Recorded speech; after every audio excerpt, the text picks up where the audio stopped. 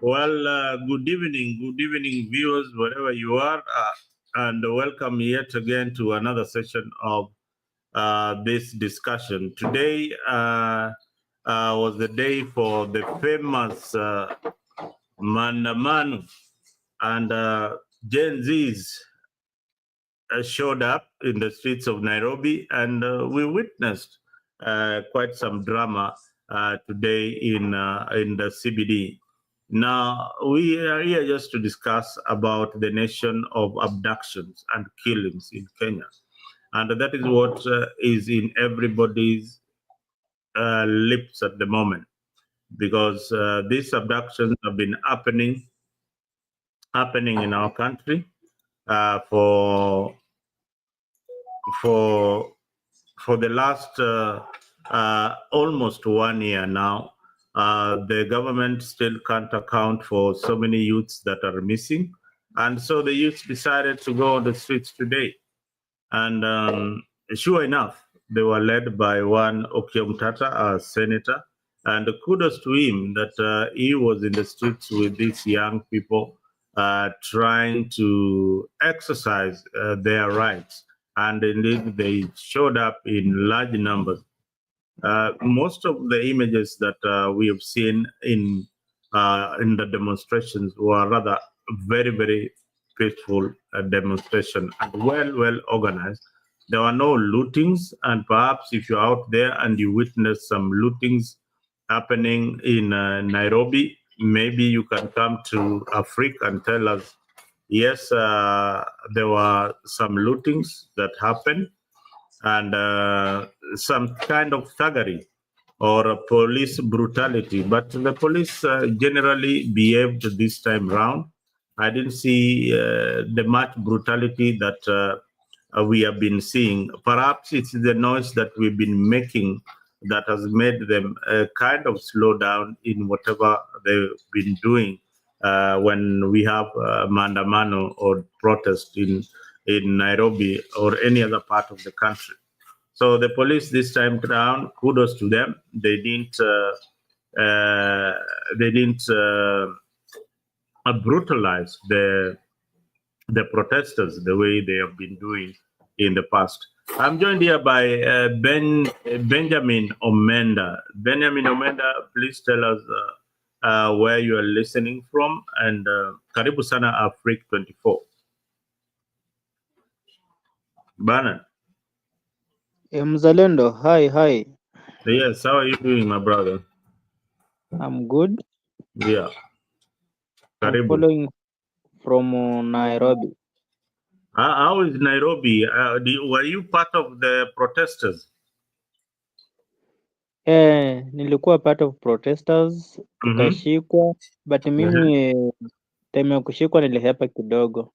So what happened, vile walitoa watu pale town, wakawapeleka Central, watu wengine wakabaki Central. After like 1 hour, Okiya Mtata akachukuliwa. After 1 hour, Okiya Mtata akachukuliwa, akapelekwa Gilgil police station. Oh, Okiya Mtata amepelekwa Gilgil police station. Kidogo tu. Tukakaa kidogo, kitu kama tena after 1 hour. Wamemchukua hii usiku hii. Amepelekwa hata Kamkunzi police station. So hatujui after 1 hour tena atakuwa amepelekwa wapi. Hiyo mimi mwenyewe nimekuwa si tunaongea about rumors. Yes. Oh, okay. Benjamin, since you are part of the protest, you are saying that Okiya Mtata was arrested and taken to Gilgil. Amepelekwa Gilgil. Mara kwanza alishikwa akapelekwa Gilgil. No, mara kwanza alishikwa akapelekwa Central Police Station, Nairobi. Tukakaa hapo kidogo tukipiga hapo kwanza wakatufukuza watu wenye tulikuwa tunataka kuingia ndani. Ikakaa kidogo akamchukua akampeleka Gilgil. Akakaa Gilgil kidogo, hii usiku sasa wamemchukua wamempeleka Kamkunji. So Mtata sasa hii usiku vile tunaongea ako Kamkunji police station. Unajua nilikuwa kwa gari yake na huyo secretary general wako mwenye anaitwa Maeba, but wametunyima kuingia ndani. Oh, wamewanyima kuingia ndani. Yes. Na mawakili wake wanasema namna gani? The lawyers wale wana represent wanasema namna gani sasa hivi? Mwambia ukuje kesho asubuhi, wamewanyima access, hatakuja kesho asubuhi. So Mukia Mtata is being held at Kamkunji police station in Comunicado. The lawyers have been told to come tomorrow in the morning. Yes, and this is a whole senator being held. Na senators wenzake muliona kama hata kuna kuna maseneta walikuja kumuona pale Kamkunji.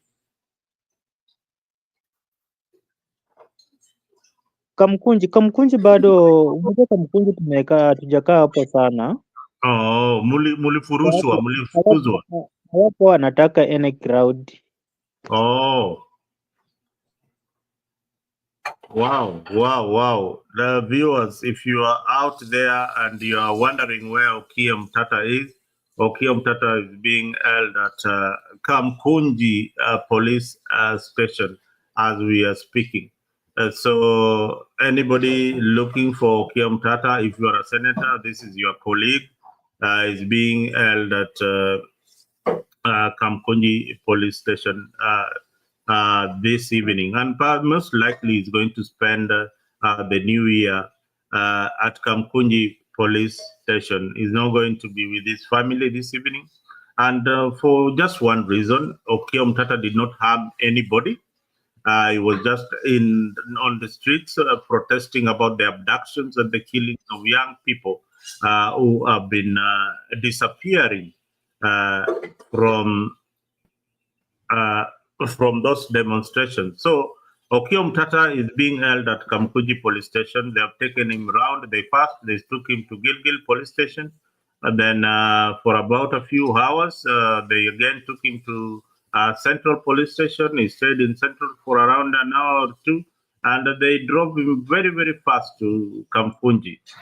His lawyers have been denied access to see their client. And they are saying they will have time with him tomorrow in the morning. Most likely, Mtata might be presented in court in Mombasa or somewhere in Kisumu. You never know what happens in this government. I'm joined here by Mburu. Mburu, karibu sana. Africa, and long time. Tell us where you are, where you're listening from. Asante sana Mzalendo. Karibu. Our topic today. Yes, thank you so much, Mzalendo. Thank you for. I hope your internet is now very much okay, and you will be able to speak without any glitches. Are you okay? Mr. Mburu, can you hear me? Yeah, my internet is not very good. I'm still working on it right now. Yeah, but can hear you loud and clear. You can hear me. That's very good. Yeah, I'm good. As you have heard, our viewers, my name is Jeff Boro. Right now, I'm here in Nairobi, and yeah, we are ready for this discussion. There's a lot of things that are happening here, Mzalendo. And at least I'll be in a position to talk when I'm in the ground. Yeah. You know, just a few months ago, you were on this other side of the world, and we used to talk about our country with a lot of passion. Now you've gone back, and you being a Ruto diehard then a few years I ago. was. Yes, you I are. was. What really happened? Why did you change your mind to your favorite presidential candidate? And you used to tell us that Ruto is going to bring the changes that we want as Kenyans. What changed along the way? Okay. You know, they say it's only a fool who does not change his mind. I parted ways with Ruto completely after I saw how he handled his deputy. I am someone who believes in justice and fairness. I still have a little bit of soft spot on him, and I still wish him well. But as far as the way he had deputy, that was a big mistake, because I normally tell people there is nothing bad today. He betrayed his deputy. Somebody, as much as he made some mistakes, I think the way he handled him was cruel, you know. And I believe in fairness. There was no fairness in how he handled his deputy, and that made me withdraw to the extent I don't support him for that. Still wish him well. I still wish him to continue developing the country, but I can tell you the way things are here in Kenya, things are tough. You go to the supermarket with 5,000, then you live with something very little. Actually, I have realized that things are expensive in Kenya than in America. You can imagine. So if we, if we, the people who have means, can feel the pinch, I keep asking myself, what about that mama boga? Because with the 2,000 in Kenya, you can't buy anything to eat for 2 days. So I don't know, but something is wrong somewhere. And the government is not in touch with what is happening in the ground. Hawajui huku mashinani watu wanapitia nini, na ni kama hawaelewi na hawasikii. Waswahili walisema hawasikii la mwadhini wala la mteka maji msikitini. Sijui, I don't know who will shout to Ruto, or who will be in a position to tell him, Mr. President, things are not good on the ground. People are really suffering. And I keep asking myself, if people who have jobs, if people who have a little bit of means there can feel the pinch, what about those people? Because we have so many people who are unemployed. We have so many people who don't even make more than 10,000 a month. You can imagine the kind of lives those people are living. It is hard. It is hard for Kenyans. It is tough. But the government is not focusing on lowering the cost of living. They are focused on taxation and how much they can get from Kenyans to develop the country. How do you develop the country when people are sleeping hungry?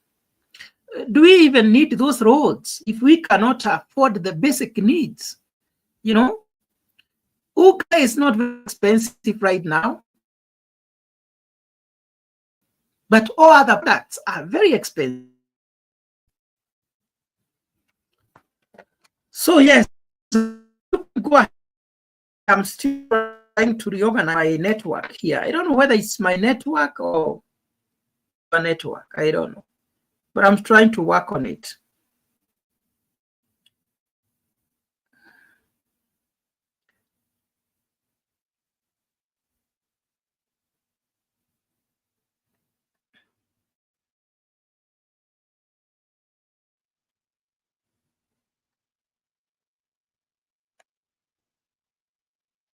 So our viewers,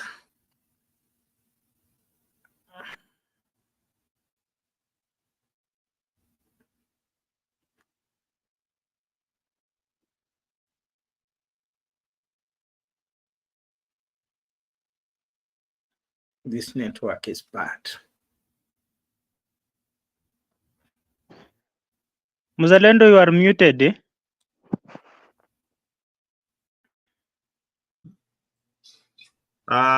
Benjamin, you've heard what Mburu has said, and you are in Nairobi, Kenya. Life is very, very unbearable. Things are so expensive, and with 5,000 shillings right now, you cannot, survive for 2 or 3 days in Kenya. I mean, I don't know whether you share the same sentiments or that is what took you to the streets today. Can you please just tell our viewers out there what really took you to the streets today as a young man supporting the protests?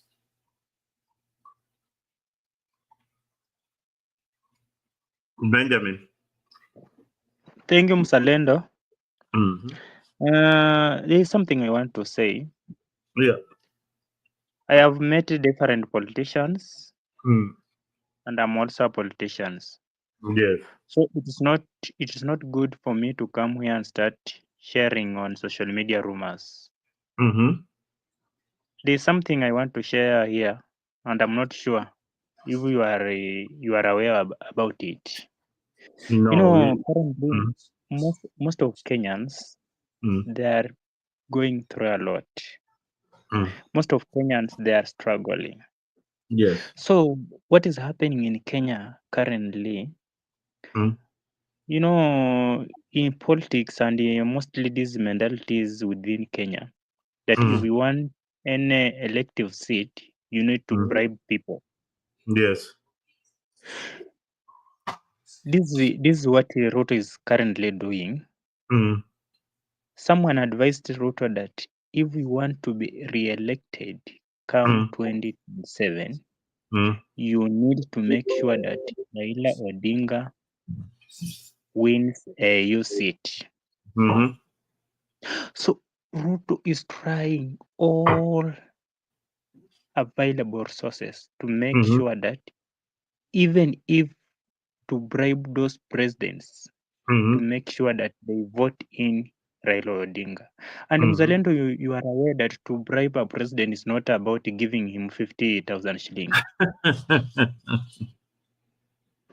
Uh-huh.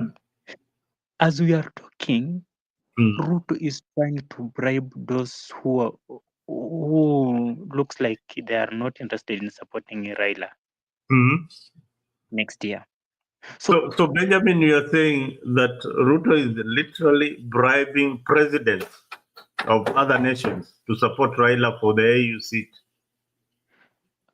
no, it's not okay. What is happening? Mm. It is either you will be given something Mm-hmm. or you will sign a certain deal. So the Mm. main purpose is to make sure that Raila Odinga wins a U seat. You know, it looks like fun, but this information I have gotten from a senior person from the government. Mm-hmm. So that's why most of Kenyans, they are struggling, thinking that Mm-hmm. there is money, but in real Mm. sense pesa zinaenda kwingine. Haya, kuna zingine zenye wanaficha mahali zenye zinakuja 2027 Mm. Mm-hmm. zenye tutakuwa tunapewa sisi vijana. Unajua government ya Kenya imejua Mm. Mm. if someone depends on you, Mm. the person will be so desperate, Mm. and the person can do anything to make sure that Mm. at least Mm. anapata kitu chochote. Mm. So 2027, a lot of cash will be Mm. available. Mm-hmm. People will be bribed Mm-hmm. to make sure Ruto is being elected. Mm-hmm. The other thing, Mm. Ruto anataka Mm. kuintroduce dictatorship in the country. Mm. Unaona tu vile watu wenye wako kwa serikali style yenye wanaongea na madarau Mm. as if nothing can happen to them, Mm. but they don't remember that hizo vitu zenye wako nazo is not a permanent and it's not forever. Mm. Siku moja pia watakuwa mwananchi wa kawaida. Wow. There is something I want to add. Mm-hmm. Hizi Endelea shida Benjamin. zote Mm. hizi shida zote zenye tunapitia kama Wakenya ni sisi wenyewe ndio tumejiletea hizi shida. Mm-hmm. Kivipi? I don't blame these politicians, ni sisi wa Kenya, me included. Sababu gani mzalendo nasema hivyo? Mm. In Kenya we have mentality that if we want to vie for any seat, Mm-hmm. you need to bribe some people, you need to give out money.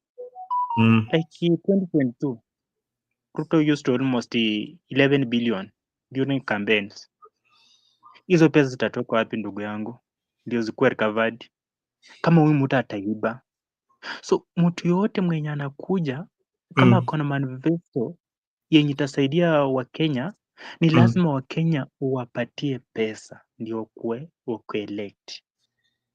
So hata saa hii tunaona we have a group of people wenye wamegather pamoja, they are pretending that they will solve our problem after 2027. Mzalendo, we are here live. After 2027, some people will come here and say at least serikali yenye imekuwa ya Ruto. But because these people, unajua si ati wanataka wanatufight, wanataka kututengenezea. No, they are just looking for a way to enter that government na waanze kuonyesha picha yao. My friend Jeff amesema hapa he was very big supporter wa Ruto.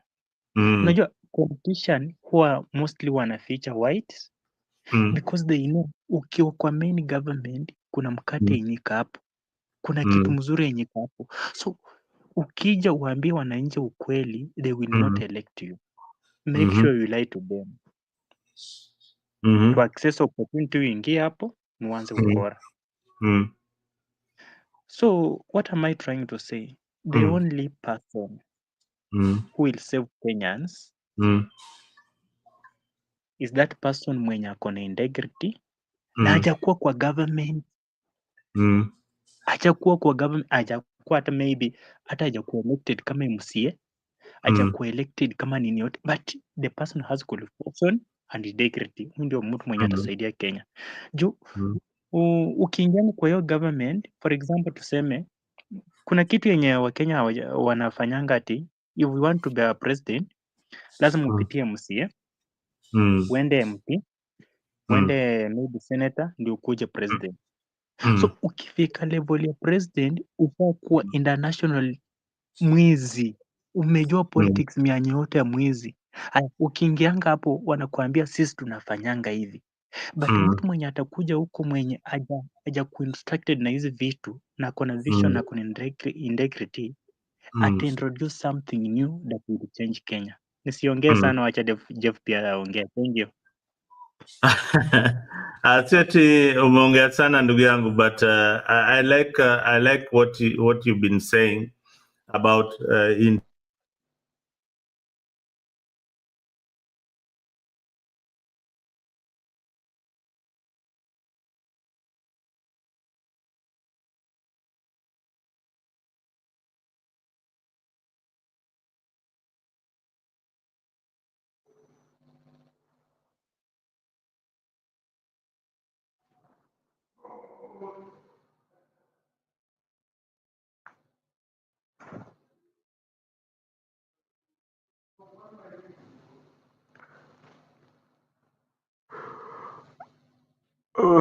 Zalendo, I can't hear you, man.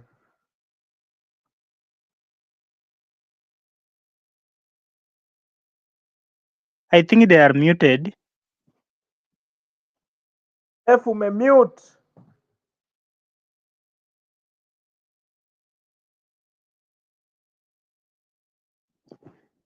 Jeff, Kevin, umemute I think you bwana, can say mazee. something. Ni kama Jeff. mtu amekoli nini, so you can say something, tuendelee tuna nata to join.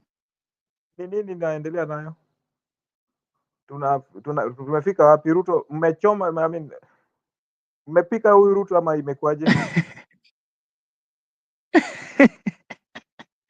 No. Unatupata batch? Oh, tunawapata vizuri kabisa. Sawa. Kevin, tunaendelea.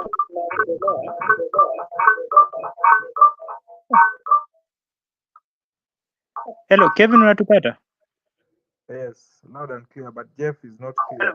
I think now he has two. And I can as well not see Mzalendo. I don't know he has gone to. Can you hear me? Yes. Yes. Kevin, good. I was saying, Kevin, you can go ahead and make your submission. We just opened. You can say hi. You can tell us where you are. We are assessing the situation in Kenya, and I can proceed to do the moderation as we wait for Mzalendo. Are there tools that you use for the assessment? Are there any assessment tools, or is just through observation? Benjamin, can you hear Kevin? No. Yeah, Benjamin, maybe you have something you wanted to say, because we can't hear you, Kevin. Maybe you are muted or something. Is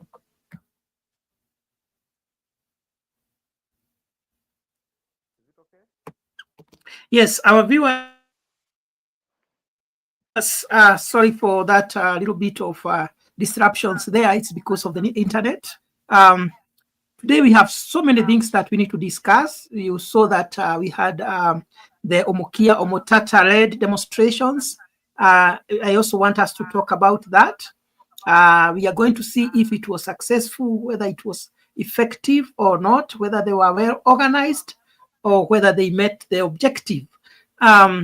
Benjamin, maybe you can say something about the demonstration which was there today. Do you think these people had organized themselves very well? And also, do you think the way the government handled that demonstration is the right way?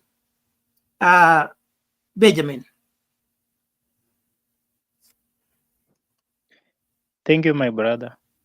I think personally, according to me, today Yes. protest was not that successful because sisi tulikuwa hapo kwa street, but then personally nilikuwa kwa street na Okay. watu wengi hawakuturn in numbers. So there's something government is doing. Government, they fear numbers because numbers can do anything. Numbers can do anything. So what they normally do, they make sure that you don't assemble in good numbers. They make sure that they sell fears. They make sure that they treat others inhuman. Okay, like today, for example, sisi tumekaa hapo chini kusema ukweli, tumeshika nyororo. Polisi hata walikuwa ulikuwa mmoja wao? Bro, nimepigwa. Ulikuwa mmoja wa wale walikuwa wameshika nyororo?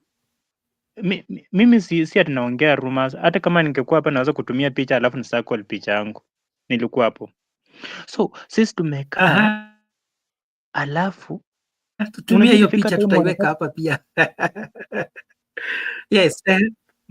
Ilifika time wanataka kufunga nyororo kwa gari alafu watuvurute because walikuwa wanaichukua mikono yetu, wanajaribu yani walikuwa wameshinda vile wanaweza kutuamusha wote. Hii ilikuwa idea yenye tulikuja nayo. So kitu unapotea kidogo Kevin.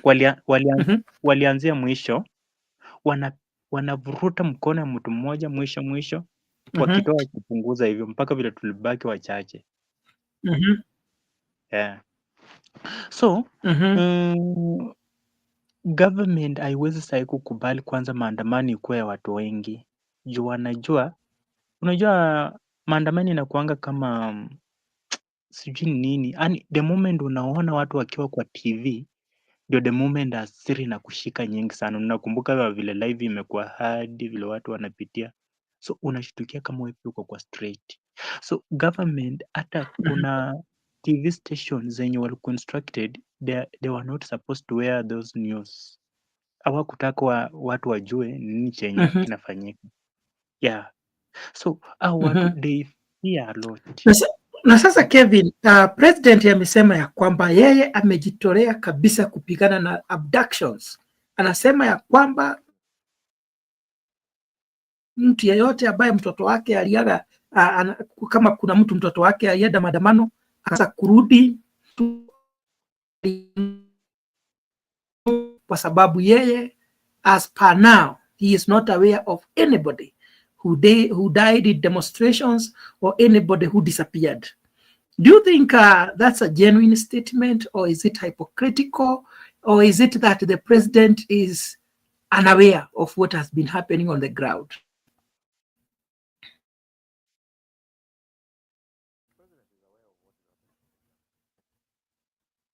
Benjamin, I can't. We can't hear you. Hello? We can't hear you. We can't hear you Hello. completely. Sijui ni nini kinaendelea. Unanipata? Oh, maybe you are muted. Sasa tunakupata. Nani anaongea? Haya, Ni go mimi ahead. nilikuwa nimefikiria umemention Kevin. Sawa, wacha niongee. Tangu Ruto achukue uongozi 2022. The first thing during swearing in alisema nikiweka tu Biblia chini unge narudi 100. Unge ilirudi 100 lini? Bado. Akasema kuna time gazi itakuwa 300. Baadaye akakuja akasema ni Mutungi ndiye alisema itakuwa 300. Ruto hata unajua kitu chenye huwa tunakosea, mtu unamwangalia from beginning. Yes. Ruto akiwa cabinet president, Ruto alisema kuna viwanja zenye zitajengwa within 6 months. Sasa hizo viwanja hata sijui kama ziko. So mtu kitu chenye amefanya kutoka beginning ndio utamchaji na ujue huyu mtu ataperform ama nini. Hata tukipatia Ruto miaka 50, Ruto will not do anything. It's just the same Ruto. So kumaanisha our president can say anything just to be elected by Kenyans. Anaweza promise anything, he can say anything, hata kama ni kudanganya ili watu waingie kwa box yake. Then after that he doesn't care whatever he had promised the people. And maybe he thinks people will forget and move on. I don't know. You know, Jeff, tomorrow hata president atasimama kwa media alafu aseme, yesterday I was watching a certain interview, kuna jamaa anaitwa Jeff Mburu. Kesho ukuje kwa ofisi yangu nitakupatia 50 million. Ani the guy anashtukianga tu kama amesema kitu. Anaweza kutenga but hakuna kitu chochote. But what I can assure you here, it will reach a time yenye watu watachoka. So itakuwa fight between government and people. There will be no any incitement. And people. Itakuwa tu people and government. Jeff, that's true. Unaishi Kenya. Wewe unaishi Kenya. Saida hivi kaje? Mtu sasa mwenye anani 100,000 wakikata hizo vitu zote anabaki na pesa ngapi? Pesa kidogo. Hiyo ni kitu kidogo sana. Kuna message zenye huwa napata inbox. Jeff, Kenyans are going through a lot. Sometimes unapata karibu message inbox 50 messages. People are requesting for help. Watu wanateseka. Alafu na sasa hiyo demonstration nyingine itakuwa are you aware when we are likely to have another demonstration? Yes. Iko kidogo tu, there is something we want to confirm alafu, but what I can assure Kenyans, kuna demonstration inakuja. Yeah.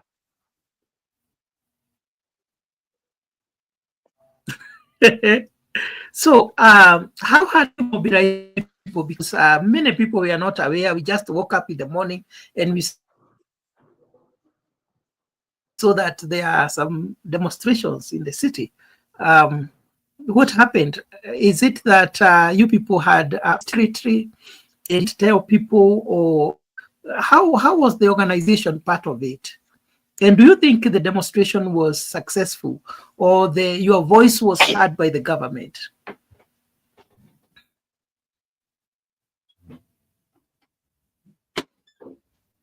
Kevin, maybe you are muted.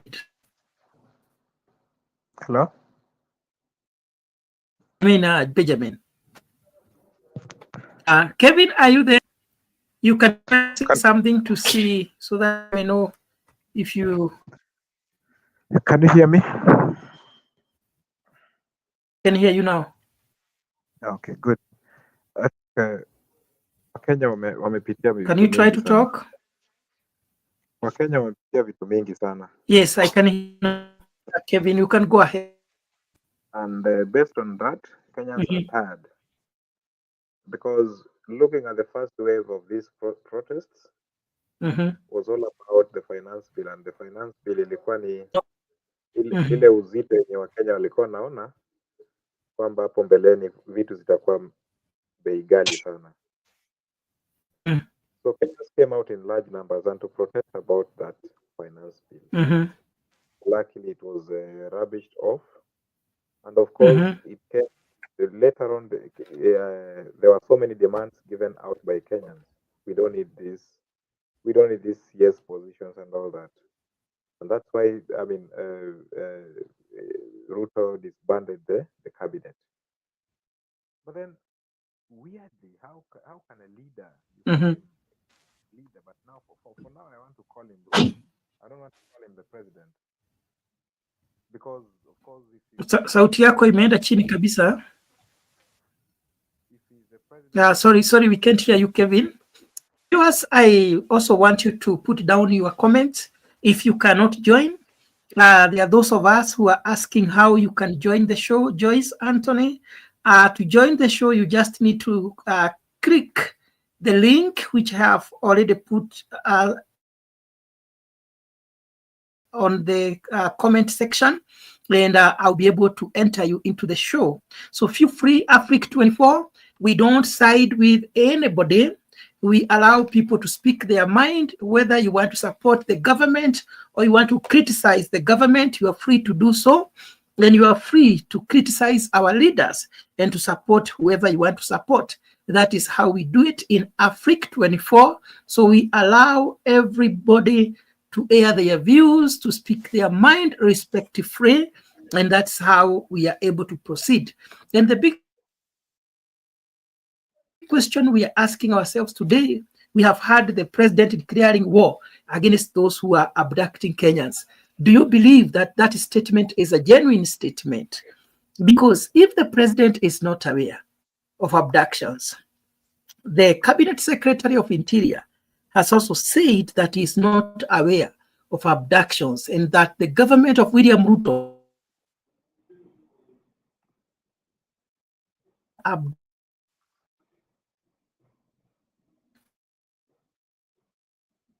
who is abducting Kenyans? That is a big question. It's a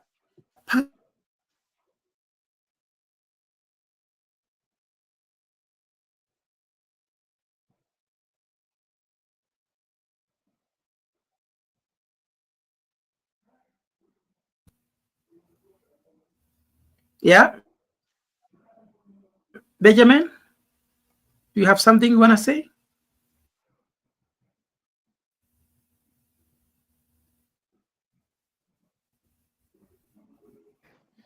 I think Hello. Buru, there's a challenge with the mics. Good.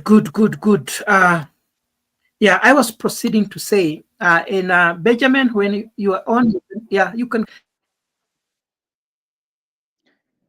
Hello, is it my network or what? Because nasikia zina hang sijui mbona. Buru, umetengeneza network yako? So I think Mburu umehang, but let me continue. Ruto alisema he will make sure he deal with those abductors. Kidogo Mzee Raila pia akaongelea ataongea na Ruto adila with abductors. Baadaye mwenye ako Interior, CS Interior, Murkomen anasema since hii serikali ya UDA ichukue uongozi, hakuna polisi yote mwenye ameua Mkenya, ameua protesters. So sometimes I do wonder, tunakaa Kenya same ama people are in different world? In real sense, hata mtoto wangu ako kama hata kwa grade what, akienda tu amuuliza, anajua mtu aliua mtu fulani, polisi waliua waandamanaji, alafu Murkomen anasema hakuna polisi mwenye aliua waandamanaji wote. So sometimes I do wonder, is this government serious? Jeff, if we want to confirm that this government of Ruto will not perform and is not serious and somehow it is incompetent, how many reshuffles have been done so far since 2022? And when are we expecting another reshuffle? What is wrong with There's this so government? many reshuffles. Why are they not listening to people of Kenya? People are crying. The best thing our president needs to do is not about going to look for wakina Uhuru, wakina Kagwe. No, it's just a simple mathematics. Listen to Kenyans. Listen to Kenyans. That is my message to my president. Listen to Kenyans. So I think someone said that Ruto don't have advisors. That's true. Ruto normally advises himself. See any doctor. Do you think he listens to the people, or who are his advisors? Is it like No, Ruto ndio huwa ana-advise advisor wake. Instead of advisors advising him, yeye ndiye ana-advise advisor. Do you remember there's a time he said that aliambia CS that unajua mimi najua chenye kinafanyika kwa ministry yenu kuliko nyinyi wenyewe. Yeah, So he thinks he Ruto yeye knows ndiye everything. anakalishanga advisor, anaanza kuadvise. Yeah, anaanza kuadvise. Na hiyo ndio mistake yenye tuko. But then Jeff, let me tell you this Yes. thing. You know, to run a government as a president is very easy. Why am I saying so? You just only need competent people to select them as PS. Yes. Only. So your work is itakuwa to inspect and allow them do their job. But yes. Alafu kitu ingine yenye nilikuwa nataka wa Kenya siku moja, Jeff, there is some institutions zenye haitakani president appoint. Hivi kama siku moja tutakuja kubadilisha. Jeff, tuseme kama IG maybe president amamappoint. Haya, sinaona kitu kama Chief Justice hata pia na nini ndio huwa na appoint president alafu anafanya vetting ami na kuangaje kwa judiciary. Chief Justice who normally appoint Chief Justice? Yeah, there is an approval from the president also. There is a part where the president has to approve that person, something like that. Yes. So, Jeff, let's assume maybe you have a company you are running somewhere, you are a boss. Yes. Do you think your employees wanaweza kufanya anything against you? Do you think? It is somehow difficult. It's very hard because I won't pay them or I will sack them. Yeah, it is somehow difficult. So there is some institution which we normally call them independent institution. President haitakani kuwa involved kama tunataka tuendelee kama nini kama country. Haya. You see like some people naona network tena imeanza kukatakata kidogo. Wacha kwanza ni mute kiasi.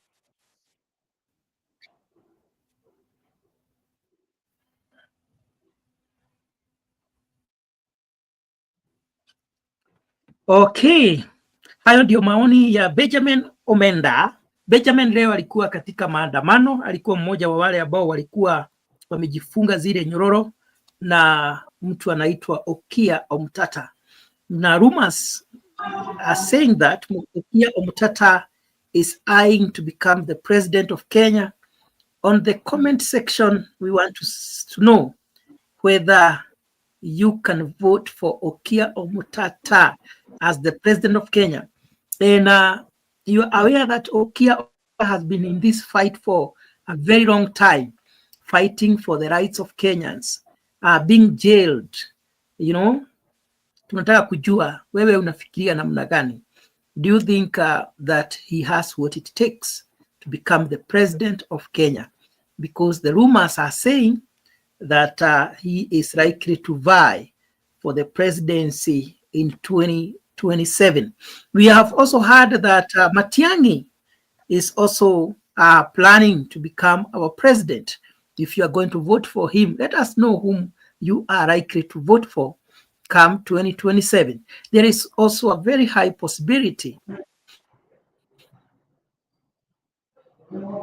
that Rigathi Gachagua will be vying to become the president of Kenya, and they are likely to be on the same ticket with Kalonzo Musyoka. He might decide to support Kalonzo Musyoka, but if the courts give him the green light to vie, he is likely to vie as the president of Kenya.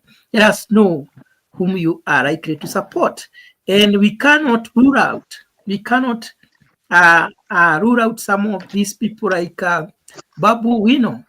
I hear they are planning an alliance with Didi Nyoro of Muranga. Let us know these formations. Which one do you support? This is Africa 24, where we allow people to speak their mind. Kevin, I can hear you now. Go ahead if you have something you want to say. Jeff, that's a mistake that we always make. After election cycle, Kevin, we get into the I could hear you. We get in. Today, I don't know what is happening with yes. Mm-hmm.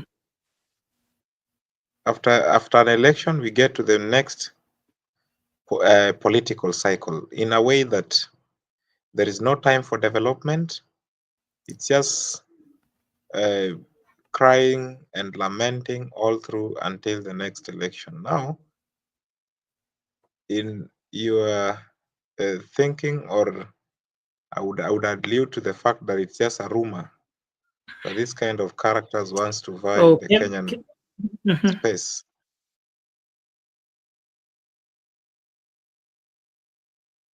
Yeah.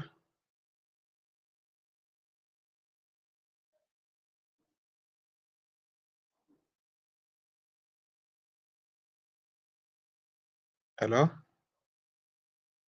Hello. So having what I'm saying, having this kind of people in the political space will just be the same thing. Kevin, endelea tu. That Kevin.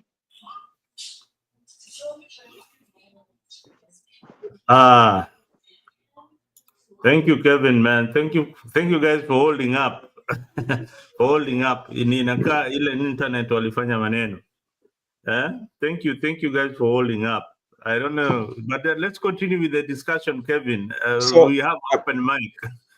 I'm just in a previous show which was done by Ndegwa Njiru. It was so well done in terms of elucidating or explaining on what the political status of Kenya.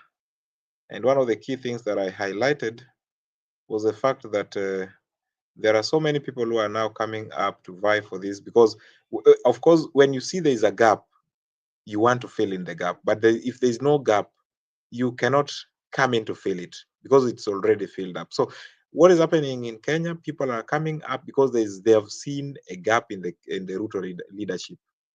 Ruto has messed up the country. Everybody can feel that, and nearly, I mean, anybody who would wish to be a politician would wish to become the president, because that is the easiest. Ruto is the easiest to remove from power come 2027, because he has done nothing, literally nothing. Because thinking about medical health care, he has done zero. The SHA and the SHIF is really not working for people. If you look at the education sector, the universities are crying. You see, most of the universities are in moribund. Moi University, you saw the other day, they were really struggling of their capitation. Primary schools are the same thing, and as well as the secondary schools. We don't see any infrastructures taking place in Kenya. When the roads are, I mean, we see rural roads are not, nothing is happening. You saw the other day during the, on the Christmas Eve or on 23rd, from Nairobi to Nakuru, somebody would take more than 12 hours, somewhere that should only take barely 4 hours or less, just because it's not a dual carriage road. These are things that should have been done if the system was working. But now that it's not working, of course, we are getting into such kind of problems. You see the housing program, people are crying left, right, and center. It's not a time when anybody would wish to work for the government, because working for the government means there's a lot of, I mean, high salary deductions and all that, and then your take home becomes very little. I heard one of the panelists here say that somebody earning 100,000 is just a meager payment in the Kenyan space now. I agree with him, because everybody is crying of there's no money, because you get it, but then the dependency level, Ruto has made it that the dependency level is quite high. Why? Because most of the people are not employed. Those who are employed, there's a lot of reductions. What you take home is just something to make, to eat and to share with your families, and then you have nothing to invest. So you are just working for today and yesterday. You have nothing for tomorrow. So it's high time that I cannot borrow the thought of the likes of Mburu in 2022 that they are to vote in this William Ruto. I can't vote him anymore. I've never voted him. I will not vote him in 2027. And I believe the whole of my family, the whole of the village, everybody I know will not vote him. Anybody else that I see in the TV, they are complaining about him. So I don't see anybody voting in Ruto in the next political season. Thank you. Now, this begs the question, Kevin. There is this alliance of convenience that if Raila gets the AU seat, then Ruto will get Raila's voting bloc, and that is what he's banking on. And you've seen the many trips that Ruto is making in Nyanza. Does that scare you, or does that tell you that the game plan is perhaps much bigger than what you think? We are not even sure whether Raila Odinga will become the AUC. Look at even his trends in campaigning for this kind of seat. Mohamud,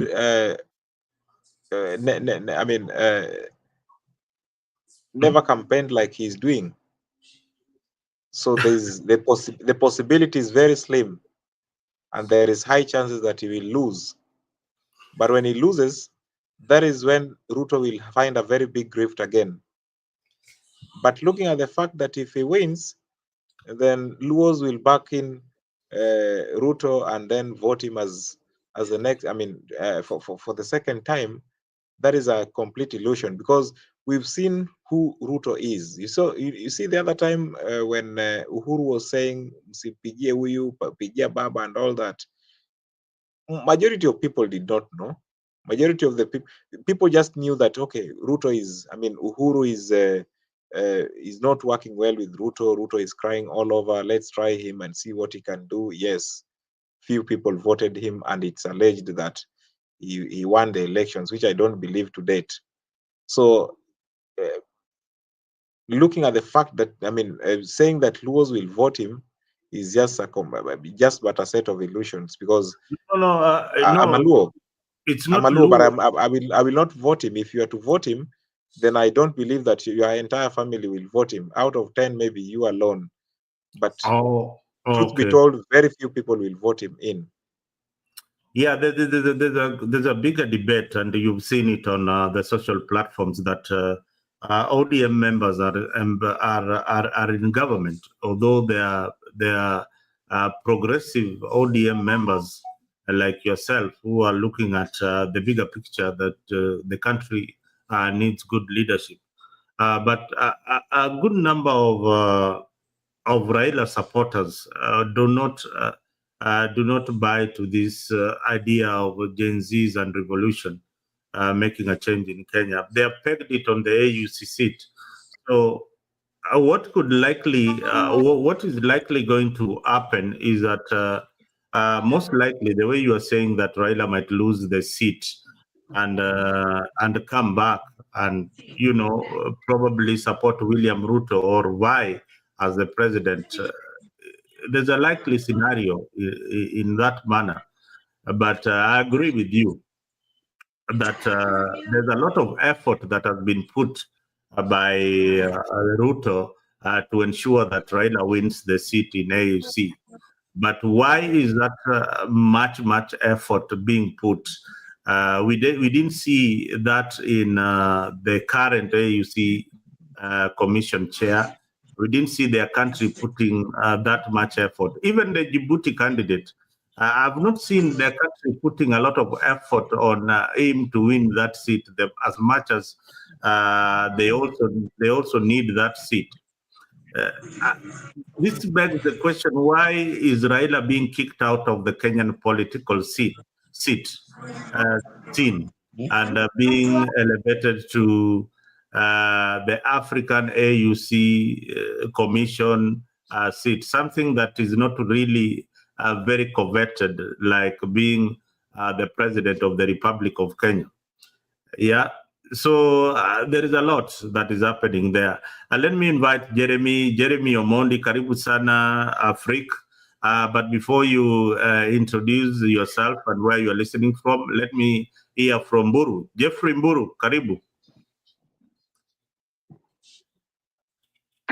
Wacha Jeremy aendelee, mimi niko hapa najipanga kidogo, nitakuwa kwa show mpaka kiwezekana mpaka asubuhi. Niko hapa.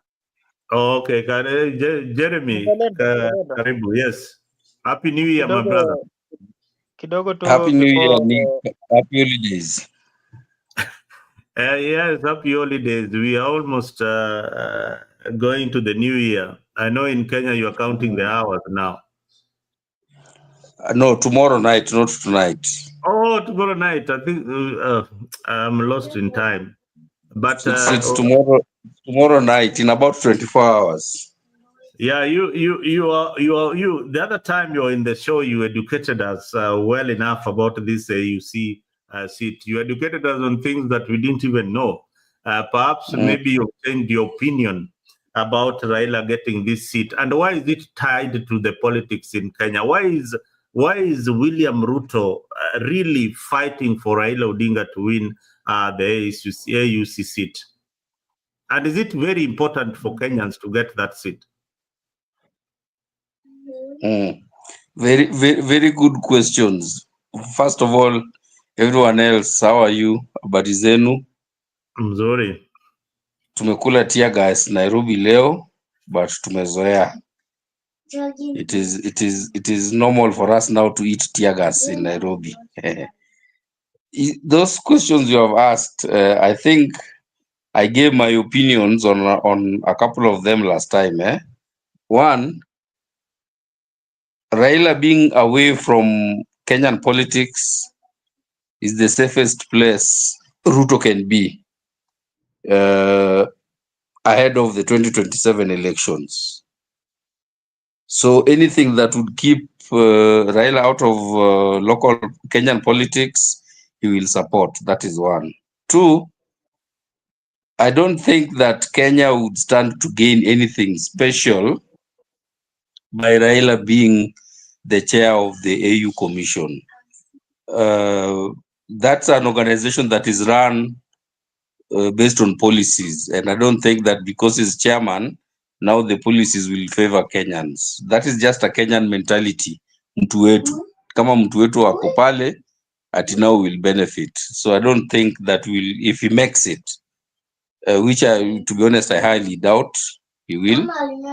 And then three, I think that moving forward, we will see a bit of an even slowed effort. You mentioned it, Mzalendo, that you are seeing very lackluster effort by even the guy from Djibouti and from Raila trying to clinch this seat.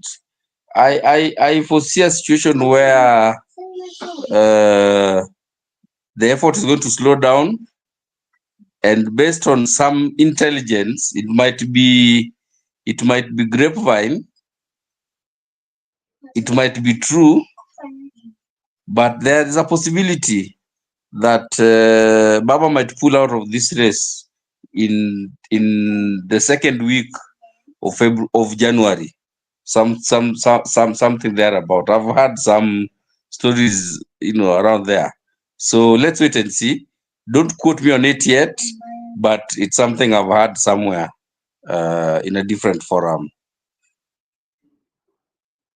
All right. You see, here we can speculate. We can speculate, and the more reason Yes. why we speculate is because this race, it's the heads of states vote, and you will know your numbers. You cannot go for that election if you don't know who is going to vote for you. You already know that this president is voting for us, and this one is not. This one is not. You already know your numbers. So for him to pull out, it would be that he's losing the race, and he knows his numbers. So to avoid the humiliation is maybe to coin something like, the government is not giving me support enough. Yes, Kevin, you want to say something? It seems that Mzalendo, I joined Jeremiah on this speculation because it's out of speculations that we can maybe have very good hypotheses that can be validated. And Raila's win will depend on the political space or what happens in Kenya in between January or partly this December, January, and then partly February. Because at the moment, Africa is looking at Kenya. Everything that happens in Kenya, they look at it with very critical analysis. You may not know what is happening in Tanzania now, but Tanzanians knows what is happening in Kenya.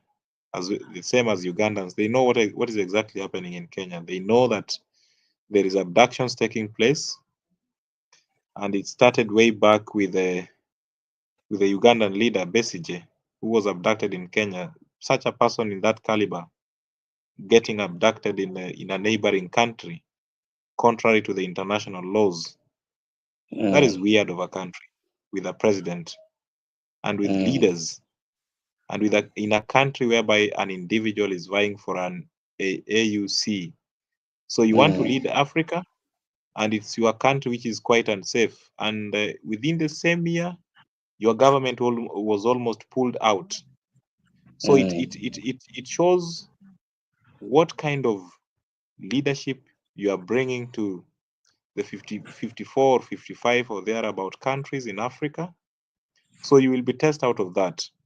And now the big test for Raila is now the exact thing that is happening in the country, actually at the end of the year. And we will be opening the year with cries and a lot of problems here and there. Of course, the schools are yet to open. 1st of February, the people will be in the streets, and probably it will be weekly, because even at the moment there are still abductions taking place, and there are so many people, so many parents are crying of seeking for the whereabouts of their children. These are things which are completely out against the international laws. And remember that Kenya is always looked into by so many, if not regionally or not internationally, but globally. All the countries, when you look at the map of Africa, the first place that you look at is probably Kenya, and maybe a few countries like South Africa. So you look at Kenya and then you find out that the Gen Zs were protesting against abductions, then it means Kenya is not safe. There is high insecurity in the country. One of the leaders is Raila Odinga, who has always been in the political space for quite some time. And we call him Baba, we call him names, we call him Agwamba and all that. And when these names are explained, it shows somebody who is supposed to be leading.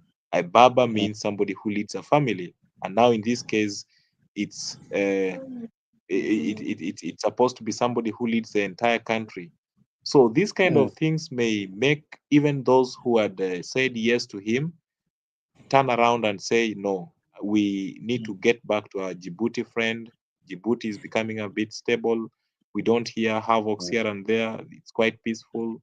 And looking at even his presentations, Mahmoud Yusuf was quite coherent and very sober, in as much as at some point he was talking as if he was already in the office.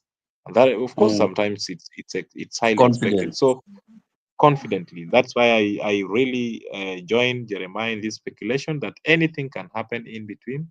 And Raila, as we know him, is somebody who may not accept that now he has lost, and now to avoid such kind of I mean, bad image for him globally, like you've been losing since 1997, way down to 2022, and again in 2025 at the AUC. So he may just say, let me bolt out to avoid embarrassment. It's a high possibility. There is a high possibility on that. Thank you very much. And so, sorry, Mzalendo, and Kevin, just to support what you've said, as I'm sitting right now in front of my TV, tonight, no, the last one, Al Jazeera one ended probably about 30 minutes ago. Al Jazeera and CNN are both running exposés on today's happenings. Yes, and that's from, happenings since June. Yes, the protests and the preamble of what has been happening. How yes, the focus is on the president, trying to really portray the president in a certain way, but at the same time, both of them were showing that in the president's maneuvering and trying to stay in power, he's consolidating his efforts by reaching out to his political enemies, including Baba and Uhuru, and they are showing how now the government has swallowed opposition. There's no opposition in Kenya.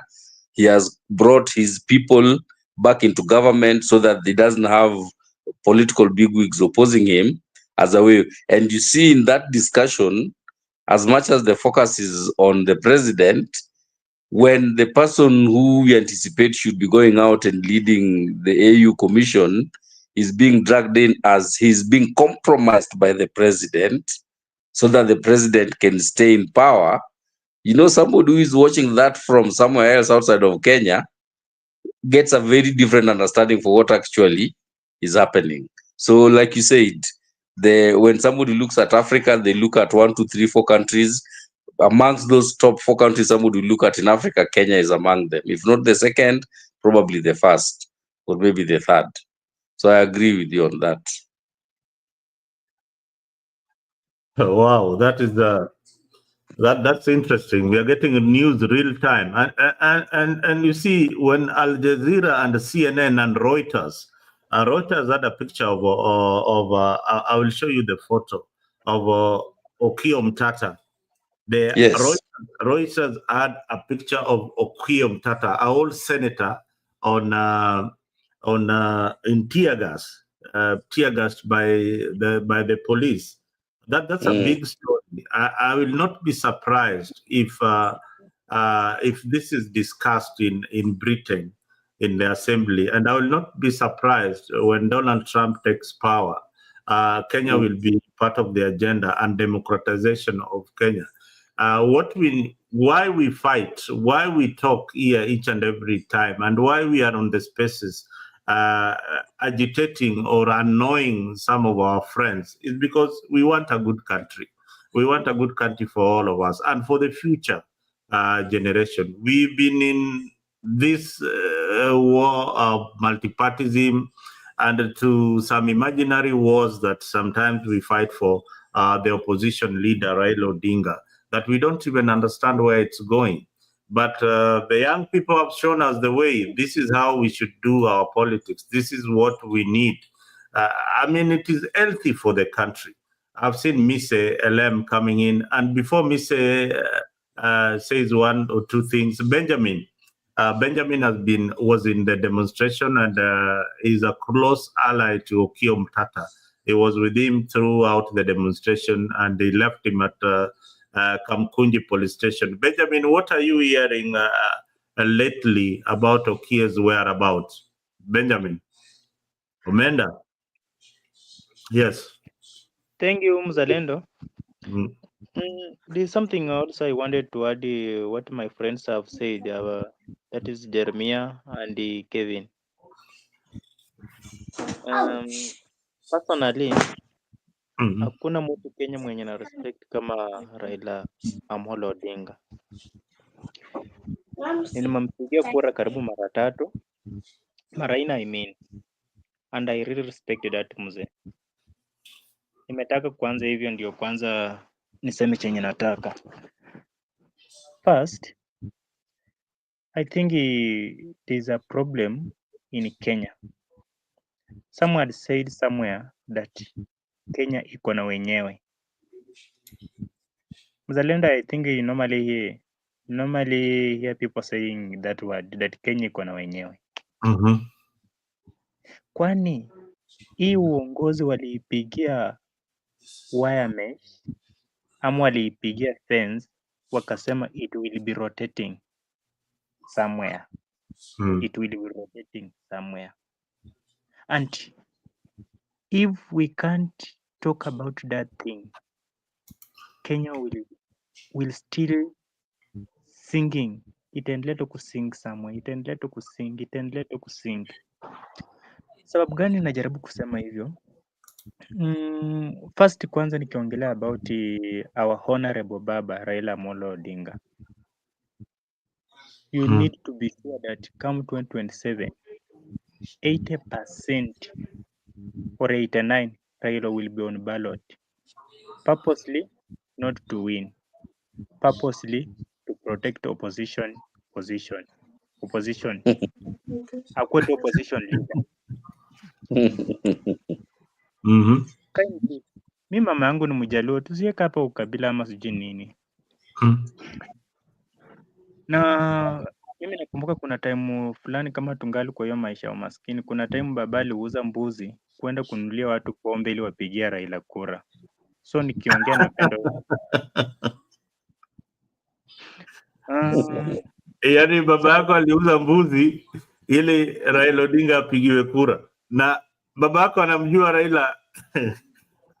Anamjua Raila, lakini huyo mzee ukiongea kwa Raila mnakulana mangumi, anakupiga tu mangumi tu ya ukweli. So mpaka sahi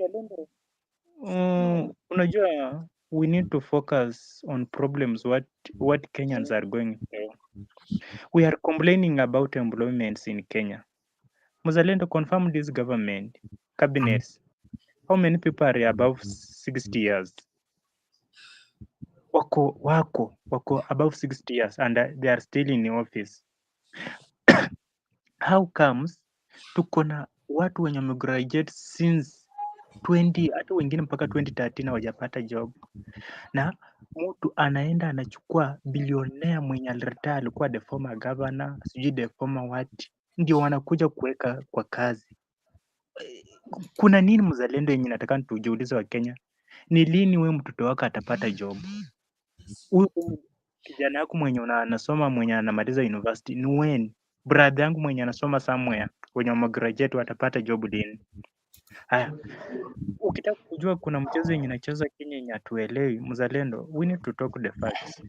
Before sisi, unajua sasa tunasema Azimio tumejoin government. That's why let me generalize na niseme sisi. Before someone like Joho joined this government, alikuwa anaongeaje? But sai because ameshika nyama anaongeaje? Junet Mohamed before join hii government alikuwa anaongeaje? But sai ameshika mfupa ya nyama anaongeaje? You can't talk about government. So these people, me included Benjamin, I would be making noise here purposely to gain something, purposely to gain personal interest. Nikishapata mzalenda unaona ishindo hiyo pepo mbaya hiyo. Kiniendelea. Wewe ukipata uongozi utaenda kabisa Benjamin. Pepo mbaya, but is the reality. He said the reality. That is the way we are. Do you know, Jeremy, this guy has said it in a very simple language. His father is a staunch Raila supporter. Akaenda kauza mbuzi ili anunulie masupporters wa Raila pombe wapigie Raila kura, alafu yeye akiongea mbaya juu ya Raila hata huko kwao ile mangumi atapata. And I wanted to ask him whether the position has changed lately now that Raila is now working with William Ruto. Has anything changed? Ama saizi tena Amise, karibu bana, karibu.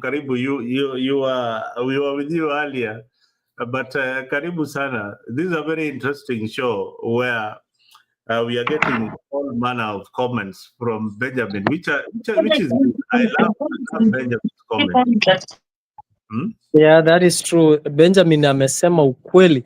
Kama sisi zote tungesema ukweli, vile Benjamin amesema, ingekuwa tumesaidika. You know, first of all, habari yako na other panelists, good to see you. I always say the most patriotic people are people like you who come here and set their time aside to come and discuss issues that actually zinatulenga kama inji, you know. A while ago when I was pressuring you Mzalendo ulete show huko kwa ile forum, I mean, these are the what Benjamin has said is actually intriguing. It connects to what someone said, that Raila is the long-serving president that Kenya has ever had. He was there during Moi, he was there during Kibaki, he was there during Uhuru, alikuwa huko na ako saa hii ndani ya serikali wakati wa Ruto. Many of us will not see it that way, because we will always see him, he has conditioned us to always see him as a victim of circumstance of every election. You know, kama umesoma hesabu ya probability, what is the probability that yeye kwa kila election sijui 4 yeye ameibiwa? Unaelewa? It doesn't add up.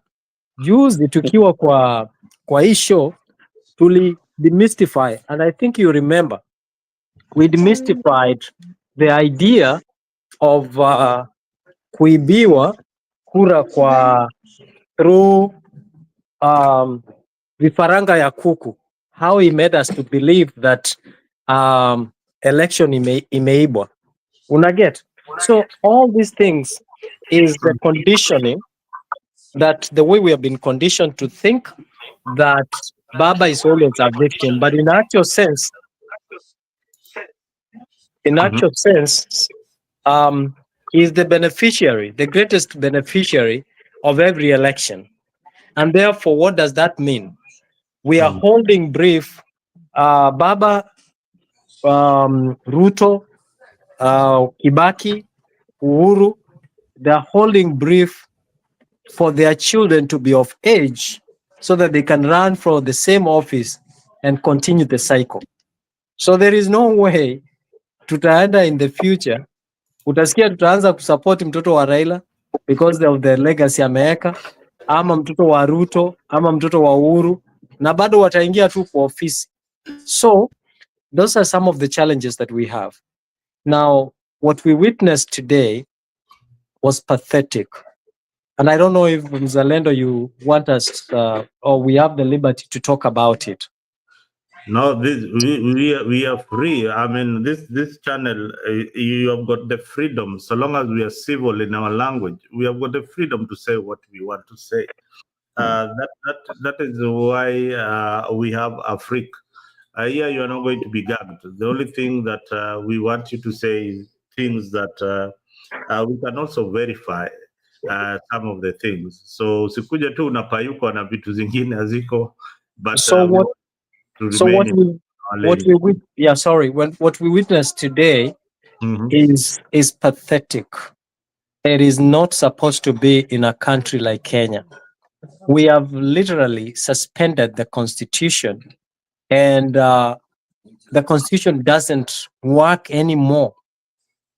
On a daylight, when you see people saying we are unarmed, we are citizens, we are only people who care and love our country, people who are singing and chanting the national anthem, people who are not doing nothing seated, right?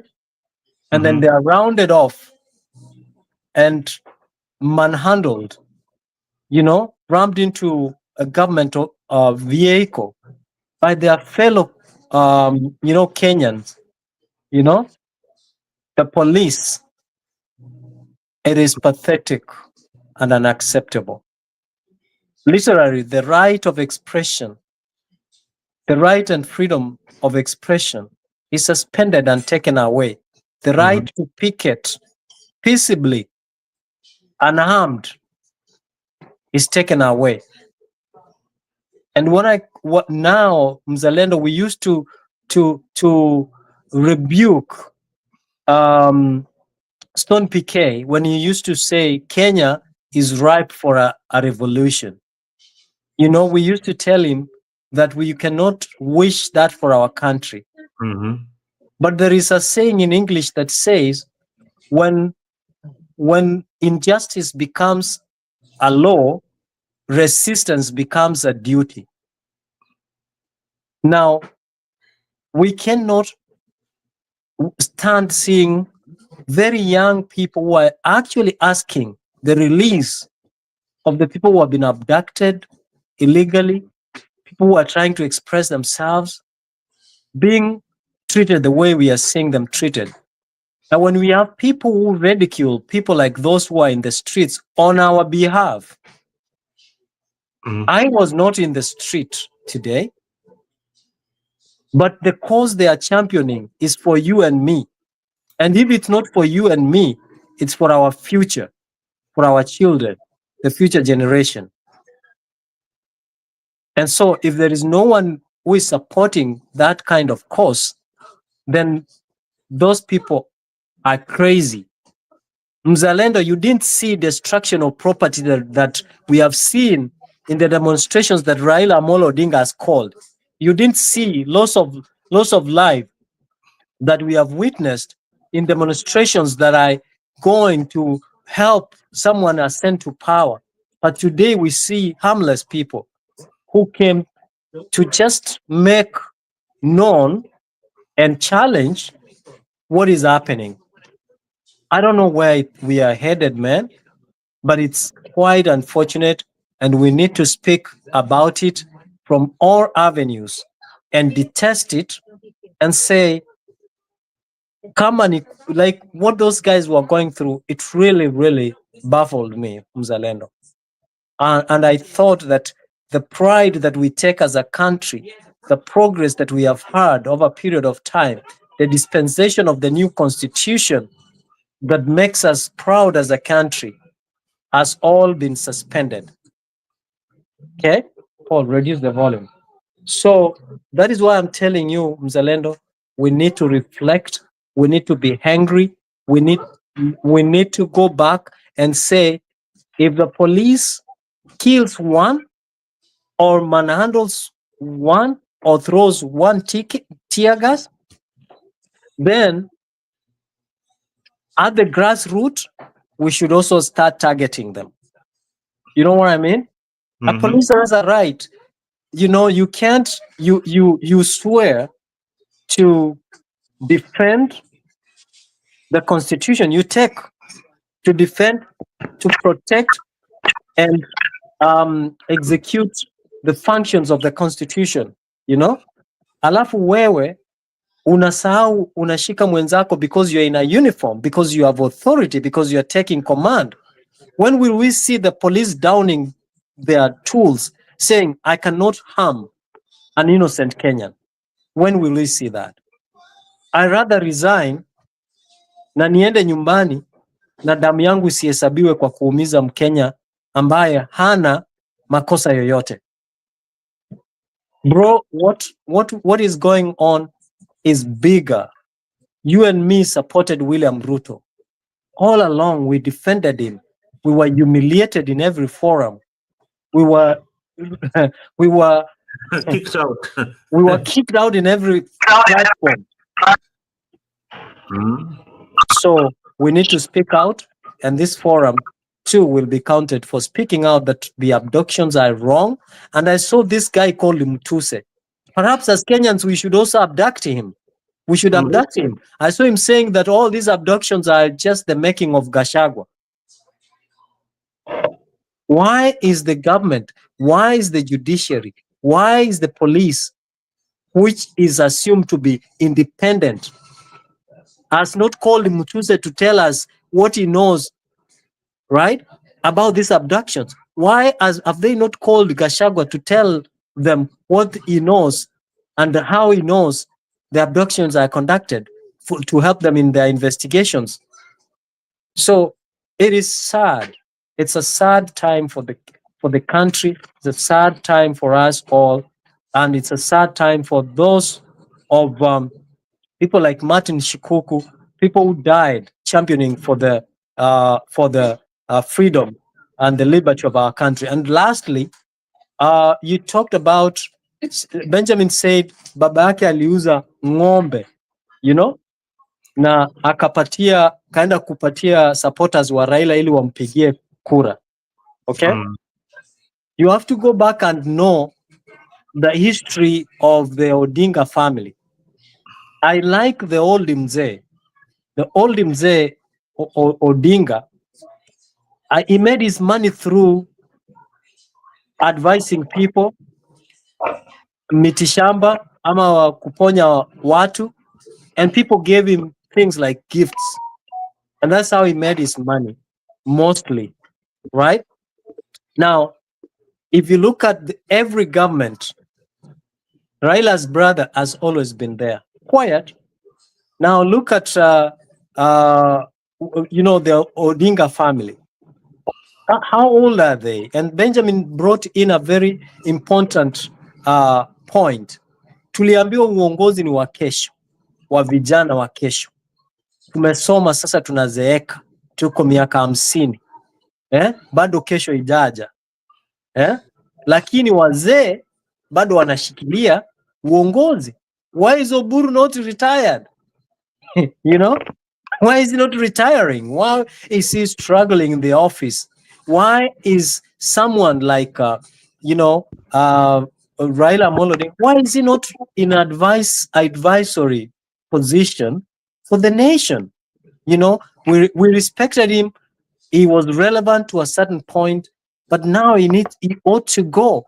The old people that we have in government ought to leave, vacate, so that they can also give opportunity to people who have invested in education and expertise in order to help our country grow. And lastly, Muzalendo, imagine if you put Oburu before a computer and technology, the current technology, will he deliver? Let us leave it at that point, and maybe Mburu, you can come in. I've been seeing you putting on your camera on and off, and you can come in. And Benjamin, the young man who was here, said that you can see some Subarus around where he's staying. So these are guys who are being hunted up and down. So he dropped out from the show. We hope that Ruto's government are not going to kidnap Benjamin Omenda for his comments. These are just young people trying to tell the president that this is what we need. We need simple things. We need jobs. We need good health care. We need education to be affordable, and secondary education to be free. And we also need him out. Yeah. And we also collectively need Ruto out. And we also need Ruto out of the presidency. Most of the people in this forum supported Ruto at one point. Now I need Mburu to, as you come in, there is one comment here that I needed you to answer, and perhaps you'd be the best person who is on the ground to answer this guy. This guy says that the police department did a fantastic job. These kids must be dealt with. Hii upuzi ya kupost ujinga itaisha. Maybe just to answer him, Even Donald Trump was posted naked and he won the presidency. He was posted naked in many, many occasions. Uhuru Kenyatta was posted in many times on the social media. But what did he do? he decided to leave the social space. So amechoka. Mimi nimechoka. Yeah. Karibu.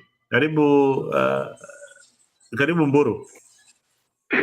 Thank you so much, Mzalendo. Let me start with that comment that the police have done a good job. I want to say this: there is no good job in abducting people. Whatever is done in secret cannot be good. Those of us who have gotten a chance to stay in America, others are in Australia, others like Miss Elem is in Canada, others are in United Kingdom. When you see the kind of governance that is in our country, you get disgusted. You get annoyed, because what is the purpose of our judiciary?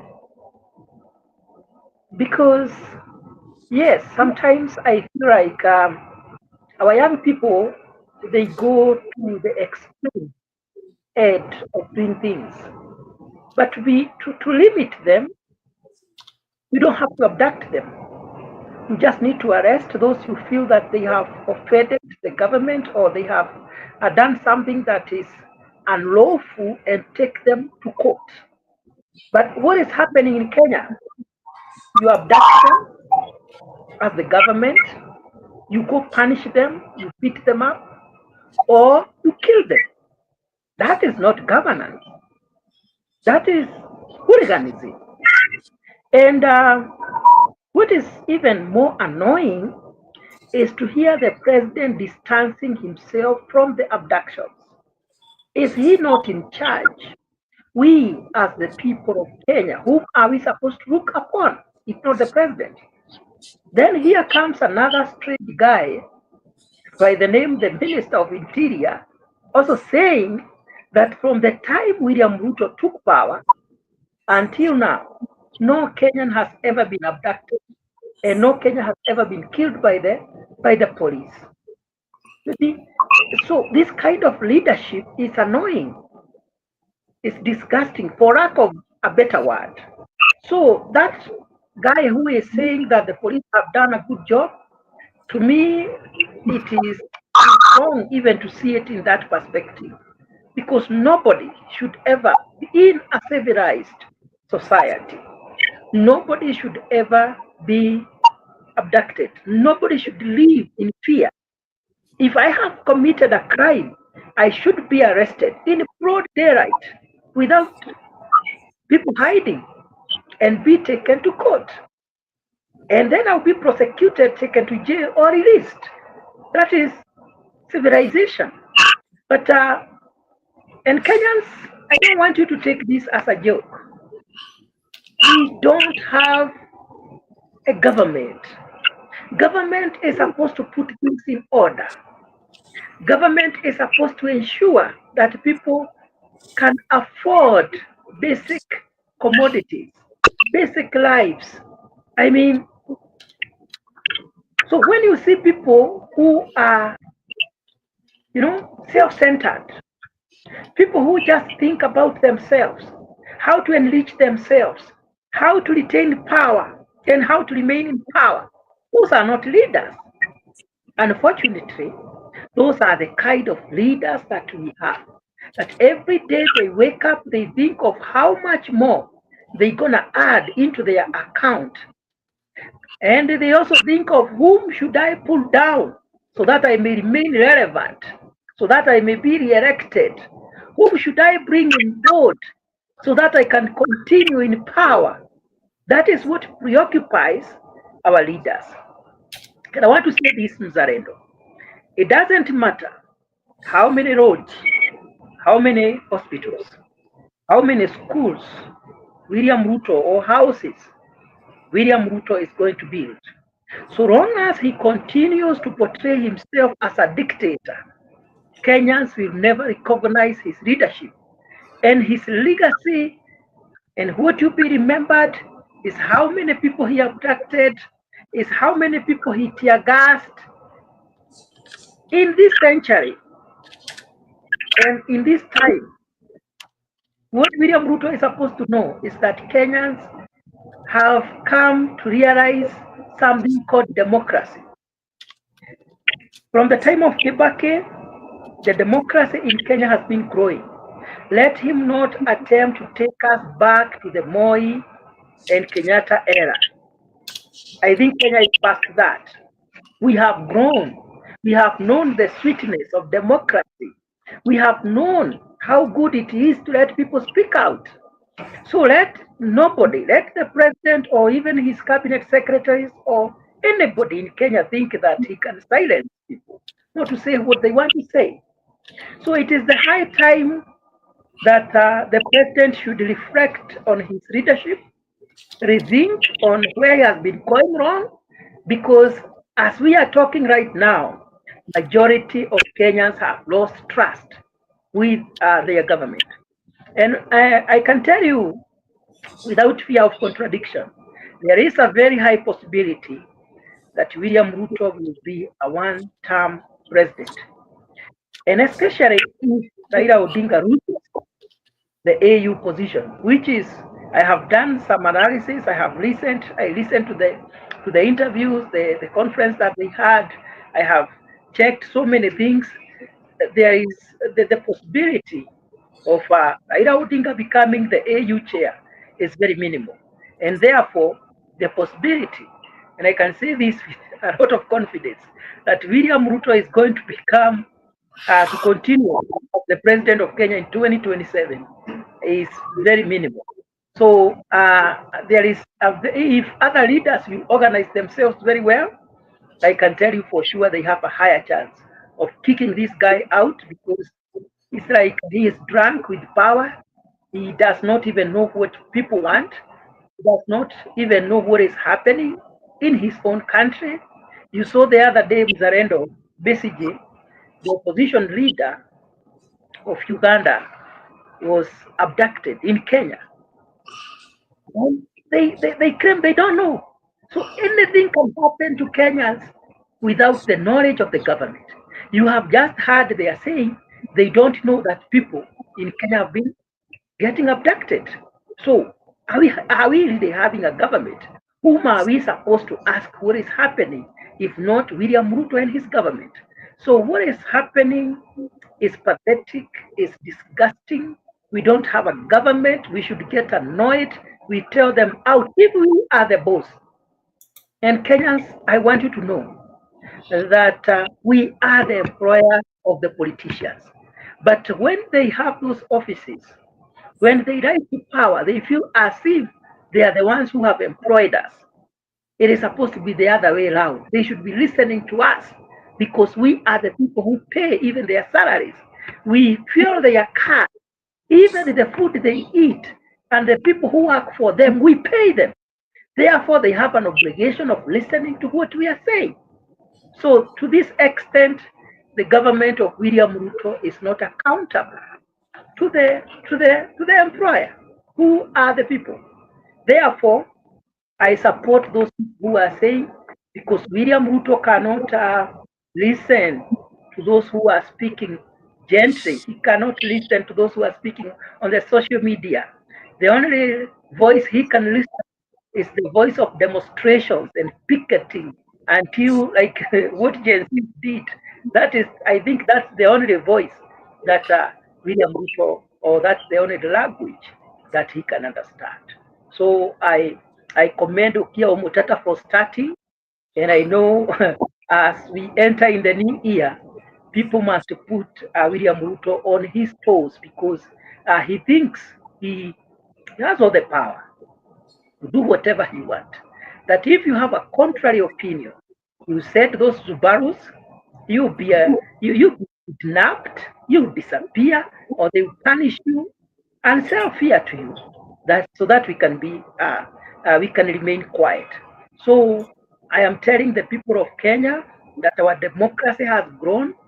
We cannot be silenced. Let us speak. Let us tell the president that we don't have any room for dictatorship. Thank you, Mzarek. Well, thank you.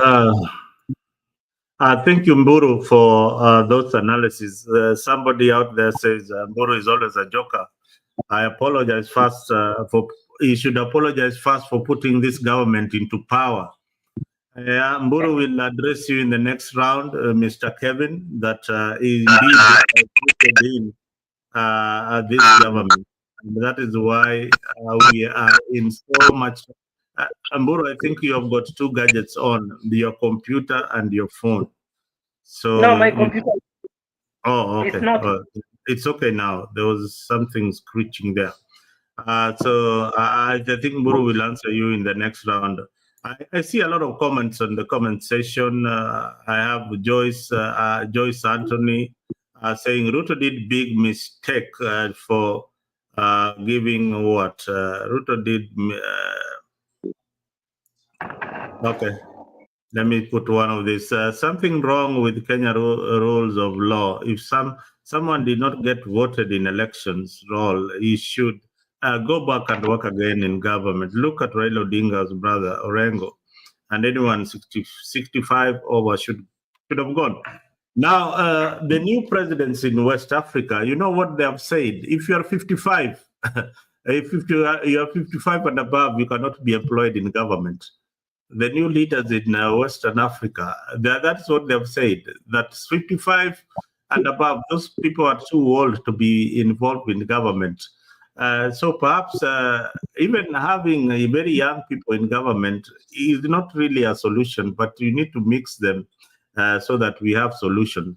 Like in Burkina Faso, the guy who is in charge of anti-corruption is a young person, and he has done a good job, changed the laws and arrested those corrupt individuals. But Kenya, we are a bunch of jokers. We are a bunch of jokers. We are a bunch of enablers, including some of us in this panel. We enable these leaders get what they want, but it must stop.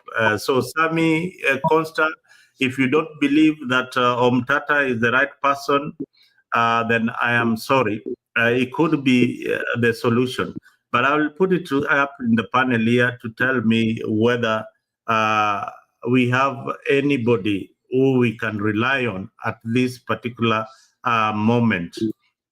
Kevin, do you think that we have a clear candidate in 2027 from those who have showed up? We have Umtata, we have Boraras, we have Matiangi, we have who else? Who else are missing out? We have possibly Raila Odinga in 2027 and William Ruto. Who among these candidates can defeat the William Ruto in 2027? And hopefully they will be with Raila in 2027. Kevin.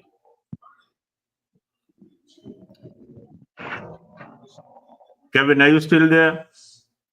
Kevin, here. now, yes. I think I made my assertions on this, and I gave a comment. I registered my comment on this. Oh, you've already registered your comment on the issue. There's high chances that Raila Odinga will fail the AUC seat. Mm-hmm. And that is hello? Yeah, I can hear you. Yeah. So as I said before, because these are perennial loser, because all the time 3, 4, 5 times he has been losing, and the assertion. Let Raila supporters not hear you saying that Raila Odinga is a perennial loser. They know that he is. Definitely is. I come from Bondo, but he has always been like that. So high possibility, because we have we know the exact number of presidents in Africa. It will be quite transparent. If you vote for Raila, it will just be displayed in public that so and so has voted for Raila. If it's Sheikh Mohamud, it will just be said in daylight. So Raila just knows exactly, he will know exactly who has voted in for him and who has not voted in for him. So he will not have any chance of saying, I mean, the elections have been rigged and all that. I won, but somebody rigged it. That's why we are saying there is, we are speculating. I mean, the group of speculators that Raila may bolt out of this race and leave the Djibouti counterpart to win. And that speculation can become true. So no. What it. will be? He must, to leave the race. You must have a reason for leaving the race. Because he will lose. No, he will Already have has to have a reason to he has done campaigning all over Africa. He knows whoever will win. I mean, Mzalendo, for him. So he will bolt out because he knows exactly that he will lose. Okay, let me have Jeremy. If there is no plausible reason as effective as for personal reasons, due to personal reasons. Mm-hmm. Once somebody tells you due to personal reasons, utamuuliza nini tena? Oh, by the way, hapo hakuna swali ile utamuuliza.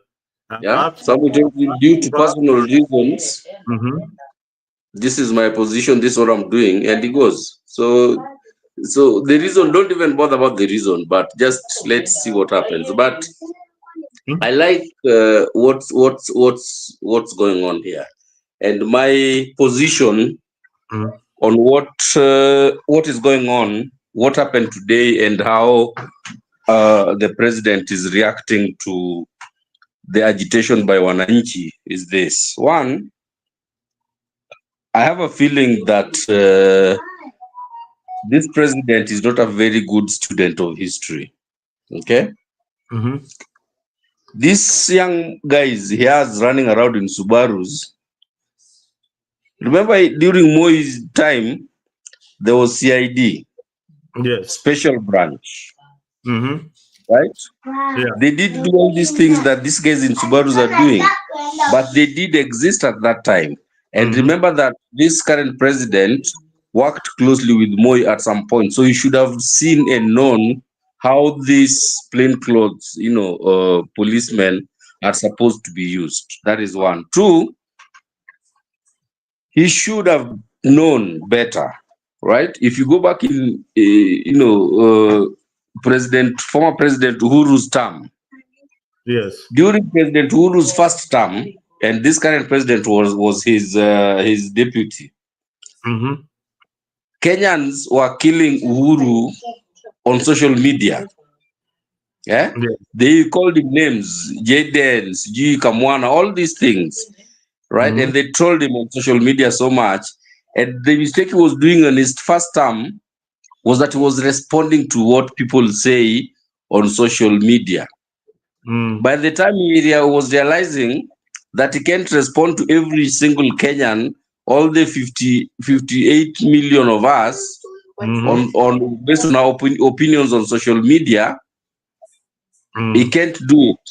So what did he do? By his second term, he said, you know what, I'll just, get off the social space and focus on delivering for the people. And again, this current president was with Uhuru in that administration throughout those 2 terms. Now, when it has come to his term now, he should have come knowing that Kenyans are going to troll him on social media. They will call him names. They will insult him. They will say many personal things about him and his family. So he should have come into the presidency knowing that this is what's going to happen. So he should have prepared his skin. He should have made his skin thick before he sat on that seat. And then when what he was anticipating was now happening, people trolling him and calling him names, he should have known that I can't respond to all of them. And they say on social media, what is my best response is to get off the social space, right? And focus on delivering for these people. And if at all I'm being trolled on social media, I can't make my response to be sending goons on taxpayer dollars to go and look for every single Kenyan who insults me on social media today. He should use the plainclothes police, the CID, the NIS, DCI, whatever name you call them. You should put that force to a better use as opposed to trying to go after every single Kenyan who trolls him on social media. If I was his advisor, that's what I would ask him to do. That is one. And to be honest, that is not a treatment to the problem. I'm not treating the ailment, I'm treating the symptoms, right?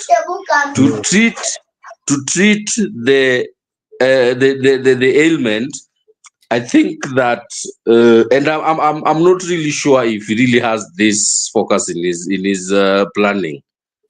He should focus on getting the right people in the right offices that can help him to drive his agenda, to deliver on what he promised Kenyans during the campaigns. And I say this confidently that I don't think his heart is in delivering for Kenyans. And that is where our problem starts. His focus is not on delivering to Kenyans. And that's why everything he says, everything that the president says he's going to do are things that you cannot substantiate. You don't see the rationale behind them. You don't see the planning behind it. For example, I can give you the latest thing that I was really baffled to hear him even talk about. On this past week, when Kenyans were going home, Kenyans from Western Kenya, Kisis, Luos, Luhyas, and the rest of us, and people spent 2 nights on the road on Nakuru, Nairobi highway, right?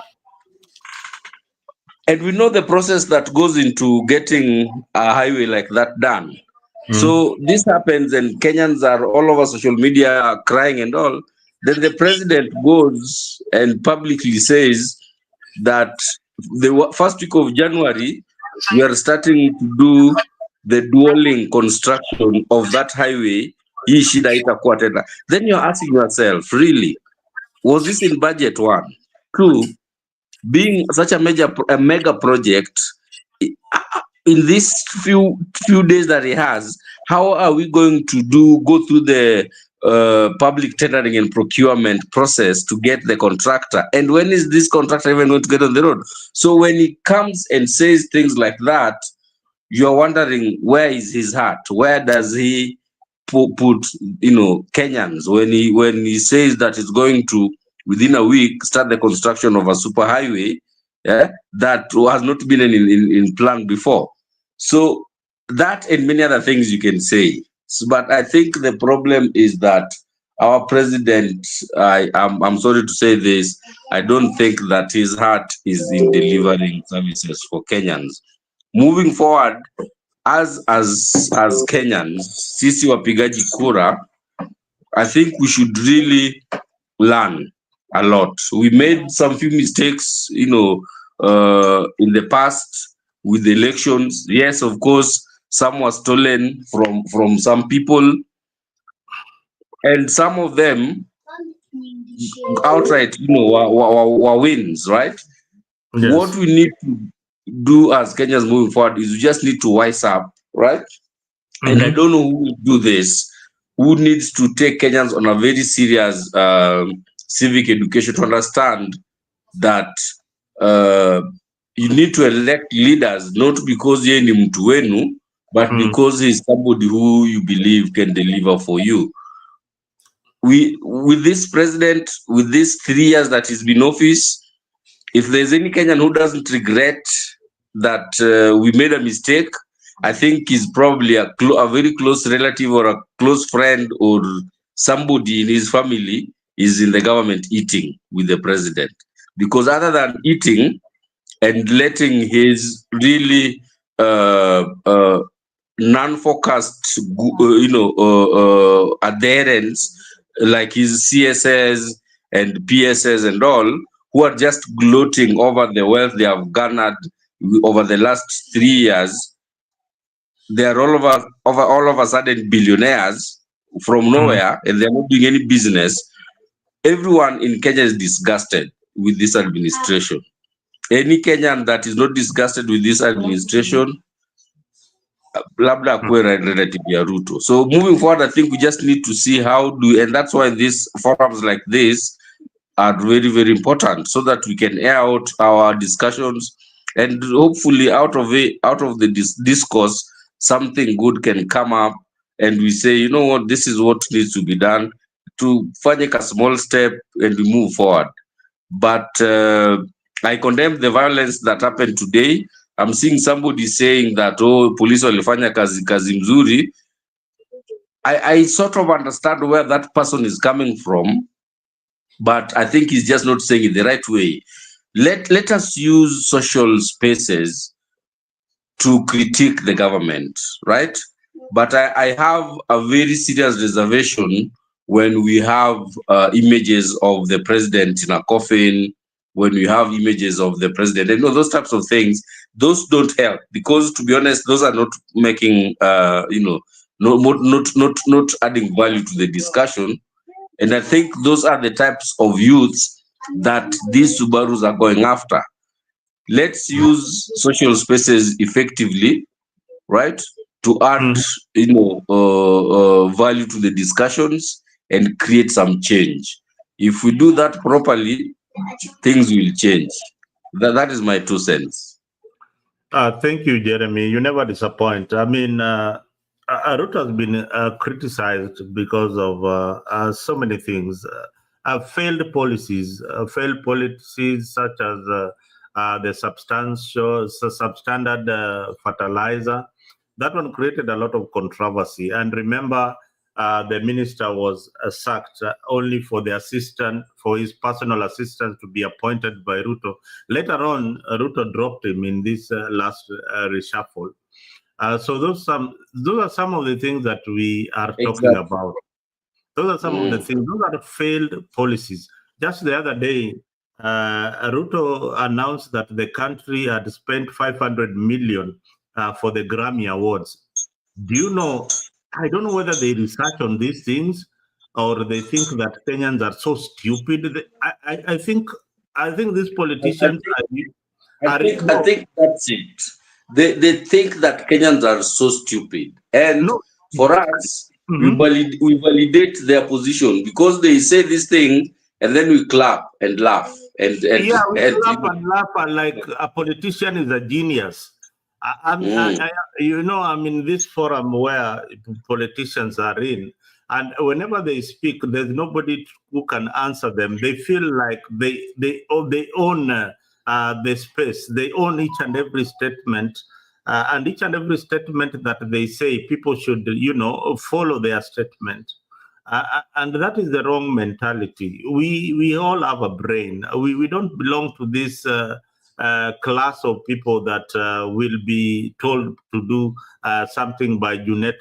I don't think I can be told anything to do by Junet Mohammed, for example, and do it without saying, hey, wait a minute.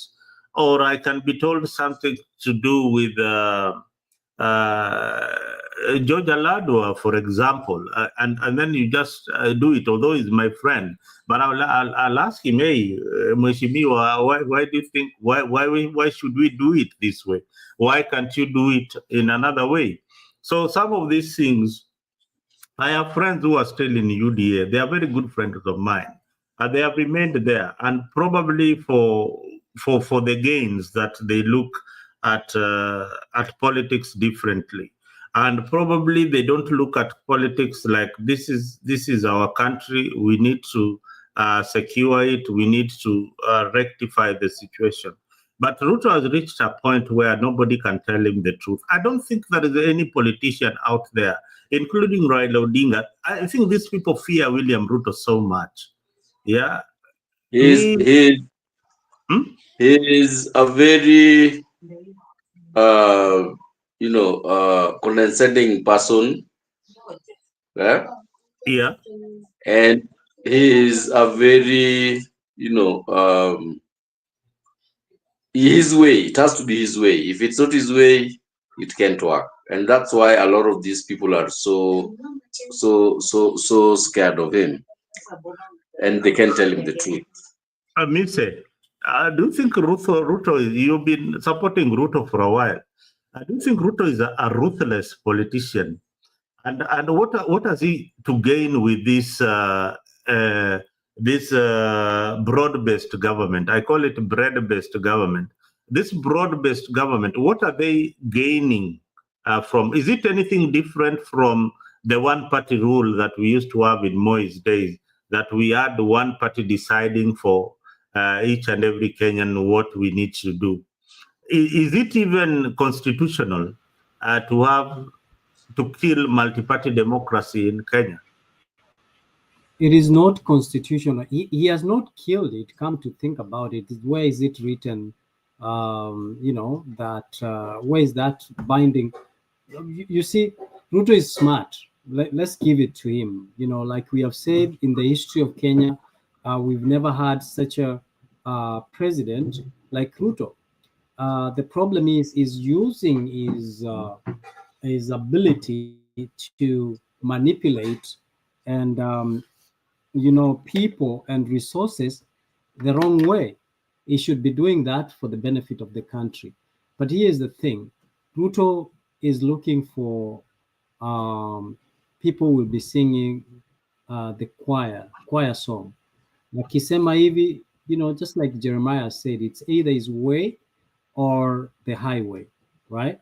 So for he has money, he has power, and therefore he's using it to make sure that he gets away or gets what he wants. Therefore, him bringing Raila Amolo Odinga gives him acceptance, a sense of acceptance in Nyanza region, where a lot of people never gave him approval, right? Nobody really wanted Ruto. But now, like we have said in other shows, Ruto has spent and has taken a lot of money to Nyanza. Okay, they never voted him, but Nyanza has benefited through this government of William Samoei Ruto. Why? This is because of the relationship that Ruto has been making behind the doors with Raila Amolo Odinga, and therefore, like I said before, that is why you saw Gladys Wanga is a darling now of William Samoei Ruto, because through Gladys Wanga, she brings aboard Agrey Orengo, Moses Kajwang, and many other people. And you see, these are the cheerleaders and groundbreakers for William Ruto to be accepted in Nyanza. The narrative or the songs people used to chant in Nyanza that Ruto must go have slowly diminished, because now Ruto is taking resources to Luo Nyanza, and perhaps Luo Nyanza has known that they can be relevant by just being in opposition all through, because then if they compel and attract people to seek validation and acceptance during their tenure in office.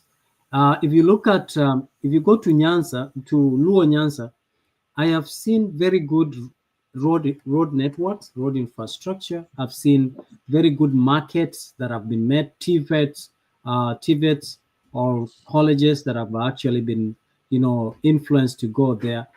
And interestingly, if you look at the road, the class of the roads that are in Nyanza and the way they have been done very well compared to other parts of Nyanza as well. So Ruto is also gone to coast. He has looked for Joe, the most influential, Governor 001. He's put him in his pocket. Mbandi is also, who was, the people who are close to Raila Amolo Odinga. He has put them in the pocket. And therefore, he has also given them a dangling carrot in the government.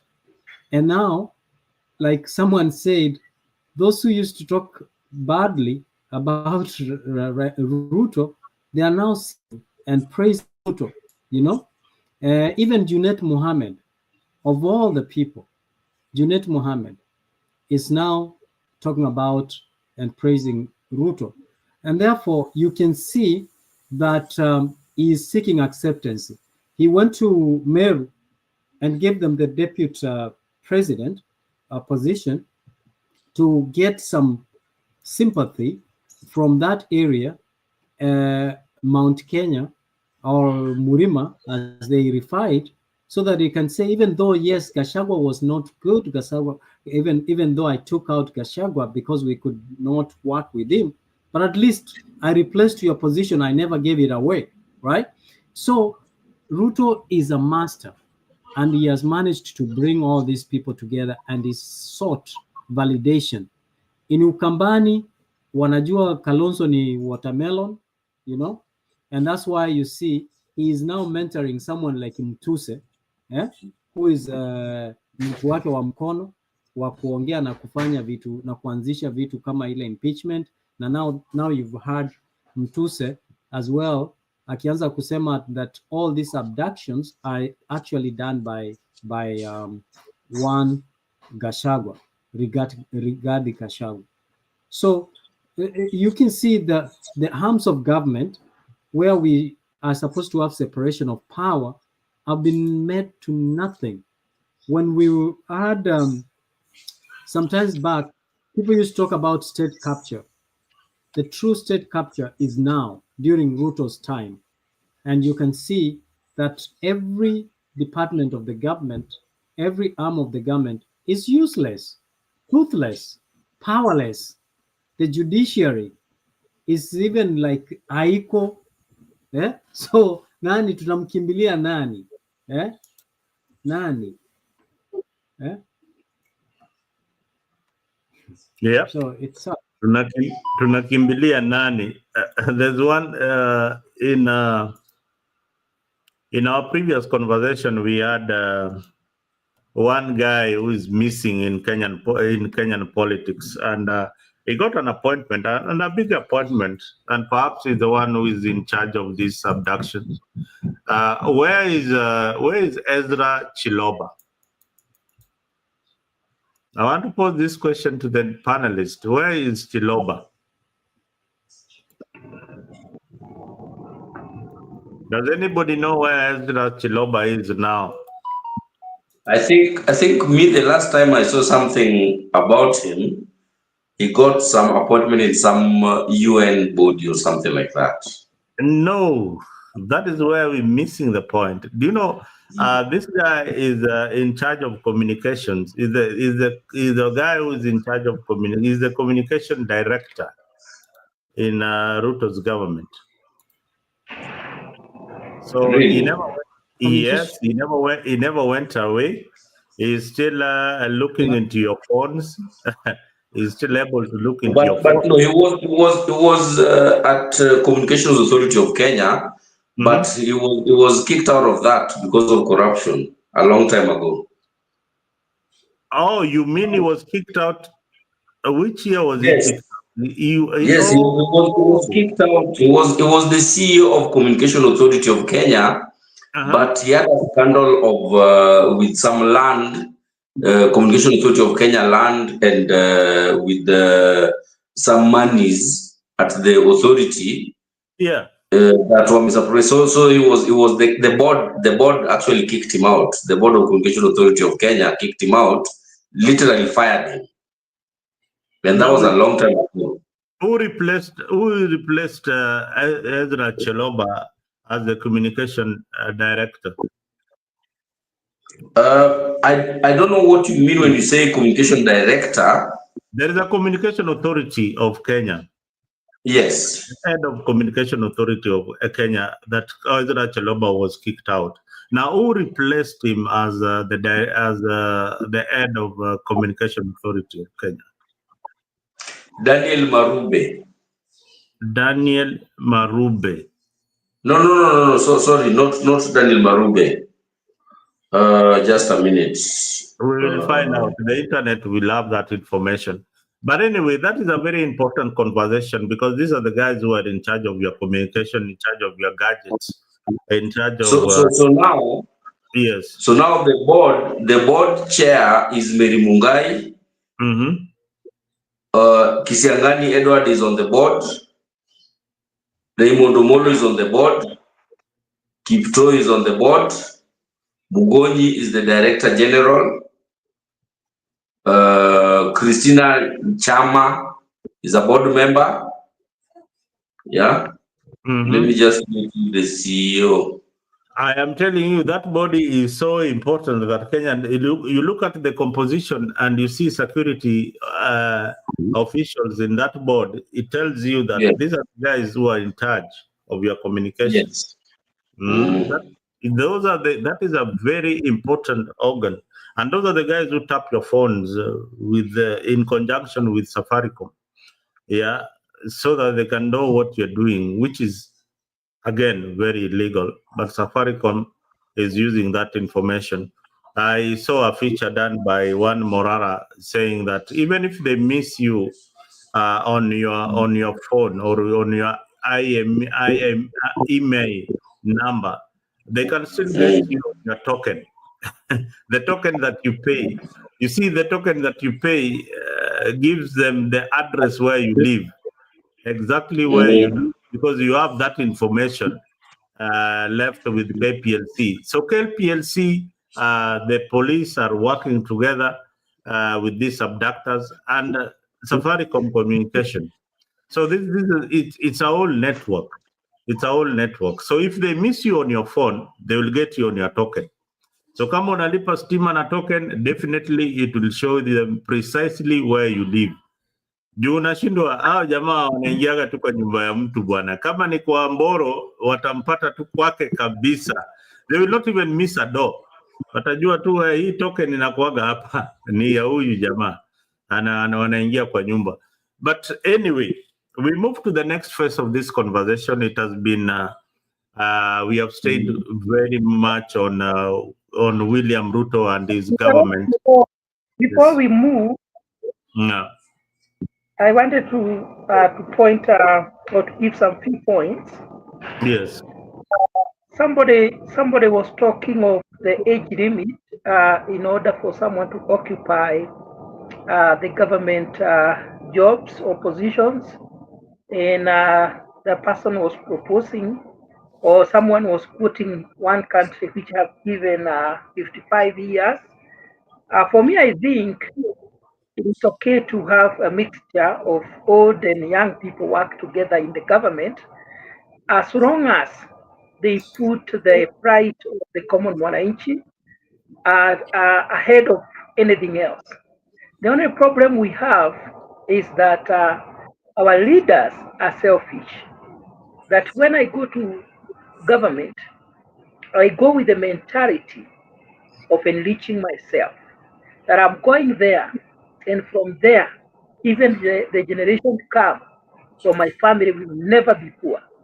That is the kind of mentality. Instead of thinking how we can develop our country, we think on how we can enrich ourselves as leaders. So that is the biggest problem. And you have seen, someone was talking of the money being used by the government to campaign for the AU position. Corruption now in Kenya has now become international. We have exported our corruption to other countries, trying to bribe presidents so that they can vote for Raila Odinga. For me, I'm saying this is bad manners. This is not good. I listened to Piero Lumumba talk about it. I have listened to several people talk about it. Even somebody went to court to stop the government from using public funds to campaign for AU position. It has never happened in any other government. And this position has always been there. Do you know why William Ruto is doing that? It is because if Raila Odinga will not become the AU chair, the deal that they have, that he should become the chair and give the support, his support base to William Ruto will not be there. That bridge will break. I also wanted to, somebody said, I think it was Kevin, that Jeff is always a joker. So who said that? You should apologize, because he is one of those who supported William Ruto. Who was saying that? That Mzalendo? It is Kevin Atandi. Atandi is the one who was saying that on the comment section that you are a joker. So yeah, Yeah, it's good. because I supported and campaigned vigorously for the government, for the UDA government, and I want to say that anybody can make a mistake, and I accept to tender my apology to the people of Kenya and Mr. and Mzalendo. You have eaten humble pie. You should also apologize because I believed in every word that proceeded from the mouth of William Ruto. There was no way I could believe that all what he was saying was a lie. He said it with a lot of passion, convincingly, that this is how I am going to transform Kenya. You know, he talked about the hustler fat and how it was going to work, the affordable housing, how he was going to lower the cost of living, and it was so convincing. So only a fool who does not change his mind after seeing how he is handling governance, I came to realize this is not the right person to be the president. But equally, we had no choice because Raila Odinga has never been my choice. And I even don't know whether if he became the president, that things would be any better. We saw him when he was the prime minister. We have seen him in all these other governments. We haven't seen him having better policies. So we were doomed, whether we went for right. Moro, I don't think you're right. You're right. Now, let me finish. You say. No. You can't get away with this because in the Grand Coalition government that worked so well for the people of Kenya, Raila did a wonderful job in infrastructure. No, all what I remember in the Grand Coalition was that Raila Odinga was complaining from morning to evening about the carpet, about have not been involved. He was a nuisance. Where were you domiciled around that time? Let me finish what I'm saying. So just a short interjection, then you can proceed. Where were you domiciled at that time? Raila Odinga was not doing anything in the Grand Coalition government. He was complaining. Where were you living at that time, Buru? I was in Kenya, by the way, and during that time I even got a chance of having a meeting with the former prime minister when he was handling the maize shortage, and he had no solution.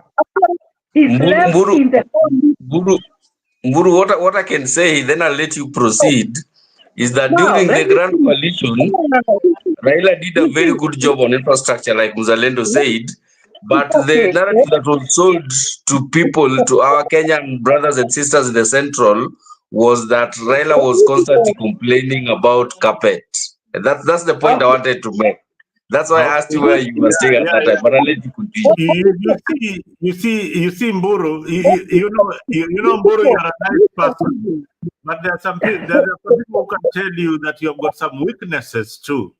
But you cannot be all that. You cannot be bad throughout. There is some good parts about you that people can talk about. That part of good. For me, I haven't seen it so far. I believe the leadership, the leadership style of Raila Odinga has done more harm than good to the economy and to the nation of Kenya.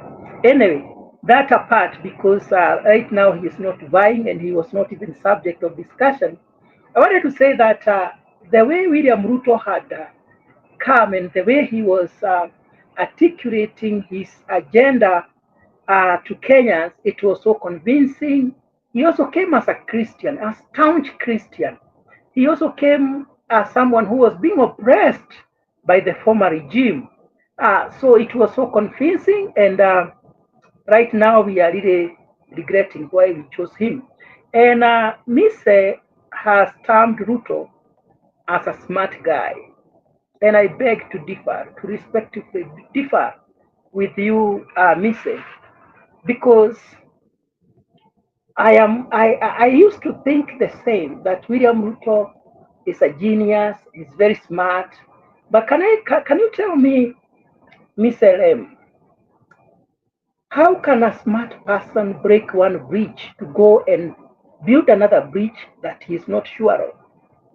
Because Mount Kenya supported Ruto at around 90% or thereof. Right now, because I'm on the ground, I can tell you how the situation is. Nobody wants to hear the word William Ruto in Central Kenya. At least if the election is to be done today, he might get around 13, between 15 to 20%. 80% is gone. So he has built one bridge with Raila Odinga, of which he is not very sure whether this bridge will hold or is going to break. Because if Raila will not become the AU chair, I can tell you for sure he will not support William Ruto. And the possibility of him becoming the chair is very minimal. If you have been reading and listening to the news, to international news, to the researchers and all that, to the political analysts, I can tell you for sure there is no chance. And that's why they're spending a lot of money trying to campaign for him. Na ndivyo tunasema chema chajiuza kibaya chajitembeza. Sisemi Raila Odinga ni mbaya, nisemi tu, lakini jiulize kwa nini wanatumia pesa nyingi hivi. Kuna kitu wanajaribu kufinyiria itoshee ambayo haitoshei. So mimi naona William Ruto anacheza ile mchezo wa patapotea. There is a possibility of getting the Nyanza support. There is also a possibility of losing that support. So a smart person cannot make such a miscalculation of losing Mount Kenya votes. People who voted for him for almost 100%, right now they are not with him. Today I can tell you, if the general election, although we don't, the other people have not arranged themselves, they are not very organized. But if we get a serious candidate, I can tell you for sure William Ruto will be a one-term president in Kenya. No, just one question for Mburu. Before you come in, Mise, just one question, because he said something very interesting about Mount Kenya and their politics. Suppose we have Raila Odinga on the ballot and William Ruto. How will Mount Kenya vote? We cannot have William Ruto. No, I have asked you. I've asked you a simple question. We have only one William Ruto and Raila Odinga on the ballot, because I think we are moving to the coalition. Maybe that is not a possibility. You see, it's very hard. I can tell you for sure. Is it that Mount Kenya hates William Ruto because he kicked out Gachagua, or because he's working with Raila Odinga? No, listen. Let Mburu answer. You've asked a hypothetical question. Let him answer as you are answering. Let him not give an set. You know, you have set up a question for him, right? Wait, Mburu. Wait. The question has been set. Just try to answer the question. The way we are in a situation where everything has happened, and now we have Raila Odinga on the ballot and William Ruto. How is Mount Kenya going to vote? Wait, we have to give instructions to this question. Mburu, don't set up. Mzalenda set up a question, and he's only asking answers from you. Don't set up a question for you and then answer it again. So answer the one that Mzalenda has.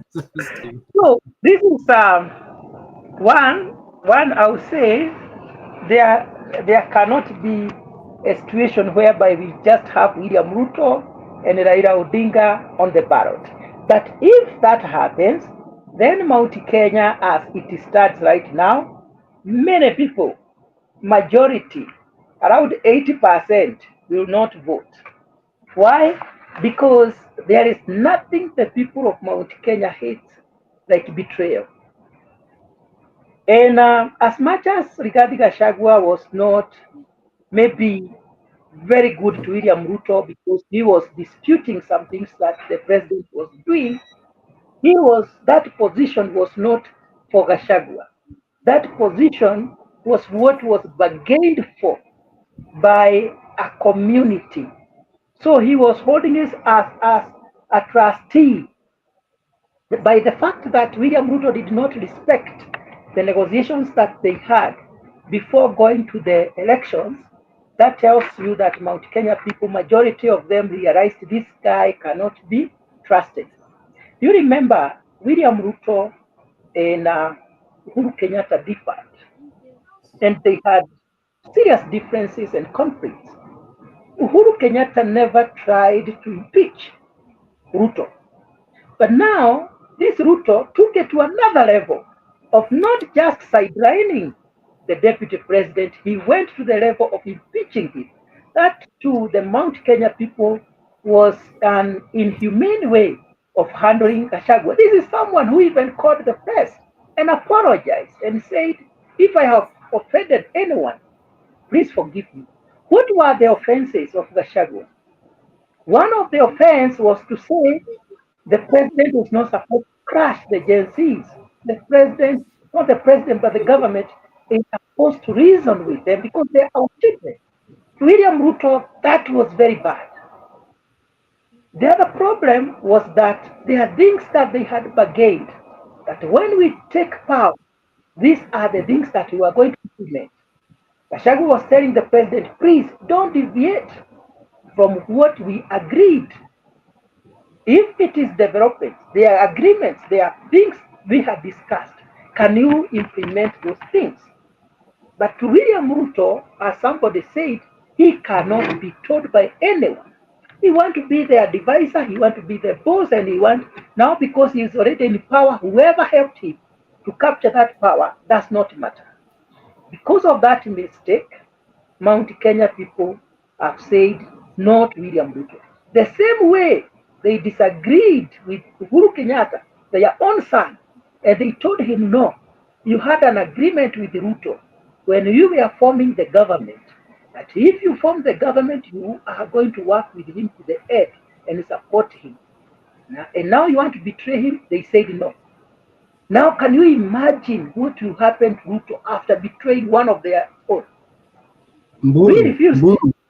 Mburu, Yes. you said before that you disagreed with a statement before. You ought to realize, if you have a risk taker, do you think all risk takers are not smart? So who is a risk taker? No, he never realized he was taking risk. No. Answer. When you are asked a question, is not an opportunity to explain again what the other stories. I'm just asking you so that I try to understand. No, I mean, Mise, can you go direct? Who is a risk taker? I'm then what asking are you you calling? Buru, answer the question. It's a very simple question. Are you saying a risk taker, any risk taker, is not smart? You take risk and you take it in a wise way, but not in a foolish way. You see? So you think in your argument, you're saying in your argument that yes, by sidelining the Mount Kenya, that is a foolish way. You see, the miscalculation is he was not sure of where he is going. That is why today you have he is trying to bring other people in a couple of answering questions. You see, and that's why I'm having a problem with you. Mzalendo, can you subject Mburu to answer yes or no questions?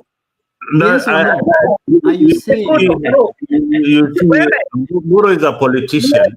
He will go round and round. Straightforward questions. And this is my problem with you, Mburu, and the people who are thinking in your direction. The argument here is bigger than Mount Kenya and Gachagua. The argument about this country is Kenya. It's bigger than. Let me tell you. You see. No, just wait. I want you to understand. You are right. You are right in everything. Listen, you are right in everything I'll give you a time. You're right in everything that you're saying, but I need you to understand that the conversation the people of Kenya are having at the moment is the one that is bigger than Mount Kenya. It's bigger than Nyanza and Raila Odinga. It is about the country called Kenya. All right. So until you get that concept right, then every other person will be thinking like a Kenyan. Mzalendo, let me tell you, there is a mistake that. I haven't finished asking you the question, Mburu. I haven't I wanted to rebut what you said. This is what I was telling you, Mzalendo.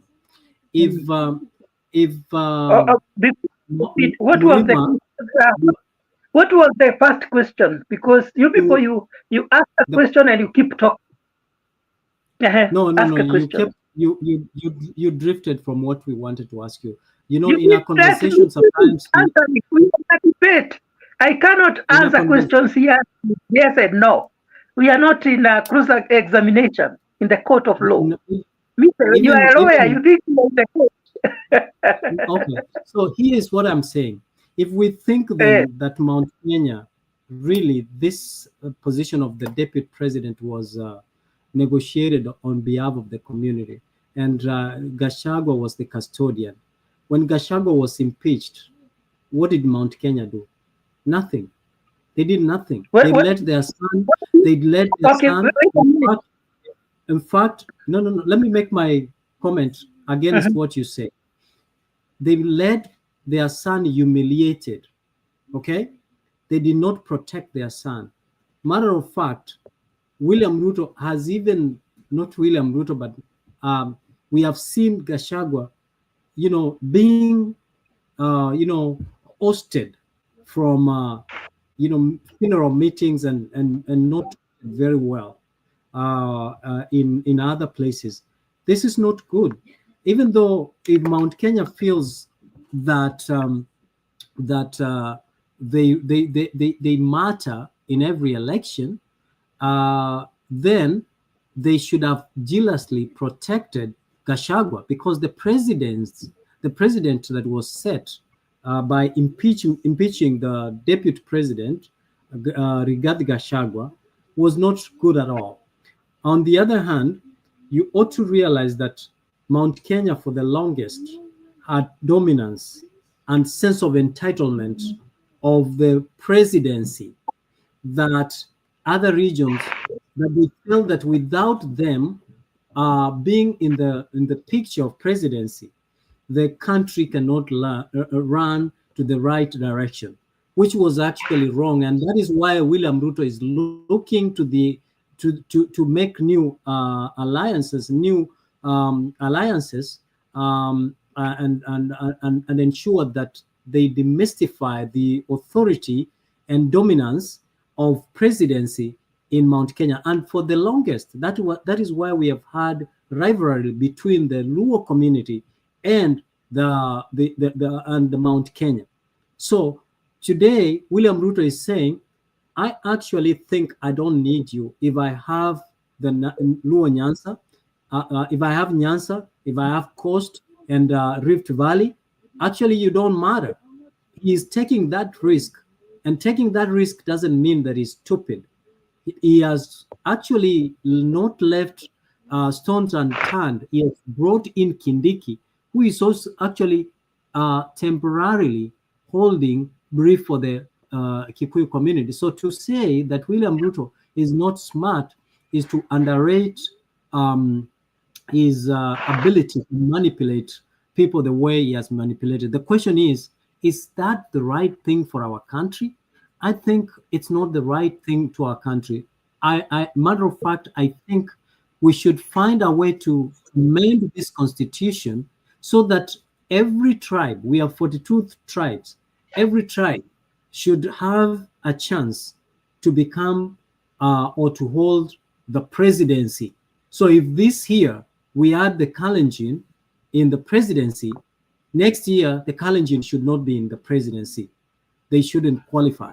That's the way I'm thinking. Then this way we will demystify the dominance, the foundations under which in Atumika to divide us against or in the lines of tribalism, because tunaambiwa kabila lenyu ama sisi tunamalizwa, and then we start rallying the tribes around us and behind us to fight other tribes. But if we know you're only having this position for the next 2-3 years, and then it's going to go to another tribe, then we are comfortable to wait because we know it's coming to us anyways.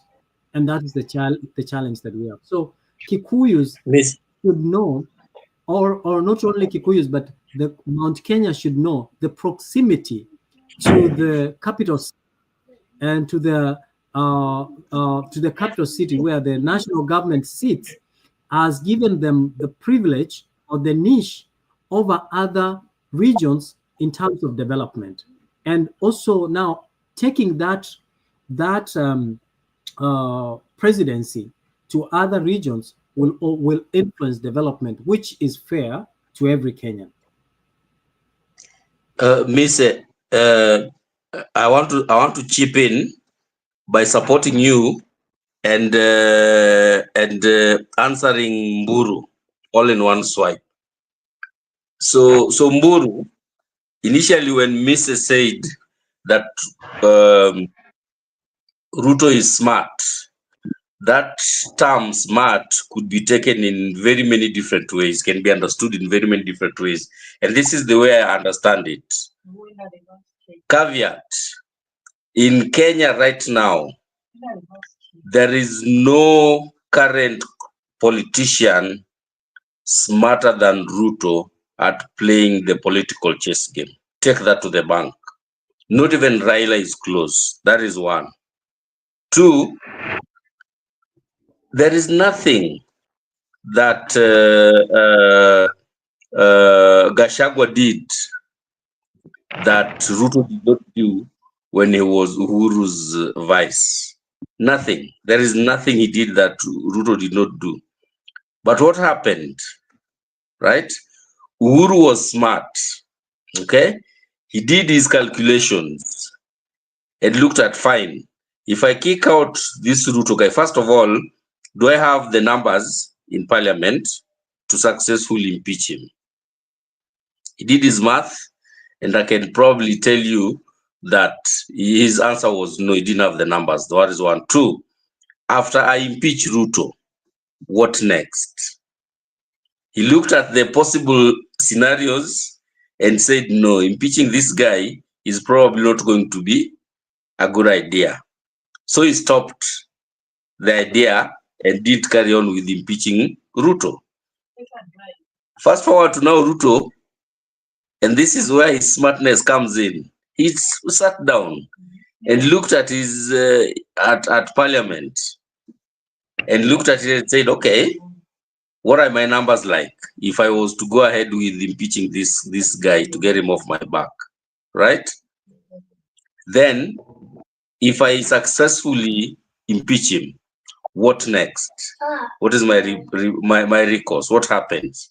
And he looked at everything and he said, oh, okay, so I can successfully do this, and I have a lot of central MPs on my side. It won't be as bad as as it would, and it's something I can weather. Akaendelea akamaliza, right? And the rider to all of this is Gachagwa's political immaturity or lack of smarts in politics. Ruto put himself in a situation where he could be impeached on the second term of the administration, towards the end. The whole of the first term, he lay flat like an envelope. Throughout half of the second term, he lay flat like an envelope. But Gachagua grew horns barely 3 years into the administration. He showed his intent too early on in the administration. He should have been smart enough to say, let me solidify my base. Let me, as much as, yes, my people wameniweka hapa, wacha niwashikilie, but my target is nishikilie kitu for 8 years, 10 years possible. Minimum 8 years. Yeye ametoa makucha 2 years into the administration. So I support Mise that Ruto is very smart. He's politically smarter than any current of Kenyan politicians that we have. Raila can beat him in one or two things because Raila has a very strong foundation, a strong base. Because Raila, if Raila coughs now, the whole of Nyanza, including Kisii, Nyanza is coughing. 80% of Western is coughing. 80 to 90% of Central, Coast is coughing. 70 to 80% of Eastern is coughing. A very good majority of Nairobi is coughing. So Raila has that, and that is ace in the hole in his political, because if he goes against you, he can mobilize the whole country against you in a flash, just like this. But in terms of planning, strategizing, and executing political activities, I don't think there's any politician in Kenya currently who is smarter than Ruto. With that said, I do not believe, and I think this is the deception that made you, Mburu, support Ruto before, right? He made everybody believe in his words, in his action at the time, and in his manifesto that he was going to do right by Kenyans. But amefika pale, and he has turned into something else. And that's why a lot of people are turning against him. He has disappointed so many people. Uhuru disappointed us, but not as much as Ruto has disappointed us. Moving forward, let's see how do we then go through a process of getting the right people in the office. Mise, I disagree with you on that rotational approach, because look at it this way. When we start rotating, let's say from 2027, how do you select who goes first? That is one. And then two, we are 42 tribes. And assume each one of us goes 10 years. Each regime goes for 10 years. The 42nd tribe, do you know they will be president after 420 years?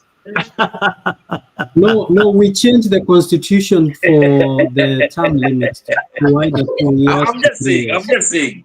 So if God forbid, think about your tribe comes up, your tribe comes at number 42, you are only expecting to be president after 420 years. No, we changed. When we are changing that, would agree to that? Eh? Bro, when we are going to, for that, we will look into that as a consideration and as a factor that we are 43 tribes. Hata Chinese sasa wameingia, wako hapo, watataka kurule Kenya. So we'll make sure that we change the term limit from 5 years to either one term limit, which is either 3 or 2 years or 2.5. Then we go back to that would be disastrous. That being said, that would be disastrous.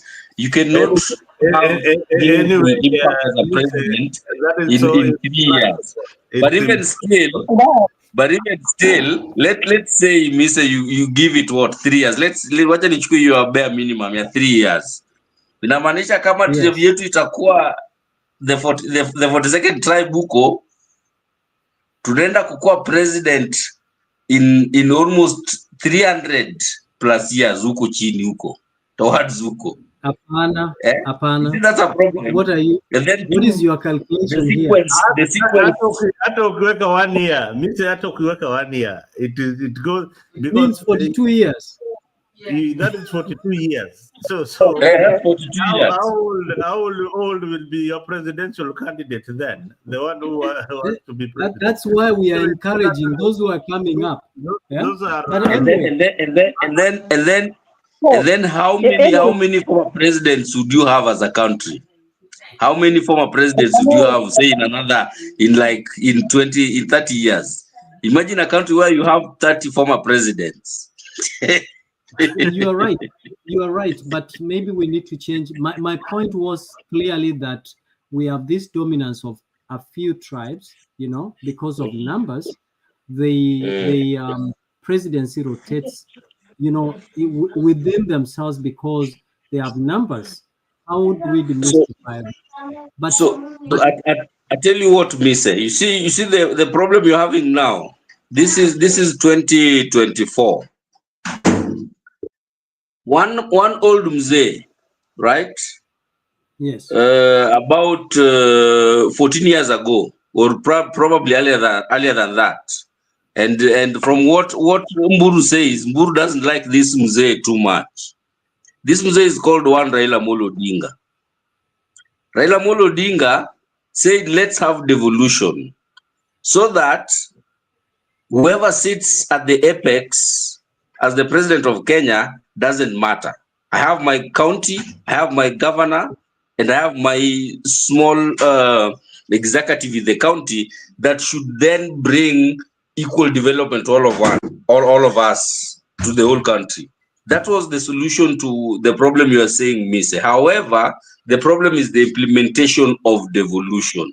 If we had implemented devolution like it was intended, no one would even be coming to Nairobi to try to be president. Everyone would be saying, oh, hey, boss, we have our money, Zuku, you guys, Zuku Nairobi, you have your own. So I understand what you're saying, but the solution was brought forth by Raila Amolo Odinga in the name of devolution, but we just haven't implemented effectively. Despite the fact that we have devolution, but still the national government, when you look at the national government, still there's a lot of resources and decisions that affect the county governments are made at the national government, right? Now, I agree.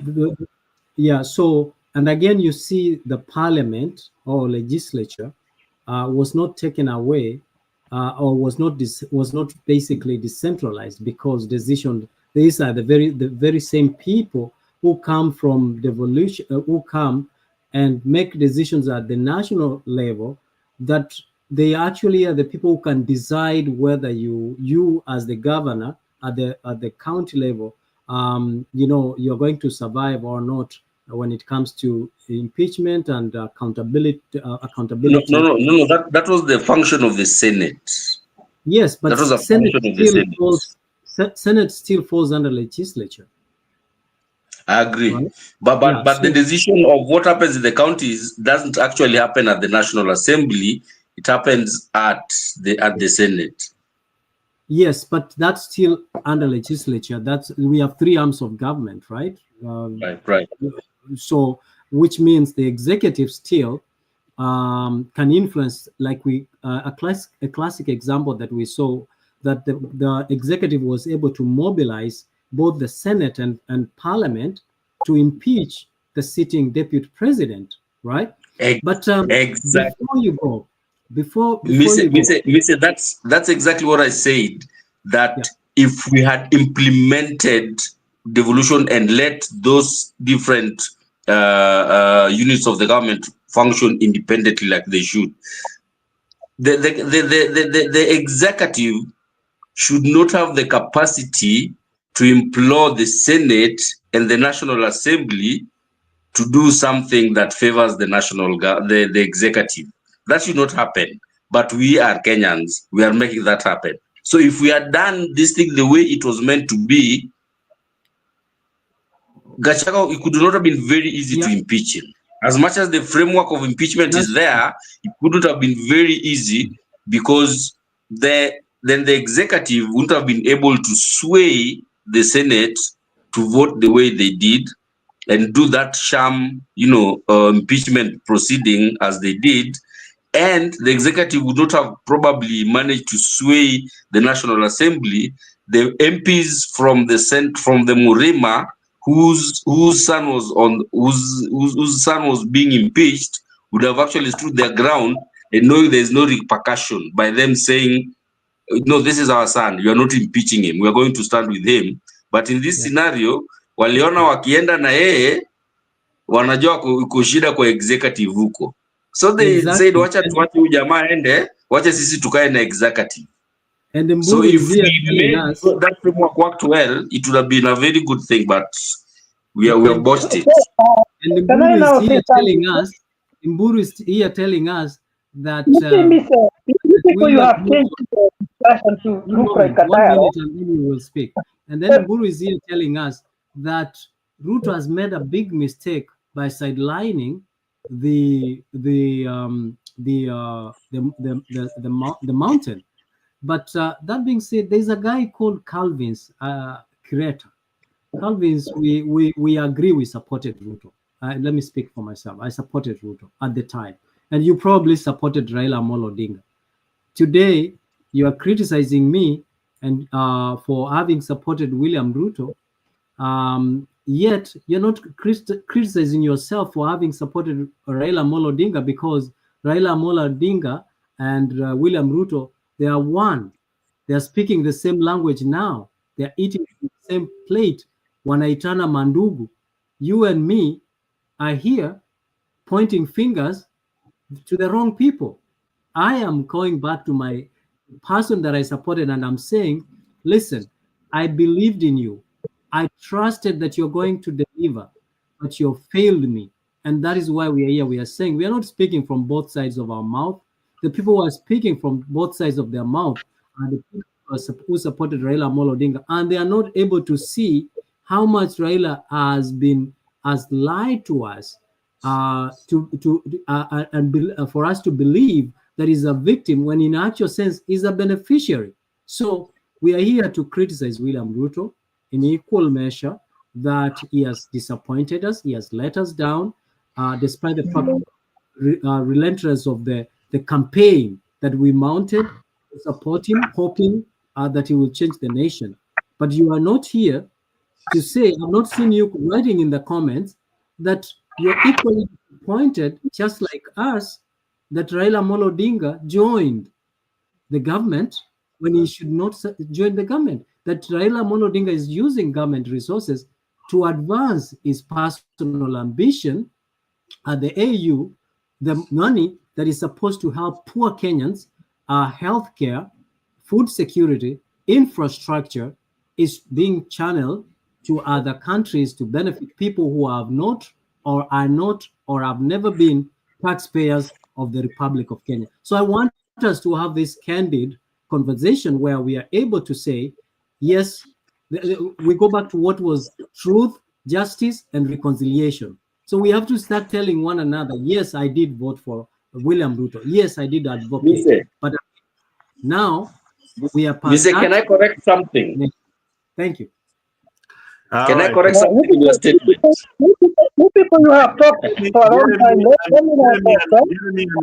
Jeremy and Mburu, just give me 1 minute. Let me get in control. Let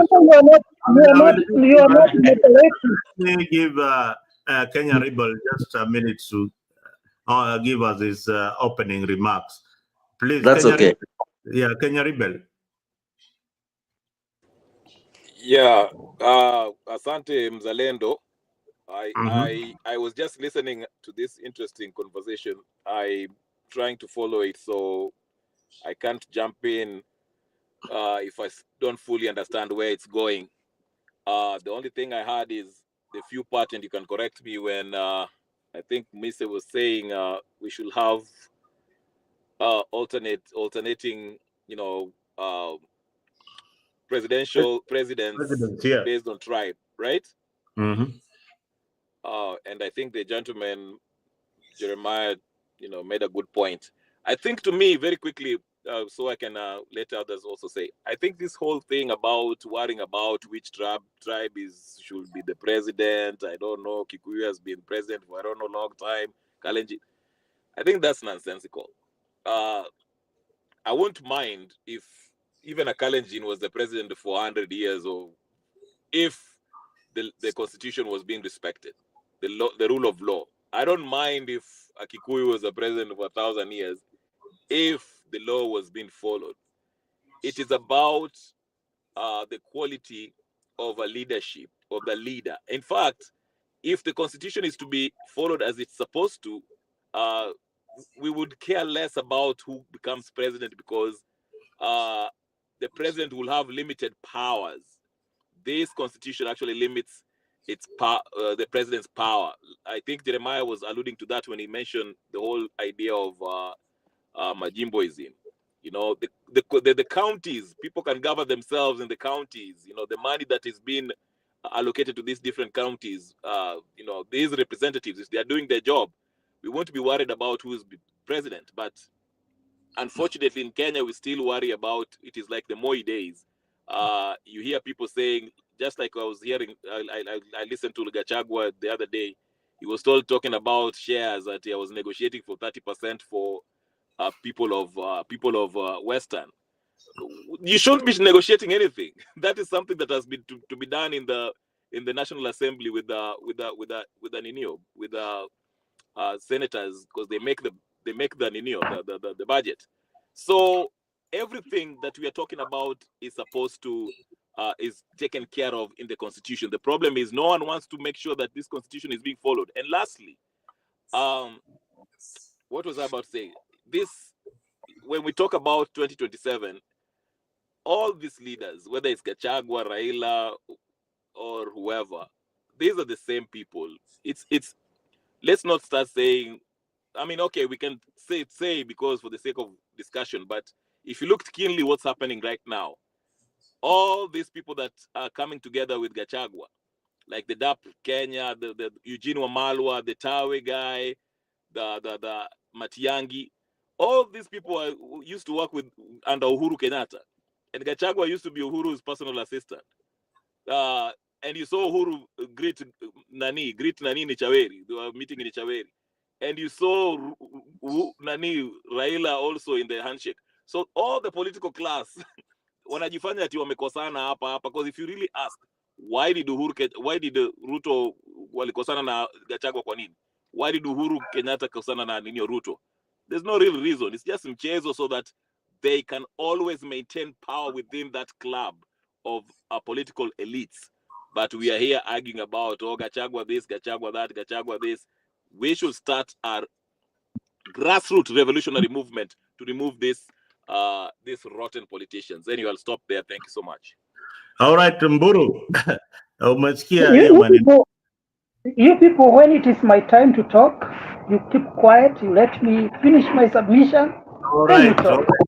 You have I have seen Muzarendo trying to lecture me and miss it because of talking of about the tribe.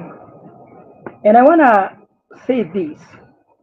You cannot talk about the politics of Kenya right now without talking or thinking about regions and the tribes, because that is the fact.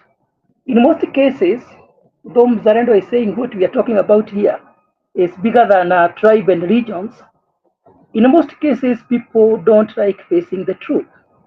And I want to tell you, unless the constitution is changed, and maybe there is another way of choosing our leaders, so long as it is through democracy, according to the Constitution 2010, then the regions and tribal cards will always matter.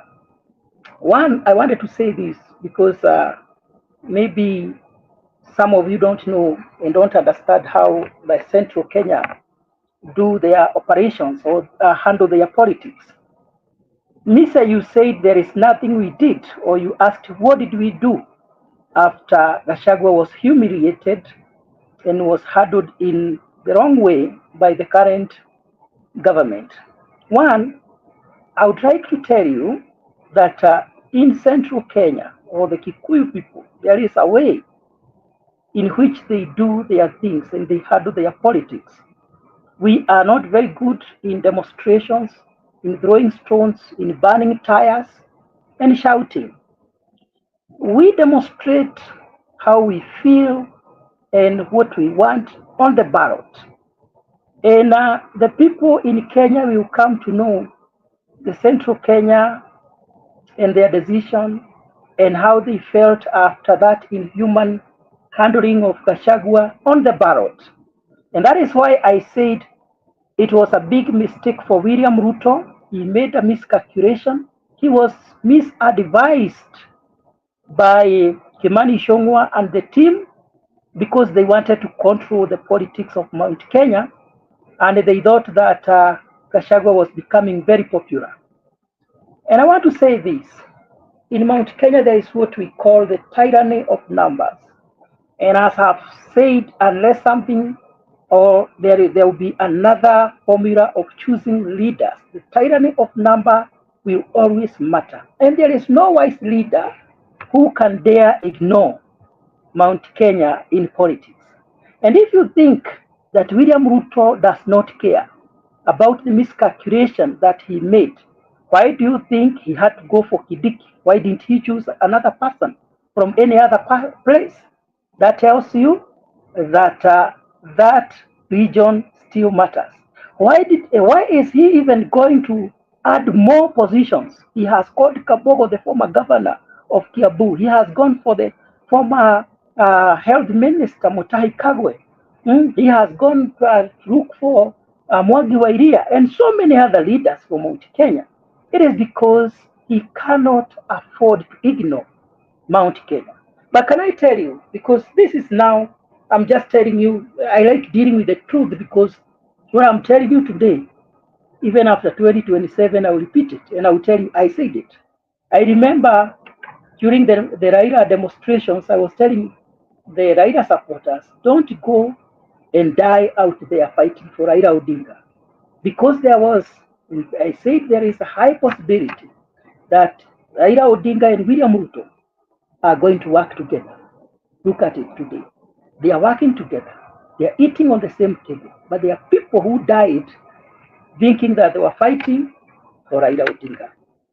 And now I'm just telling you the statements of truth, that because of the impeachment of Gachagua, William Ruto has jeopardized his political position, or even the possibility of becoming a president again. Because one, he had not solidified the support base from Raila Odinga. So he is 50-50. The Nyanza people might or might not support him. And that is why I'm saying I am beginning to doubt his smartness. And I wanted to say that in Kenya, politics is largely based on tribes and regions. That is why Raila is very popular in Nyanza. During voting, he gets even 100%. When you go to Western, you get people like Weta, you get people like Mudavadi and Natebea. When you go to Coast, you get people like Joho. Unless we change the way we vote and the way we do our things, currently the tribal cards will always be very strong. And that is why I have said, William Ruto just came, it was an afterthought. Oh, I have made a mistake by impeaching Gachagua. Let me try to bring more Kikuyu people in the government, at least to show them that I still mind about them, that I still think about them and all that. But that will not help him. Like I said, one, it portrayed William Ruto as someone who is inhuman, the way he handled Gachagua. It also showed that he does not have tolerance. And also it portrayed him as a dictator who cannot be questioned, or if you differ with him, he deals with you. So because of such aspects, I can tell you for sure it was a big miscalculation. Because suppose Raila Odinga will not support him, what happens? He is done. He's a done deal. He is finished politically. That is why I say I am doubting his smartness. Yes, I have finished my submission. That's not true, because you think about it like Mother Karua and Mother Karua, they brought Kibaki and swore him to presidency at night, na alikuwa president wa miaka ingine 5 because they had instruments of power. And William Ruto is not a man who I think that with the power, influence, and money that he has accumulated over a period of time. You know, we said Raila Amolo Odinga has been the longest president who never sat in the president's seat.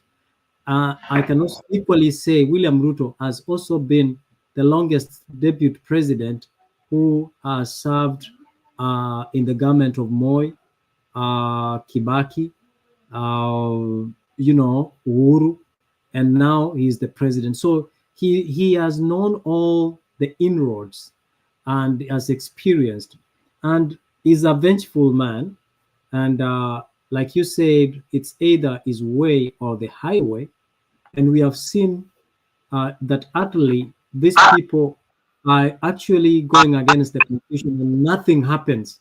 What makes you think that he's going to hand over the power when we can actually accuse him crime against humanity? Because you think about it, the people that were being trapped today in the streets and the demonstration and the acts of from the police, don't you think those amount to crimes against humanity? There's a guy down na akaumia na akafaint for a demonstration. If that guy, I don't know if he will survive anyways. Don't you think if that guy dies, we should actually accuse or tupeleke William Ruto for crimes against humanity, because it was under his watch and leadership and directives.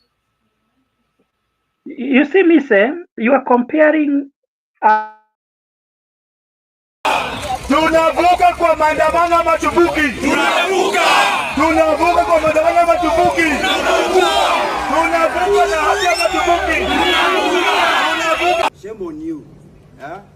Osama Otero mwenye unaambia watu maandamano ni tarehe 6. Maandamano ni tarehe 30. Shame on you. Kimani Ichung'wah, who you're telling people that we should be arrested.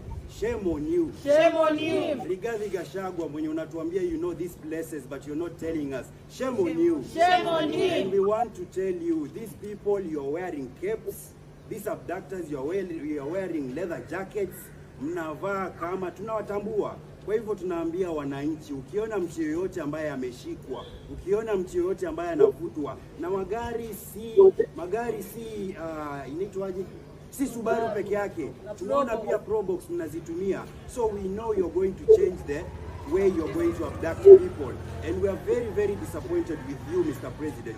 You cannot come out yesterday and tell us, now tunaenda kuachilia wale watu. And then the statement ya polisi, you're telling us that you don't know what is happening. Shame on you, all these people. Shame on them. And we are not going to stop just because you're going to release people tomorrow. We are going to have maandamano tarehe 30. We are going to have maandamano every single time because a lot is happening. A lot is happening. Speculations are there that they are going to remove CJ Martha Koome, now Eke Sholei. We all know about this, about Murkomen. You've just been put as CS Interior, and all this are happening. You don't have any qualifications. You were the transport CS. You did nothing. You stole the Ministry of Transport. You were given Ministry of Sports. Nothing has happened. Now you've been given the wear you wanted. Unataka kutuua. We are not ready for this, and we are telling the Kenyan government, we are telling the international communities, record all these issues, record all these abductions that are happening, and we are not going to stop. We are going to come for you na wale wasee wenye mnajifanya nyinyi ndio wenye kuja na mabavu. Nyinyi wenye mnakuja mnavuta watu. Wananchi, msiache mtu yoyote avutwe awekwe ndani ya gari. Mtu yoyote ambaye anaitwa mwizi, let them face the law. Yeye mtu yoyote ambaye mwenye mnasema he's not acting upon the law, let them be brought to justice. Anaitwaje? Musalia Mudavadi. You're now being called Musalaya because you lie a lot. You are a very soft-spoken person, but everything that you say, you're just a liar. You cannot say that the abduction, you cannot say that June 2025 was supported. It was not supported. It was organic, and we will still come for you. You cannot be able to talk like that. And Kindiki, you are the vice president, but we are so disappointed for you to say you cannot compensate those people who were killed during the violence. Sawa sawa? Yes. Down with the abductions, down! Down!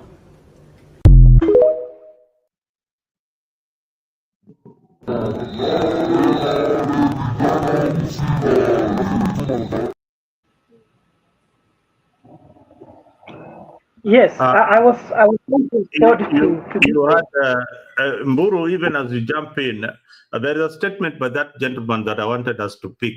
You know, Gachagua had said that he knows those places where he knows those names of the people who are abducting these young people.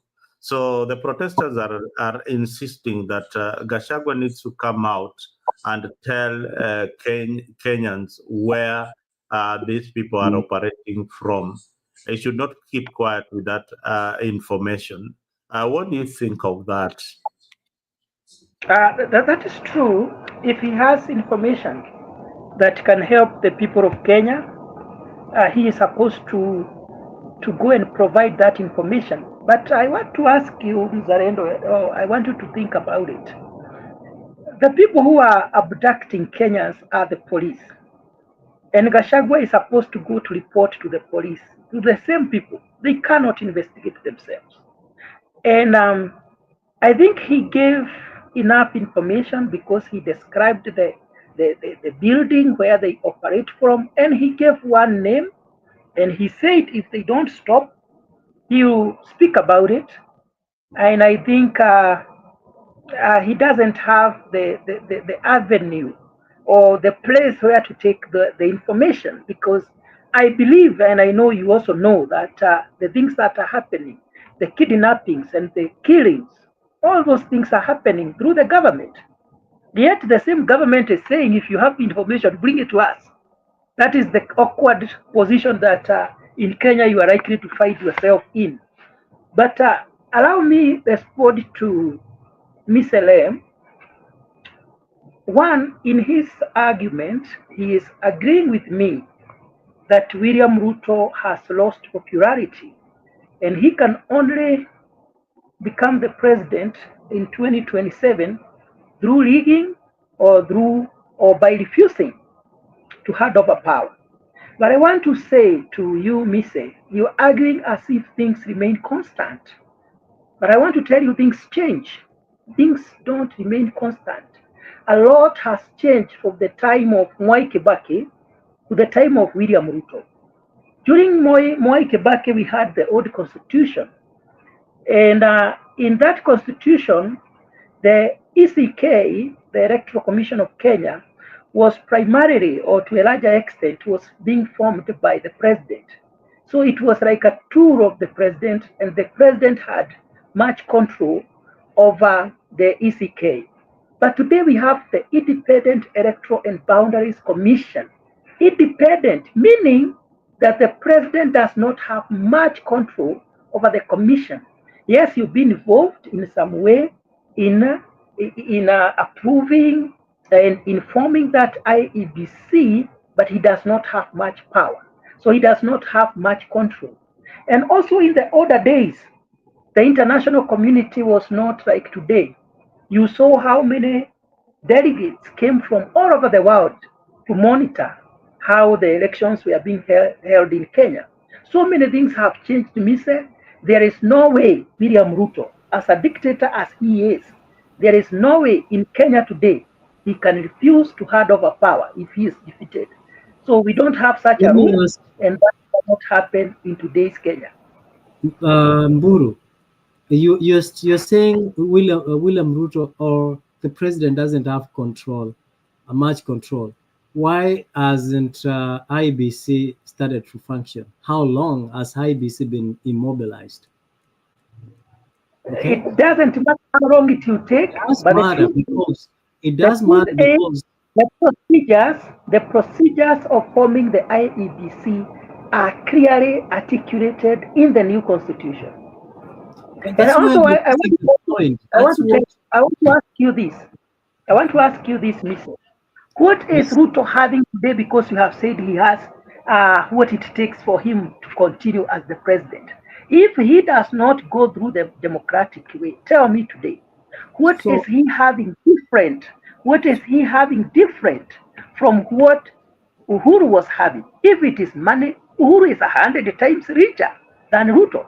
If it is influence, Uhuru is far much, known and had I don't influence and understand power. where that argument So is going, comparing when Uhuru and the Ruto. combination, look at this, the combination of Uhuru, Raila Odinga, and the Moi family was defeated by Ruto. And what is this Ruto having today that they were not having? So my argument is things have changed. We cannot compare the time when Kibaki was being sworn at night and today. Because So today you can't swear the president even at night. here Today is you what cannot refuse part of a power. here's Today, what I'm saying. even the judiciary is very active. If he leaks, the judiciary can tell him, no, you have been defeated. Listen, my brother, I think to the contrary, in your argument comes across as though things are constant. Okay, That is because you. okay, so I'll tell you why I feel or think you think that things are constant. Uh, the thing is, William, you have said that William Ruto has no power. If he didn't have power, and if by any chance he gave the IBC priority, or if it wasn't him who would have, started the process of the appointment of the commissioners of IBC, then IBC would be functional right now. Do you know how many constituencies or wards that are going without members because IBC is not fully constituted? Now, that is because William Ruto has deliberately ignored the making sure that IBC is functional in order to help. For example, from where I come from, there is a ward, an MCA passed on in 2023 around March. To date, there is no MCA representing that ward. Why? Because IBC is not fully and properly constituted. Who is supposed to make sure that it's constituted is the president. That is one. Number two, you cannot say history. As a student of history, you will understand that we use the past to study the present and project the future. So William Ruto has been in this government and he has experienced first-hand experience, and he has seen how things are done behind the curtains before mahali wewe na mimi hatuoni, and therefore nothing happens in Kenya. And I can tell you, even the most stupid corruption inafanyika within the framework yenye imewekwa huko. That is why you are seeing kama ni procurement inafanywa tu, wana follow the right procedure, but there is influence of the system or influence that is thrown in there ambayo ni nani atapewa. So that is why we are saying, when you see William Ruto having all these powers, trying to bring these people together, he probably you would probably go to the ballot box, normal election, and maybe at the ballot box, he will use the money and resources and influence yenye amekuwa nayo, maybe to influence the outcome of the election. And I can tell you, the international community has nothing, zero. Who lets them in the country? So don't forget that as soon as you get power, everyone wants to align with you because they have interests. Well, as soon as you get off power, nobody's interested with you. There are many people who are probably interested with Uhuru Muigai Kenyatta when he was in power, but today they don't care about him because probably he can't get them what they want. Any president, and if you've been in any position of authority, you will understand that when you are sitting in that seat, you have a lot of people worshiping you and wanting all the favor from you and praising you, even doing things for you that you don't even know that they happened. Yet, because why? They have interest. So for me, the way I look at William Ruto, who told you, we have seen, I think, is it Mutuse? There's a member of parliament. It's Cheragai, who is trying to come up with a 7-year term, how do you know that we are not going to have a constitutional amendment to change the term limit of the president? You know, so we cannot underestimate. There is not an equal competitor at the moment of William Ruto, financially, politically, shrewdness. So he has that competitive, he has that niche, but that doesn't mean you know, just like tuliimba yote yanawezekana in wakati wa Moi, inaweza kuwa ya Ruto pia, but we cannot underestimate him. That is what I'm saying. Miss, if I may add something. Can you hear me? Yes, sir. I just wanted to ask Mburu, if you think Ruto cannot take power or refuse to hand over power, just take an example of Gachagua's impeachment. That's a perfect example of how Ruto has usurped power and basically took over the legislative body, arm of government, and even the judiciary. Just if you look at that case in the High Court, those judges were impaneled by the deputy chief justice, she was not supposed to do that. So anyway, the point is, Ruto can refuse to hand over power. Kenyatta did it and got away with it from 2017 till now. And mulimpeleka wapi? Hakuna. Sinalienda akaeka handshake akapatia Raila pesa. Same thing, Nenio can do it. And in the matter of IBC, the president still choose under the new constitution. The president still chooses the selection panel.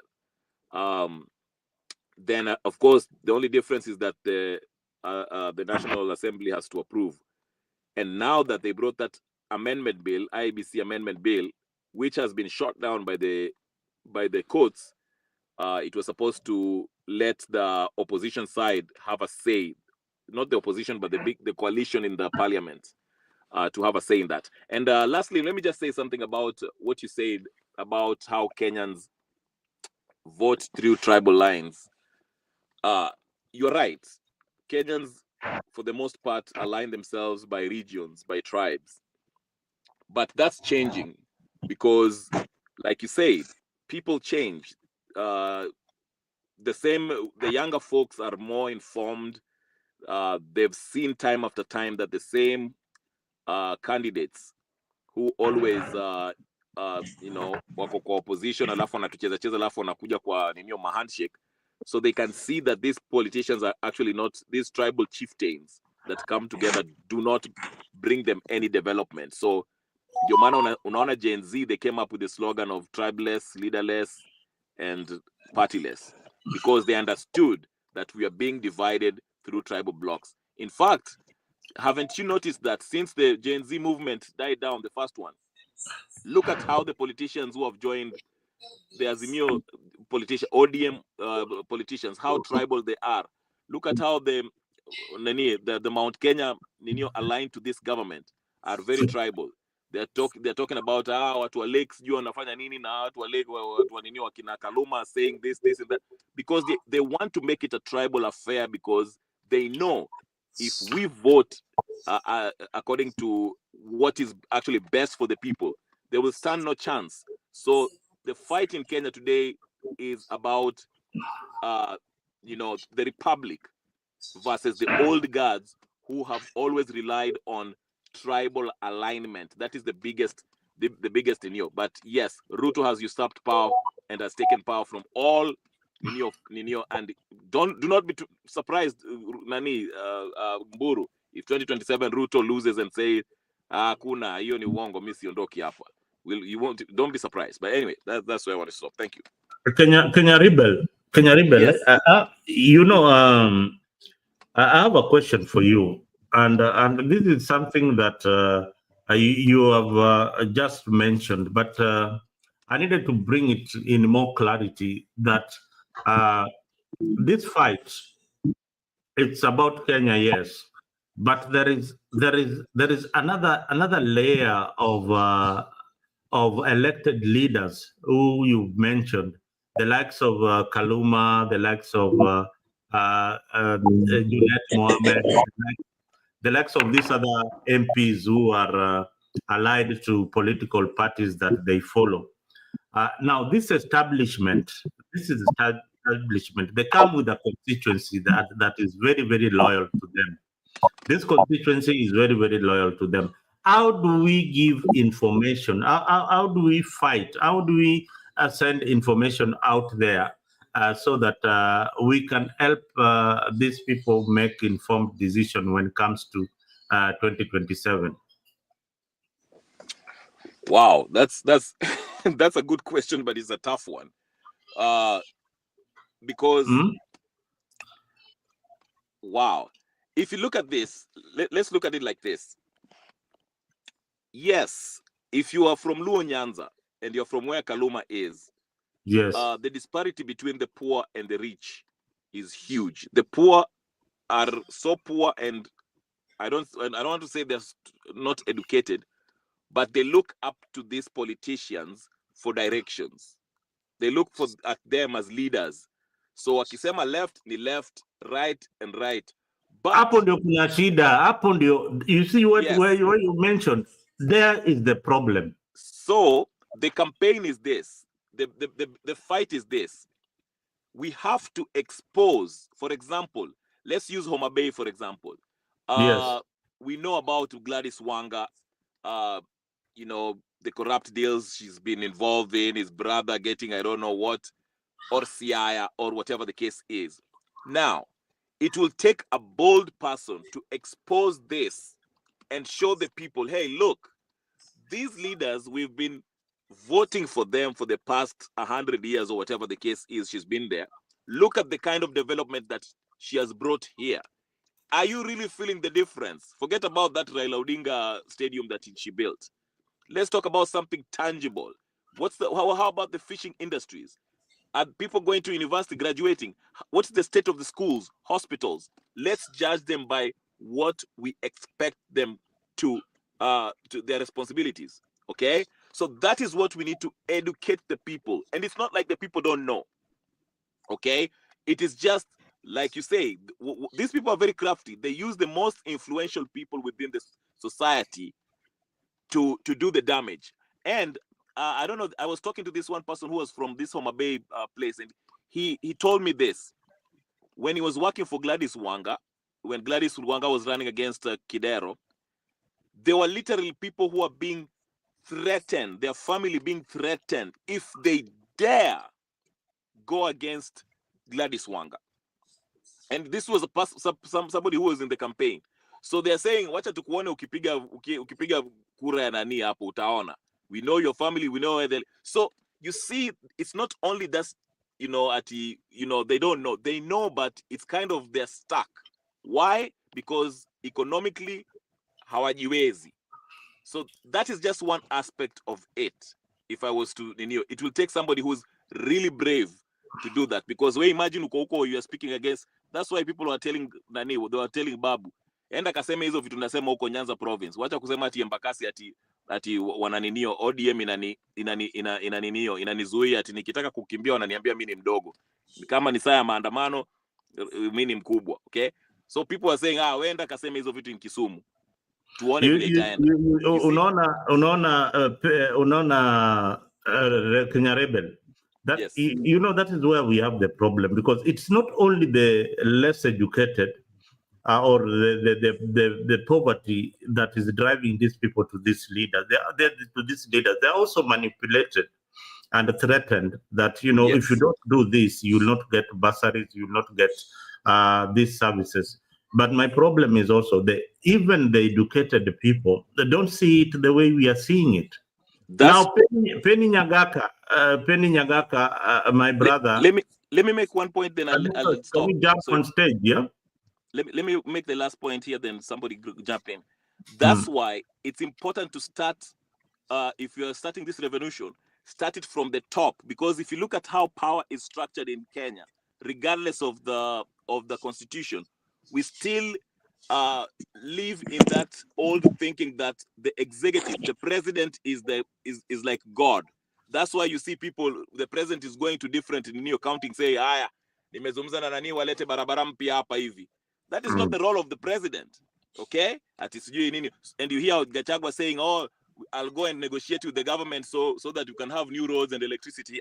That is not something that we should be doing. Okay? So that's why we are demanding Ruto leaves and we can bring somebody that can get there, that will make sure that the constitution will be respected, and who will respect this idea of devolution, where these counties are semi independent, okay, working in cohesion with the national government. That's why the road starts with the president. That's why we want Ruto out. But that is also kazi ngumu pia, but that's a good in your question. Thank you. So kila kitu ni kazi ngumu. Jeremy, I mean, can you come in and maybe you can hack something out, because I this is always the problem. These are the people who think that their leaders are supposed to guide them to how to vote and how to think. Now, even if we remove, for example, Junet Mohammed, I'm giving people I know, people I relate to most of the time. Now, we remove Junet Mohammed from the equation, then you bring in somebody else. This same community that does not think will move to the next leader, and they will be guided just the same way as Junet has been manipulating them. So the poverty will not really stop. And Jeremy, you've not seen this, and perhaps you need to look at this very, very keenly. When you're driving from the village of Mise, Kisi, you are coming down to where to Homa Bay, where we come from. You are from Sotik, you are driving down, and you reach a place called Suneka. Then you take a drive on your right towards Gemasumbi and all that. Immediately you leave the boundaries of Kisi and Luo Nyanza. What you see the level of land underutilization, the level of poverty, the level you see a difference of the people, just as the border. You just see the difference of the people, and it tells you a lot about the politics and the people themselves. How are we going to move away from this? Because this is a fact. This is not, and it is glaring at us each and every day. When you take a drive from Luo Nyanza, you come towards Kericho, you see the coffee, you see industries, you see people busy in the market doing economic activities. Then you go to your own village, you find that these guys have been in politics, but they blame the politics, they blame the ruling class for making them who they are today. Jeremy. I think that this is my opinion. This damage of electing poor leaders started from after Moi's election, after the 2002 election. Okay, prior to 2002 election, we were fairly across the whole country. We were fairly electing real leaders, right? The politics was very much more mature, right? More development oriented, as much as the country as a whole was still poor then. But even the quality of options that we had to pick from as our leaders was very good. After Moi, then we really stepped on the gas on the tribal card when we are electing leaders. And that is at the national level. But then also at the grassroots level, we really stepped on the gas in precipitating sycophancy. And I'm limiting this to the Luo Nyanza politics, which is where I'm really conversant because I experience it every 5 years. We have gotten to a point where we have options to select from based on how the level of sycophancy of the individuals that we need to elect. How much can you yell, vijana ria, vijana oe, mamama mpo, baba mpo, and all of that? The louder you can shout, the more you can make people laugh in your campaigns,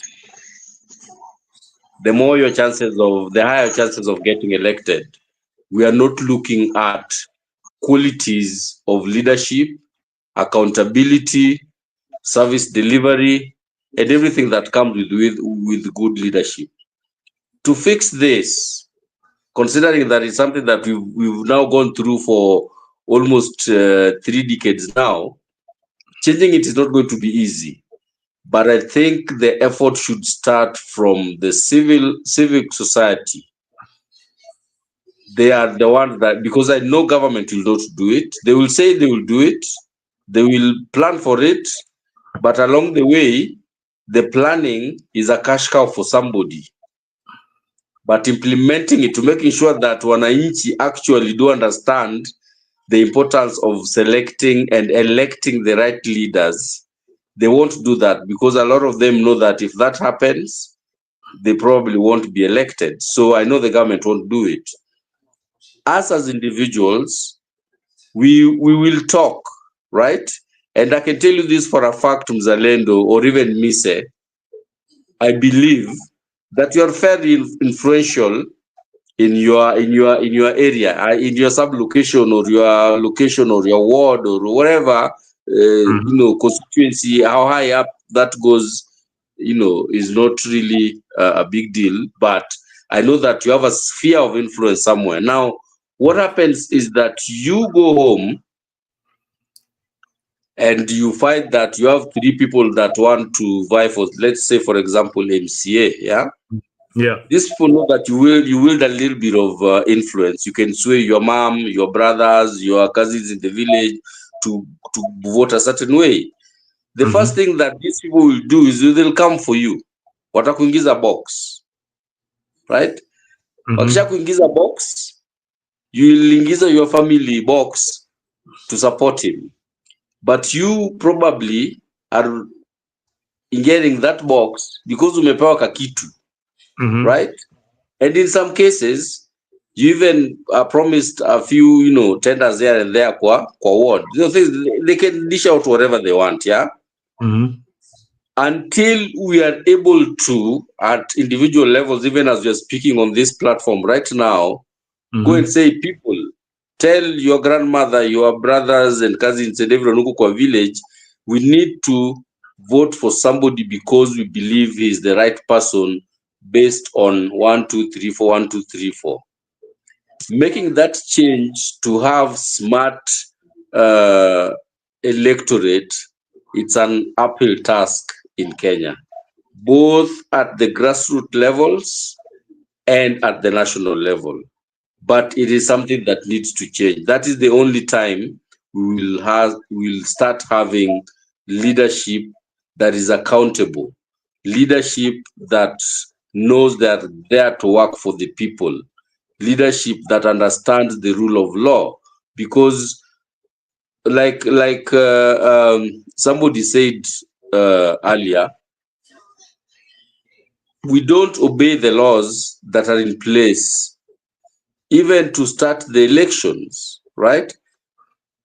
When we are going to the elections and you come and threaten my family, and I know that you are so and so, you threatened my family that if I vote this way and that way, and I can adduce the evidence, that's electoral malpractice.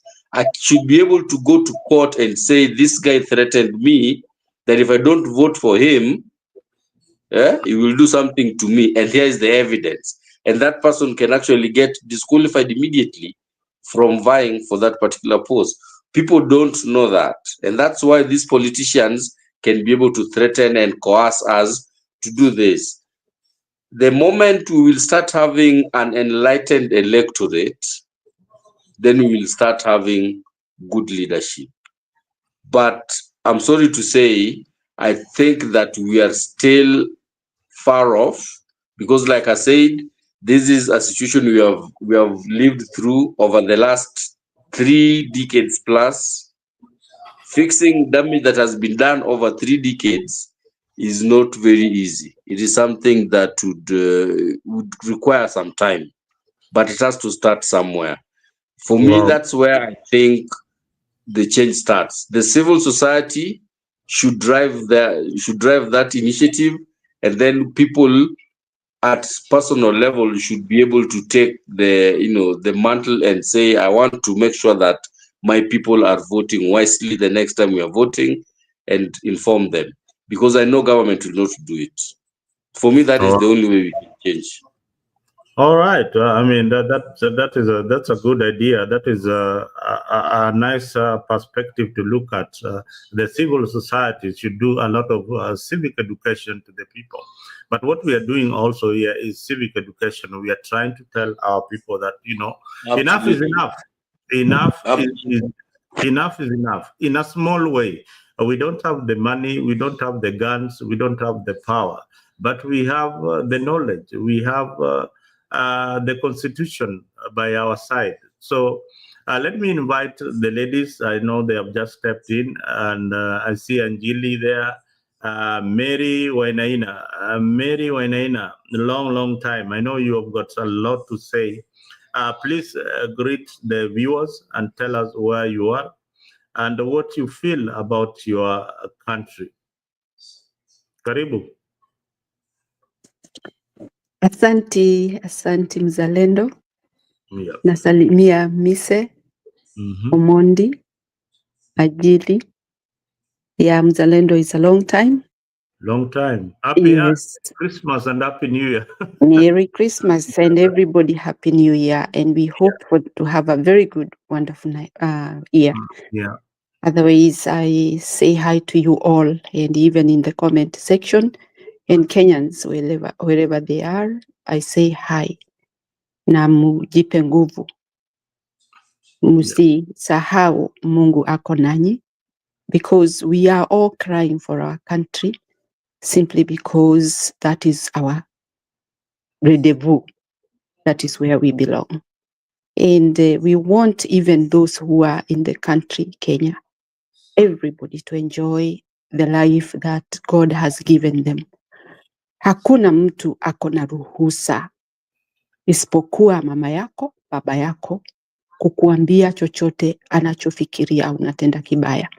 Lakini hakuna mtu ako na ruhusa, hata kama ni president, kukutusi ama kukuambia utafanya hivi mambo ambayo si ya manufaa. Tunataka president ambaye anajali maslahi ya watu, mtu ambaye anafikiria watu kiutu, si kinyama, na mtu ambaye is not arrogant. It's somebody who is humble, ready to listen to people. You cannot listen today with those emotions. Unakimbia huko unasema ndio kweli nitatenda hiyo, alafu ukifika pande ile ingine unakuwa the true color of yours. It can't work, because you cannot be that you are becoming ruthless to people who are not ruthless, to people who are humble, people who want peace, and you become ruthless. You're gonna finish them, and that is not what we are looking for. We are looking for a leader who is ready to tackle problems that are facing the country, because that is what he was employed for. But this guy has really completely got out of the way, na anajisikia yeye ndiye mwenye Kenya, hana haja na kusikia kitu kingine. He wants just to be rich, and the poor go down. I'll start with the school education. As from Moi, education has been deteriorated. Ilikuja kupik, nitaenda mbio, ilikuja kupik wakati wa Kibaki, when people are given free education so that even the poor can catch up. Na hivyo ndivyo ilifanyika. Na the poor caught up. Na wakasoma. When you look at the poor people, they are the majority in the country. And they are the majority who have got many kids in the home. And they really work so hard to see all these children go to school. And that is what has been happening. All of a sudden, something happens and things changes. Those children cannot go to school anymore. How do you expect a poor person to have those children in the house, whereby they cannot even afford to go to school because of your initiatives? What you have planned, that you want everybody down, uko juu. And I think Kenyans, you are getting to the point what I'm drawing to. Ilipokuwa wakati huo watoto walikosa kusoma wakati wa Moi, there was a gap. Na ndio nilikuwa nasema even this very time, mtoto akipoteza 1 year kuwa hayuko kwa shule, amepoteza muda mrefu sana, ambao I don't know how they can recover. And that is what is happening. Yani sasa ni kama msukasuko, hamutasoma, mutasoma, hamutasoma, mutasoma. How can we live in such a country? Watoto hata wale wanasoma, wale wanapenda kusoma, wanakosa namna ya kuelewa what is going on. Wanakosa kukua na nidhamu ya kuwa watoto waaminifu. Why? Because some of them are at home, idle. And you know, idle minds, it's bad things happens. That's what happens. So, education has been deteriorated. Watoto wamepoteza nidhamu, wamepotewa na wakati kwa sababu ya mtu mmoja tu ambaye hajali what is going on with wananchi, anajali maslahi yake. You cannot tell us today this thing and then tomorrow you tell us something different and then tomorrow you tell us something different and you expect to be a leader. Sisi hatutakuamini na hatukutaki. I live there. I go to farming.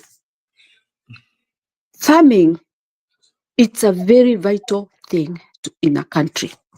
It's very crucial and it is needed seriously. Vile tumeona serikali hizi zimekuwa, some of them ati wanajaribu kama kupunish farmers of a certain area at your goods, and it is a cash crop for that country to bring money. Lakini kwa sababu iko na wakina fulani, sita support, sita wasaidia. How on earth? Why are you there? If you feel you are biased to some of the people, it's good for you to get out of that office. Otherwise, we wanted somebody who is liberal, mtu ambaye anasikia maumivu ya watu na malalamiko ya watu na unatekeleza.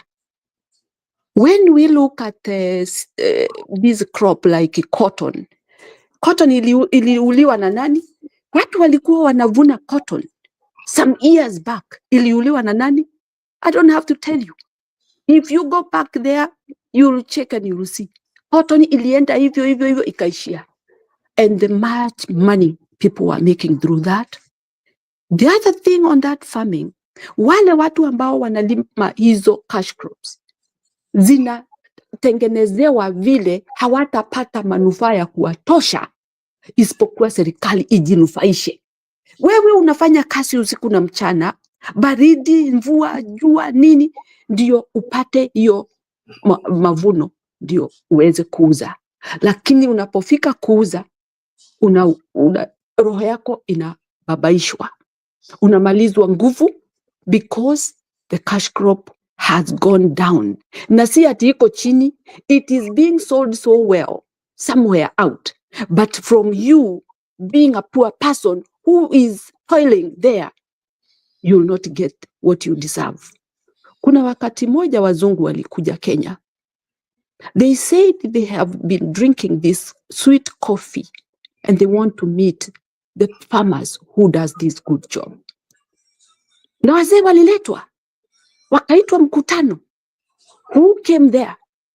These are old men na tu miti ya kujishikilia ni wakongwe, kofia imeraruka, kabuti imeraruka mabega, wanavaa ile nyamoga, sijui inaitwaje na Kiswahili, ile viatu ya Wamasai, I would say that. Hizo ndizo wamevaa with the tattered clothes. Wakaketi hapo, wazungu hawakuamini, walisema this is an abuse, because wazungu hata hawakuamini hawa watu ndio wanakuja mkutano wao.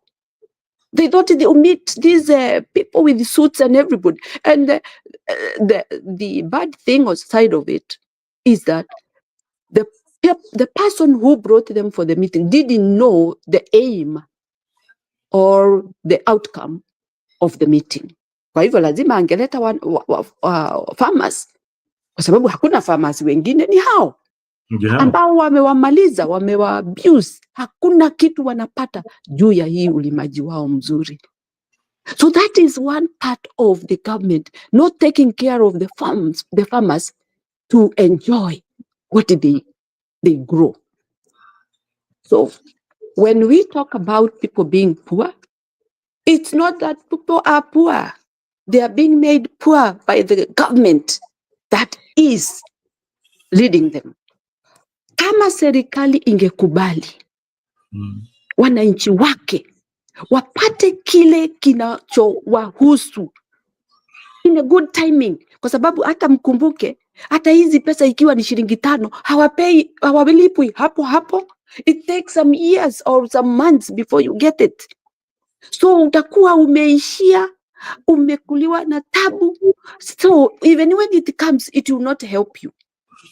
Those are the things that people ought to look at and see what kind of government do we have and who are making us poor, who is deteriorating our lives. When we are working this hard, Kenyans are hard workers. Ama wana survive in that kind of situation. You can imagine. So when you talk about people from this place, when you go here, you find there is no farming, watu ni poor. Hawajakuwa poor for any intention, for good intentions. They have been made poor. Once a government stands up and say, nyinyi mnalima cotton, bas, fanyeni hivi na mtasaidiwa hivi. Si tuna watu wa agriculture ambao wangekuwa wanafanya hiyo kazi ya kusaidia farmers. Si kuna watu wa foreign affairs, I don't know, marketing. Huyo mtu wa marketing anachukua hii, anauza, watu wanapata mapato yao bila kuchelewa. Kwa sababu hata wao iko vitu wananunua ya kuweka hizi mimea yao kama mbolea na nini. But when you make people frustrated, even the crops will get frustrated. Now, the other thing, kuna mambo ambayo watu hawafikiri, especially the leaders. Mtu anafikiria ati mimi nikivaa vizuri, ninaendesha gari kubwa, I am good to go. Let me tell you, a day will come that you need those poor people around you. Na hutawapata kwa sababu hawataweza kufika huko, hawana means. So a healthy nation is also a well-fed nation. Na huwezi kuongoza nation ambayo inaanguka. And what we have right now, they want us go to the knees. They want us to go barefoot. They want us to sleep hungry and die. They want us get sick and die. They have no business with us. And that is the problem we have right now. Watu hawalii bure. Hawalii ati kwa sababu wamevaa, wameshiba, wameenda shule. Nobody is claiming government help.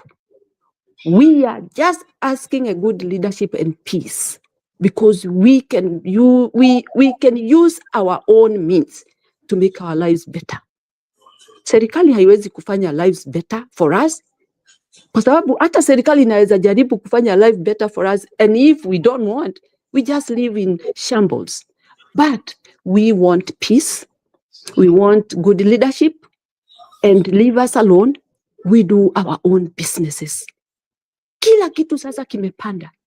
Wale watu walikuwa wanafanya biashara, they cannot do biashara. Watu wanafunga mabiashara yao. Kwa nini? Why is it so? because the government is not there for them. It's there for itself. Na ndio unaona hii shida yote imekuja ya kuwa parliaments, they are not listening to anybody where they come from. Kumbuka Mzalendo, I went all around the country bringing every tribe on the forum.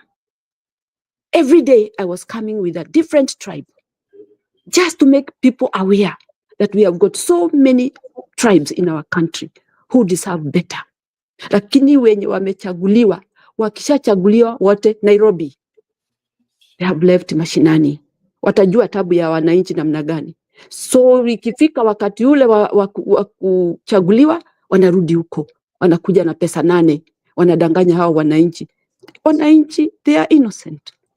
Maybe they are at the stage of dying because of hunger. So unawaletea ka mfuko moja ya unga, unawapea ndio uchukue kura yao. You are evil enough because you cannot use poor people just to be putting you there to enjoy your life, living luxurious life when they are dying because of hunger and sickness. And also they cannot take their children home to school, sorry. So this is my stand. If we have a healthy government, a government that lets each and every institution work independently and do diligent work, we will survive.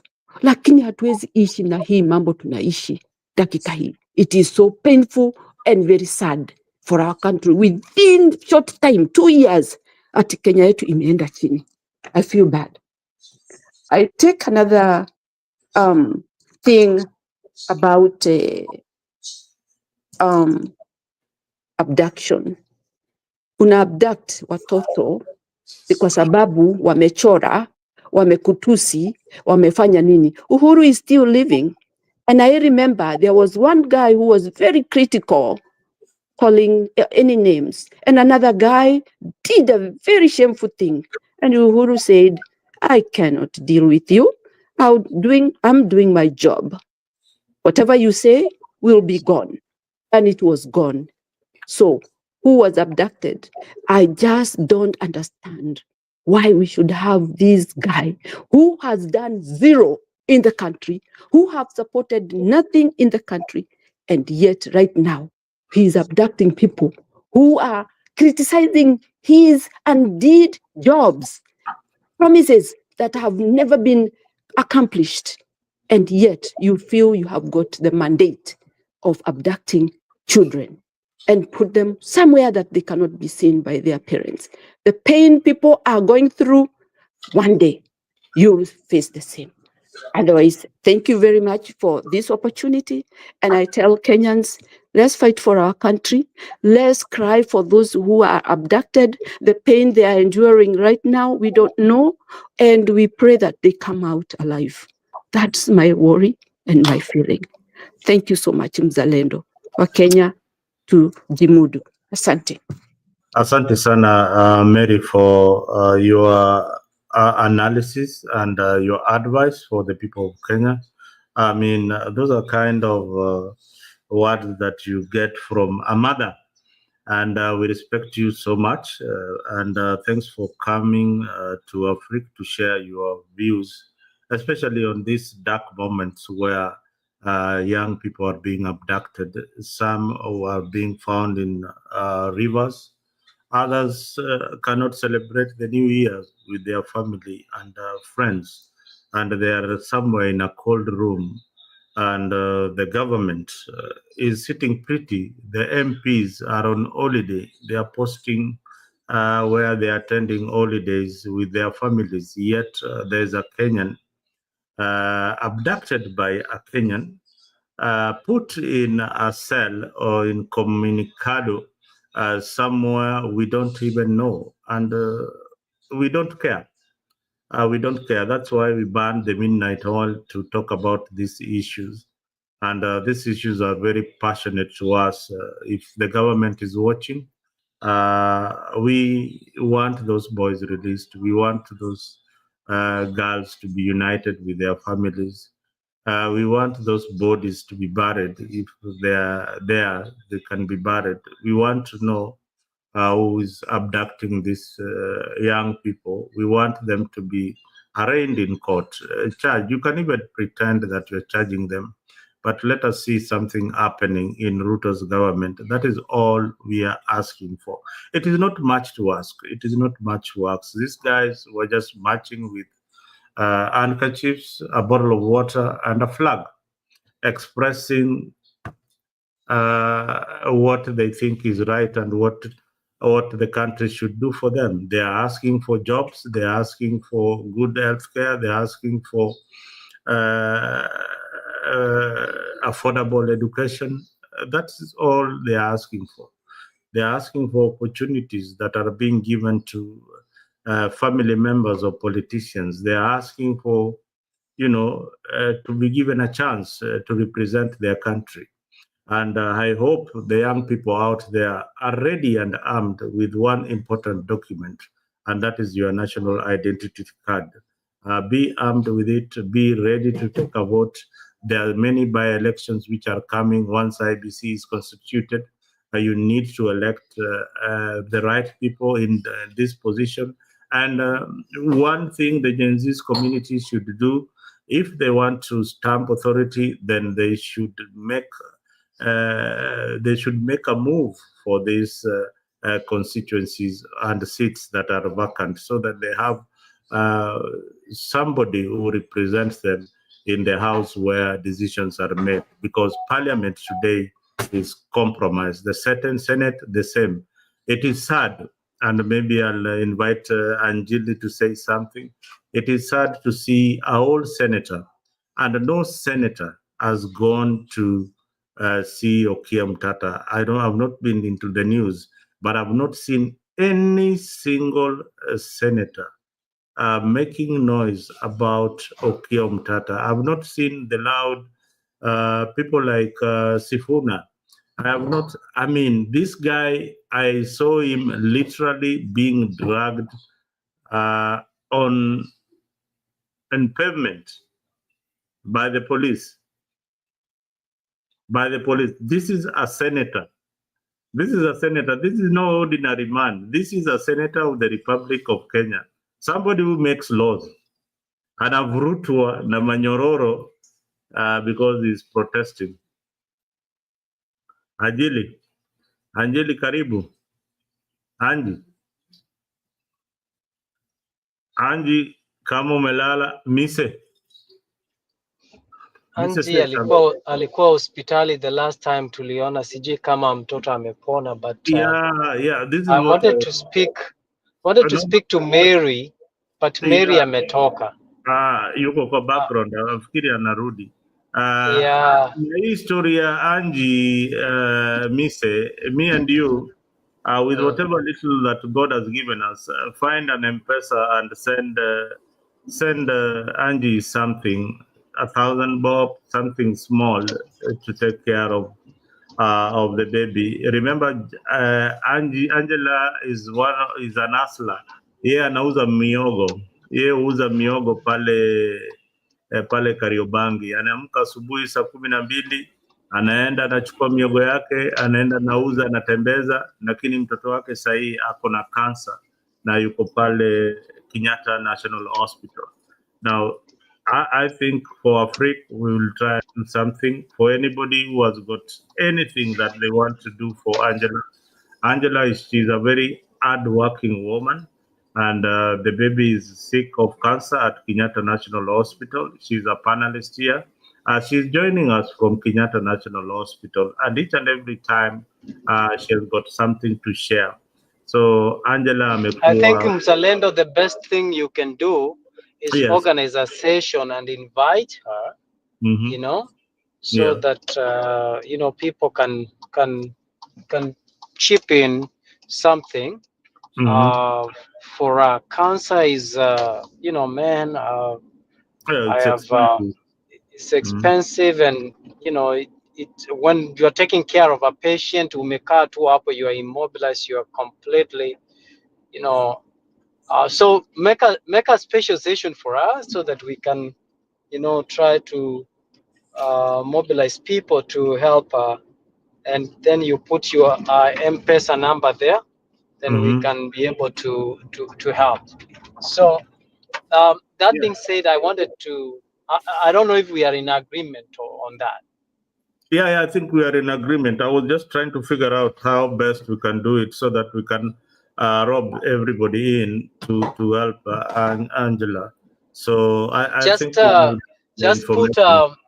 Just put you know, make a flyer, a small flyer, and then you can put it in some, you know, the WhatsApp that we have, and you know, put it out there that we are doing this drive. It's a noble cause, you know. If we support politicians to go and steal from us, you know, why not support you know, people like Angela to get back to work, you know, at least to make sure they have paid their taxes. You know, that's so that politicians can have a chance to loot from people like her. Mr. Thank you for the idea. I think I'll make a flyer for Angie. I'll ask her for maybe the photos and all that so that we can help her. You know, cancer is a serious disease. It is something that is so expensive. And, you know, just being one of us and is always in our forums and jumping in to share. I've known Angela for what she's doing in terms of business, and she's a very hardworking woman. And kama yuko hospitali sahi na mtoto na cancer, ile kidogo tuko nayo, we will try and support Angie. Yuko hapa, I think yuko kwa ward sahi, anasikiza, pengine amelala. Angela, are you still there? Okay, karibu mise, sema. So I wanted to speak to Mama Mary. Mama Mary is here. Yeah. Mary, today is an historical day for us here. You know, in our during the campaigns 2022, you know, 2023 tumekuwa on the other side of the divide, right? Yeah. So you supported Baba, I supported William Ruto, right? And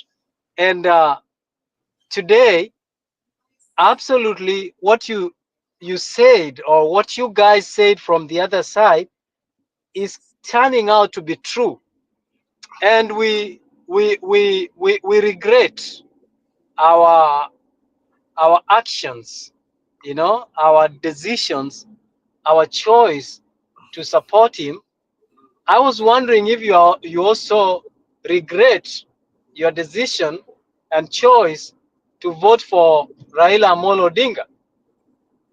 I wanted to hear this from Mama Mary, because then it will be a learning curve for us, Mama Mary.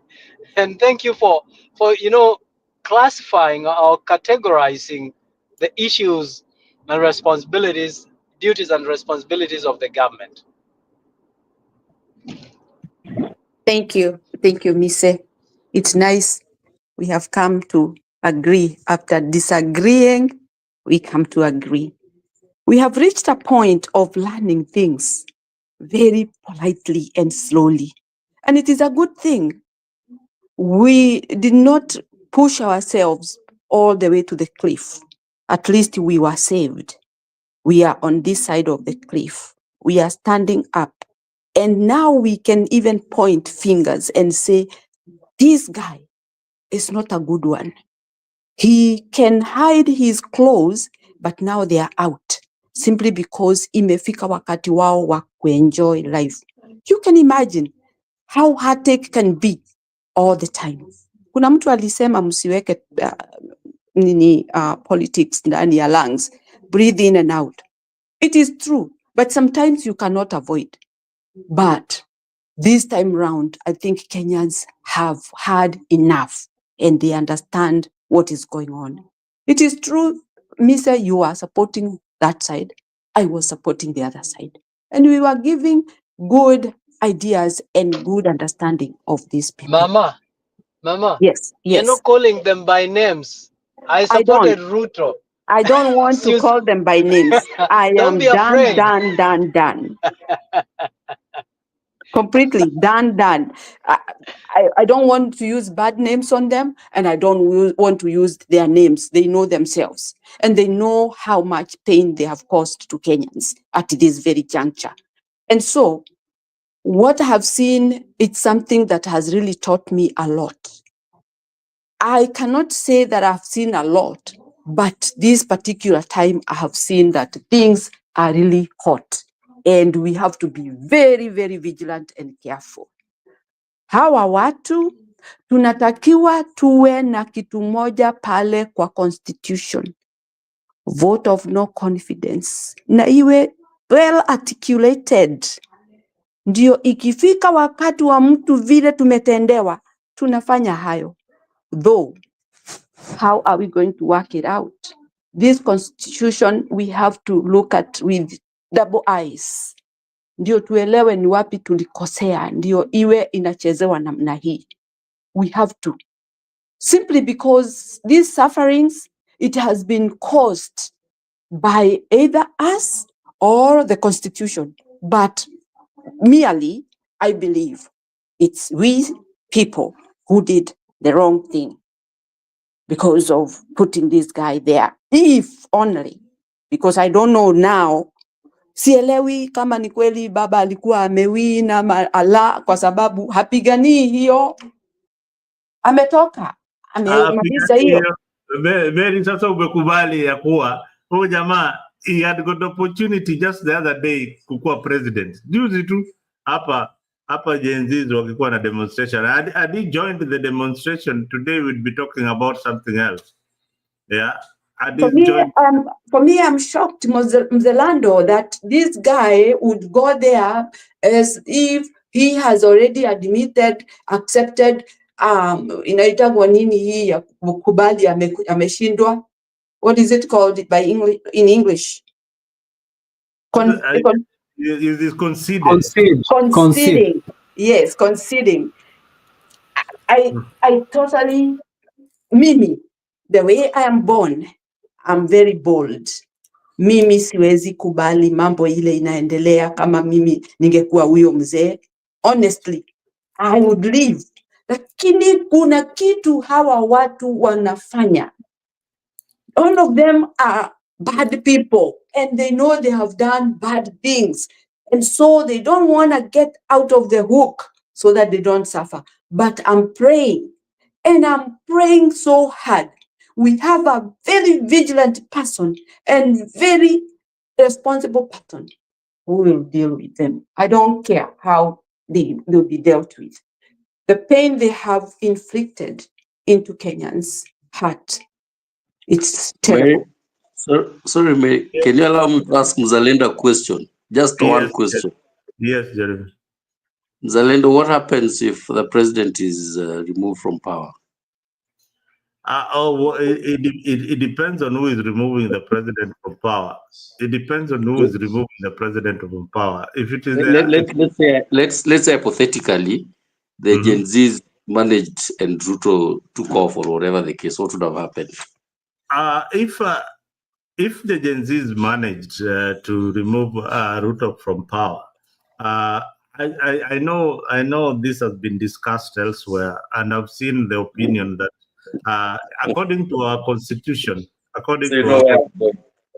constitution, listen, the constitution never explicitly mentioned that in case of a popular revolution by the people, then this is how we should handle it.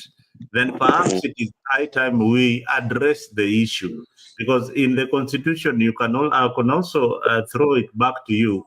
Show me in the constitution where a popular revolution has removed the president from power. Then what happens if they don't consider the deputy and the speaker and everybody else who is following in that line in terms of leadership hierarchy? That's a good question. And Mary, sorry for us barging into your presentation, but let me answer Mzalendo, then we'll let you proceed. So in any situation where the president is removed or incapacitated or God forbid dies or whatever, the next in line would be the vice president to take over. Right? So in the situation where, unless Raila was staging a coup, but if the Gen Zs probably created a lot of heat and Ruto took off or something like that, the obvious prescription from the constitution would have been that Gachagua would have then been the president. I thought the military would take over because... No, military would do it if it's a coup. Yeah. If it's a coup d'etat, then the military takes over. If the people have revolted, or the president is sick, or incapacitated, or has died, the next person is the vice president. The deputy. Now, with a bit of hindsight, I'm not defending Raila or anything like that. But from what I've seen and understood, his calculation was that these boys are going to remove this guy.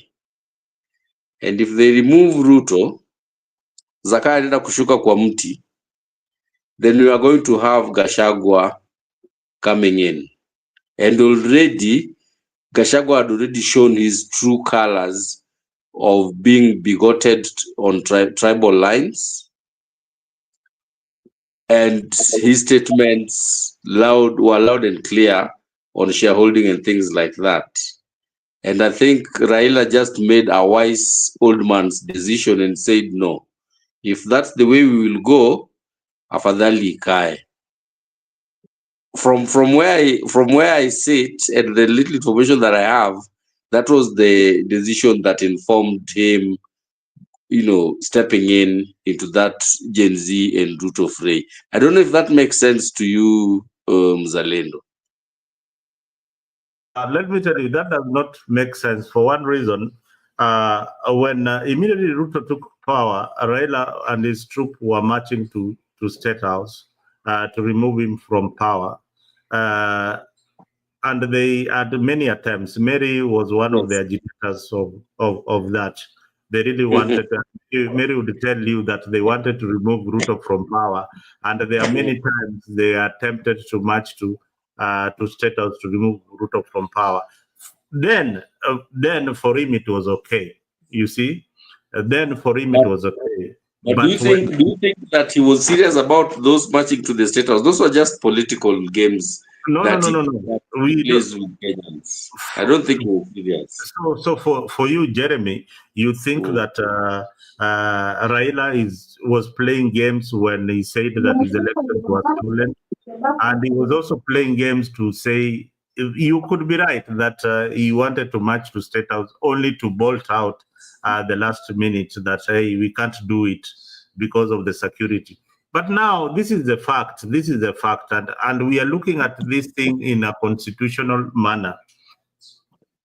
Popular revolutions have happened across Africa. Yeah, they have happened. They are in Tunisia. They had what did they call it? The Arab Spring. The Arab Spring, yes. The outcome was successful. Yes. Now, after any revolution, then there are two things that can happen. The people and, of course, the security organs will still be in place. They can join and say, okay, fine, let us now have what we call a transitional government. Yes. Yeah, there will still be law and order. There's nothing like that. Oh, there will be vacuum, there will be no law and order. The police will still continue doing what they were doing best. The only thing is that we don't have a commander-in-chief called a president. So this excuse of, if Tunisians were thinking like Kenyans, then there would not be any revolution at all. Whatever happens in a revolution Whatever happens in a revolution, the only means is to remove the leadership from power. And removing the leadership from power is kung'oa miti na mizizi yake. Unanielewa? Miti na mizizi yake yote.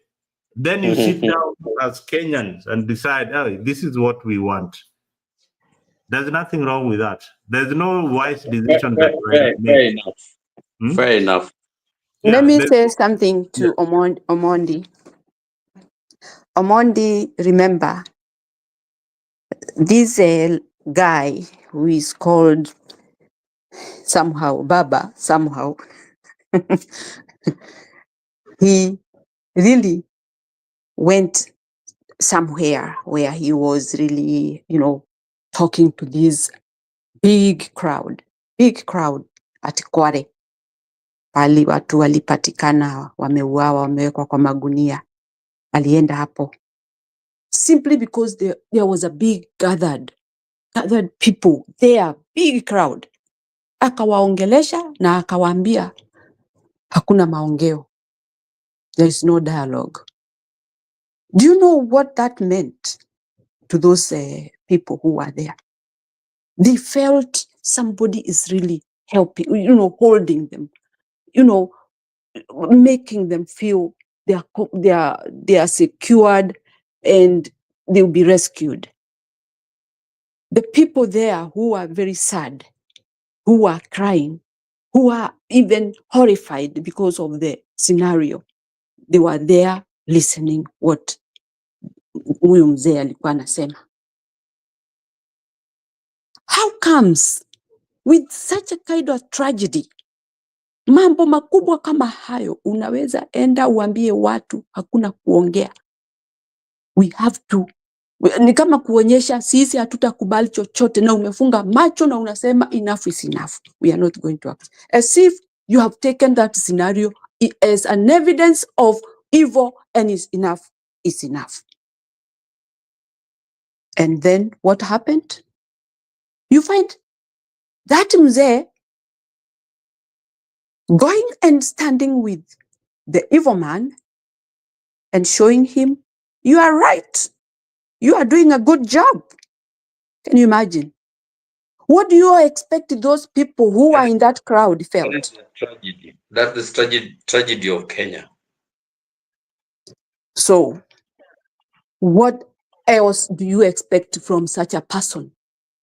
Ameenda. Gen Z, they had to have a heart attack. Ati nini? Nimesikia nini? Amesema nini? Kwa nini akasema hivyo? Yani, so many questions came in people. Before they digest that, time inapita. So they have to draw back and go to the drawing board to think, what else can we do? Hata kama hangekuja kwa njia yetu, akae mbali na sisi, tungeendelea na vituko zetu kama ni vituko. Rather than coming to stop us and showing us like we are doing wrong. He really portrayed that Gen Z are doing wrong. He is the one who is right. But for me, what I took from that, Gen Z mentioned a name of Matiang'i. And I think huyu mzee kusikia Matiang'i na akaona hii kitu inaweza bomoleka kweli, inaweza enda na iende na ikue. Kasema, I'm not here. I have to stop it. Hiyo ndio 2 point mimi ile nilichukua, ambayo ilifanya huyu mzee kubadilisha nia yake, akawa mtu ana nia mbaya ya nchi. Kwa sababu mpaka wa leo, mimi nasema Gen Z, they would have won the war. We would be in a different status in our country. Different. But now, nani aliziba hiyo mashimo yote? Ni huyo. Ile mambo yote tulikuwa tumepanga, akayamaliza nguvu. Huyo. So, this is status that we are in our country. Me, I can blame nobody else. Huyo mzee. And to me, that was enough for me to say, I don't care about him. Wherever he will go, let him go. Unajua kuna wakati watu wanasema ati you cannot just huwezi kurabish mtu hivyo hivyo. That was enough for me, honestly, because remember the heartache we got when he was not announcing the winner for the election. Tukawa wagonjwa. And I give an example to my people where I was in the forum. I was taking tea, and when I went to warm my tea, I put it in the fridge. I was not knowing where I am. I put it in the fridge. How confused I was, how terribly I felt because of my expectation.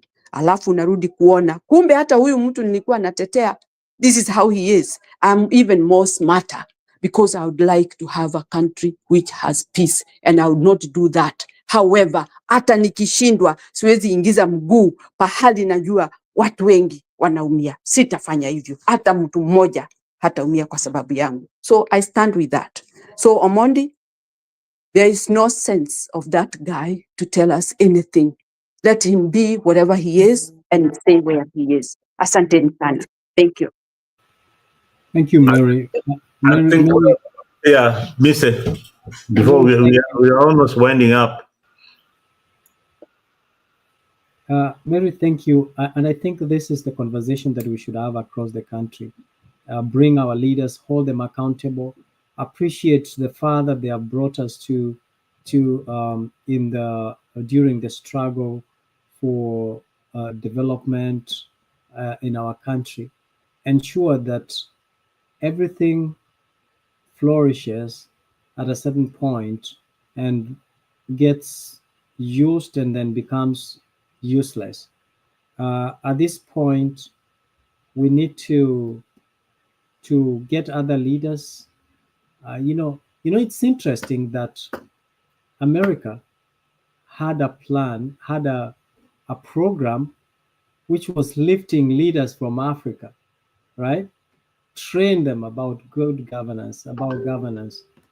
And Africa benefited and had quality people who would have rather transformed the country. But Africa, even now, they have not made an effort of, nurturing and preserving the leaders for tomorrow. You think about it like if we had people like Tom Mboya becoming the leaders, Ouko and the likes, where would Kenya be today? So huko kwetu kuna mtu alikuwa anaitwa Onyonka, the father to Senator Onyonka. He said, hawezi ukajishapenia mkuki. And I've come to see what that means. I want to say, and that's why you see the likes of Nyachai, they did nothing in Kisii, apart from using Kisii as a tool of enriching themselves, a market for their products. They never really impacted leadership and development in Kisii. They never nurtured leaders and even teach leaders to unite and negotiate for better deals, because walikuwa wanaogopa when these people rise up and become leaders, they will become irrelevant. And that is what is happening in Kenya. People are afraid. Those who are top there, they are afraid. Even when they have the opportunity to transform the country, I don't know what is going on in Mzalendo. I have never known. Sijui kama Ruto anaona yeye hata wai lemewa. Sijui kama akina Raila wanaona hata wai lemewa. Yeah, they never lack.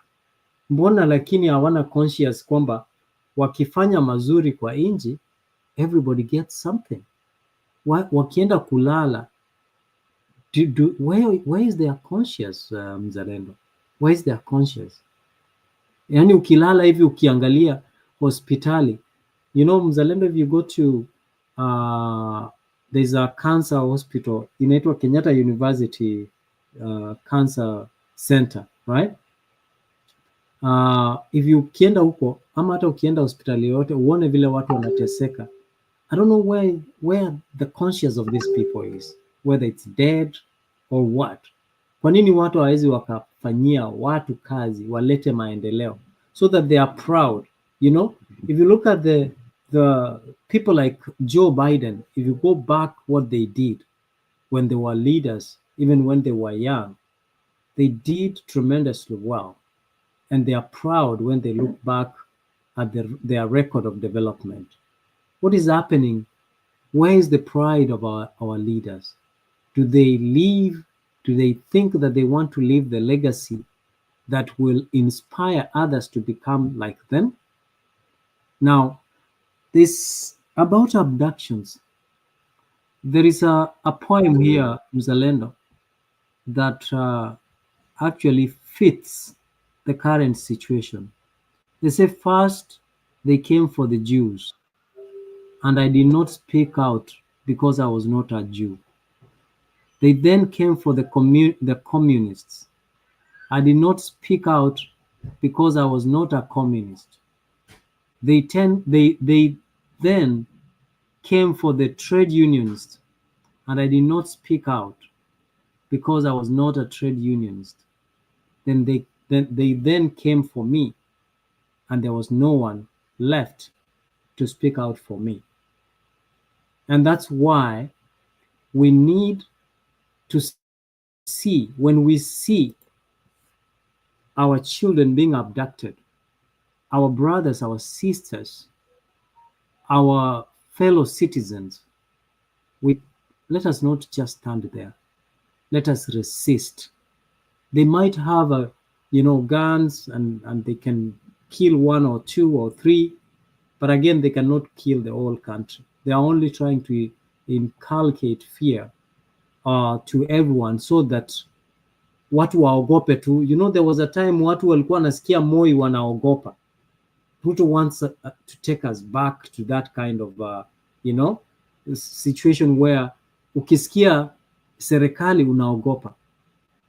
And also, Mzalendo, we need to talk about police brutality. Please, we need to talk about it. I have been a defender of police, and because I have always thought police are nice people, but when I see what they are doing today, I've always defended the ile maandamano ya mzee, because they are protecting those who are not interested with maandamano and destruction of property. But maandamano kama ya leo ya watoto wenye walikuwa wamekaa chini, Mzalendo wameharibu nini? Wameiba nini? Why do they deserve to be handled like that?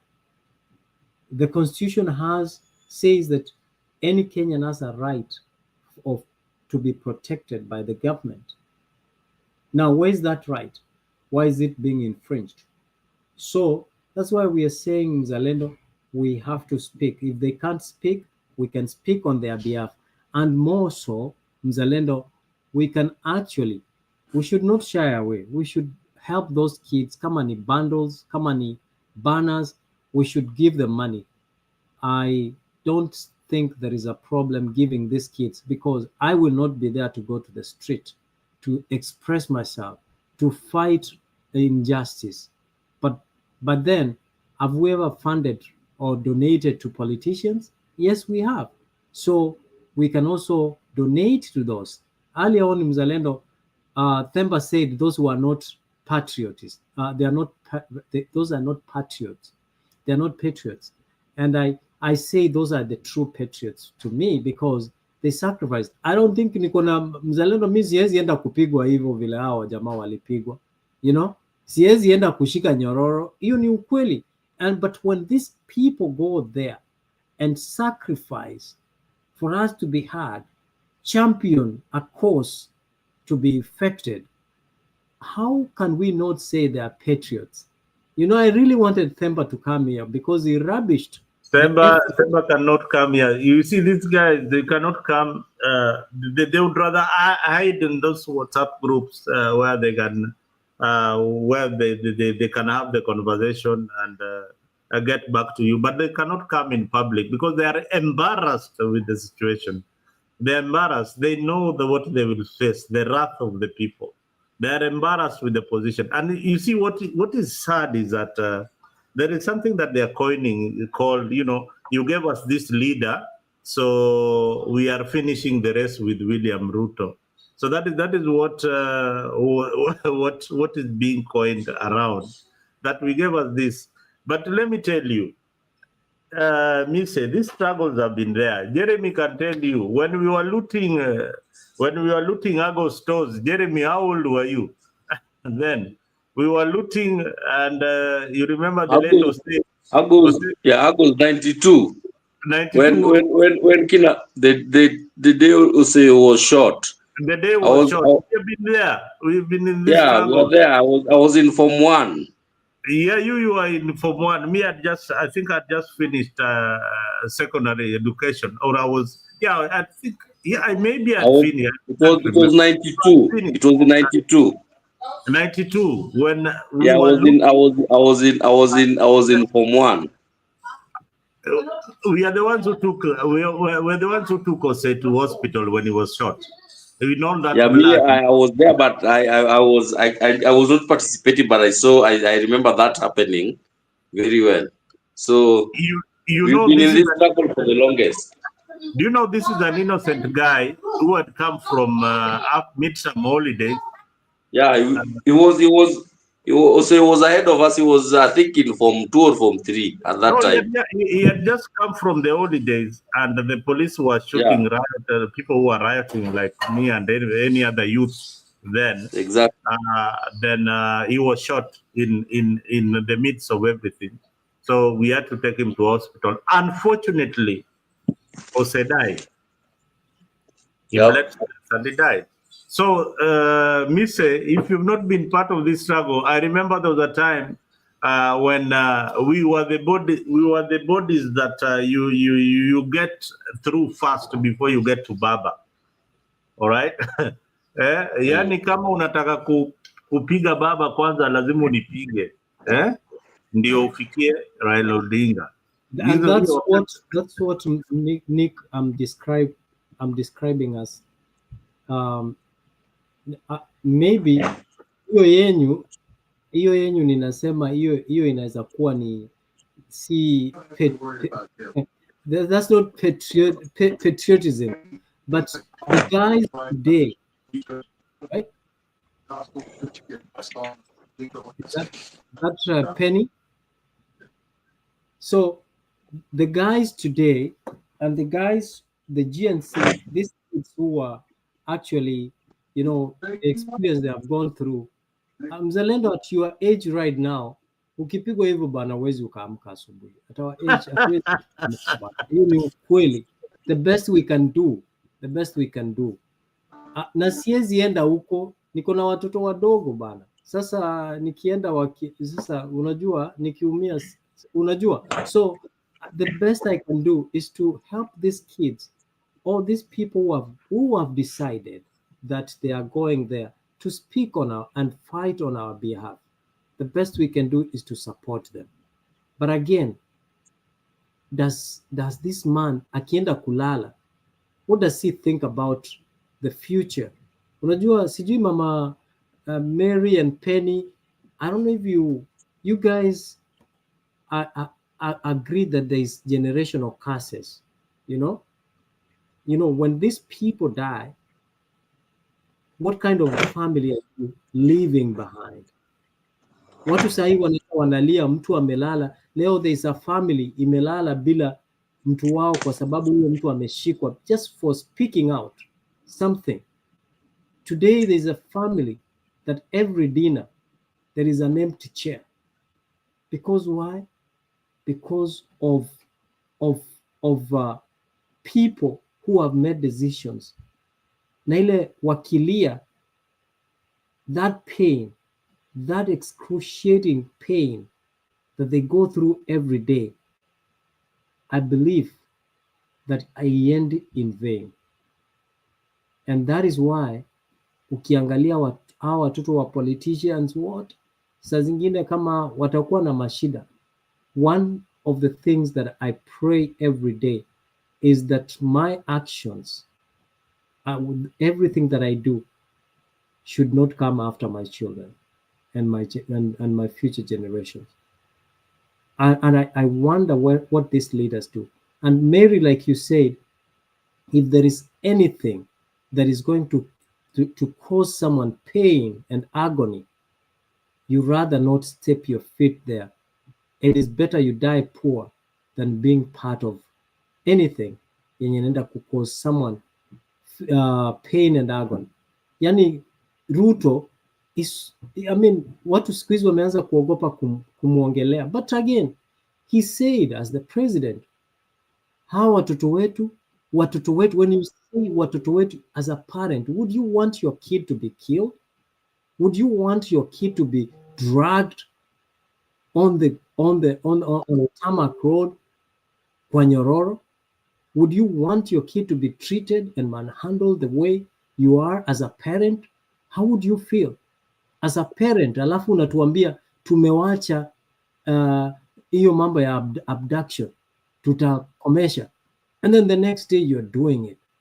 I mean, how heartless are you when you sit in that office where the very same part of those people and voted for you? Perhaps you are there because of the votes of the parents of those kids, and today you're killing them. You're treating them because now you have power and authority, and now you are gagging and suppressing our freedom of expression because you feel that if we speak, we will expose your underdealings. How do you feel? How does it feel when you look at your children? You sit on a dinner table and you see all of them there. Can you imagine one day that there will be an empty chair on your dinner table that will never be filled by one of your child? I mean, these leaders who are top, who have authority to stop this. I have not seen mzee akikimbia pale aseme this is not good. As a parent, first as a parent, you are my brother, I told you to stop this. Why haven't you done that? You see, this is why we were saying Raila is an opportunistic. The other day, the moment Ruto said, tumekomesha, tumewacha, he came out saying, nimeambia ndugu yangu Ruto awachane na hii maneno. This is the kind of hypocrisy and doublespeak that Kenyans ought to come together and say, we are tired, enough is enough, our children have been killed, and it has to stop. And they have to invoke and exercise that power that they have been given, that the Constitution says power is vested in the people. And when the people will rise, you know, Mzalendo, there is a movie called Sarafina. And Sarafina, South Africa. There is somewhere, I remember this guy says that they fear you because you're young. They fear you because you're energetic. So I see the same thing that the government fears these young people because they know, first, they are informed, they are energetic.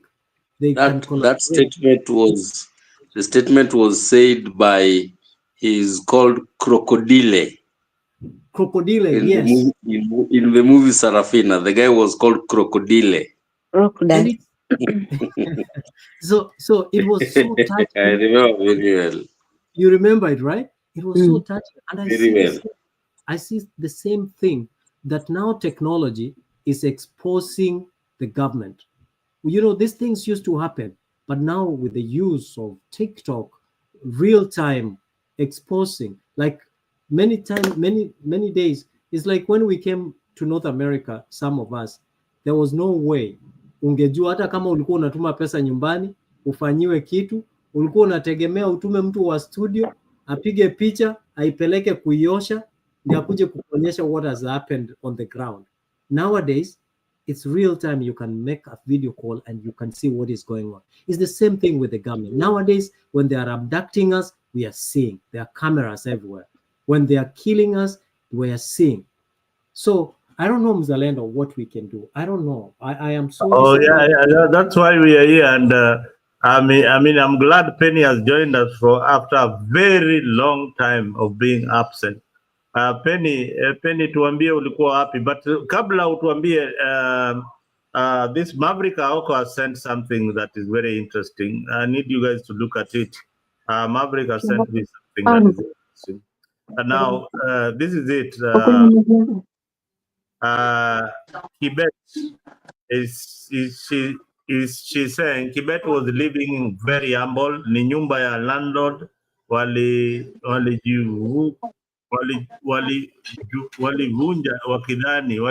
wakidhani ni yake.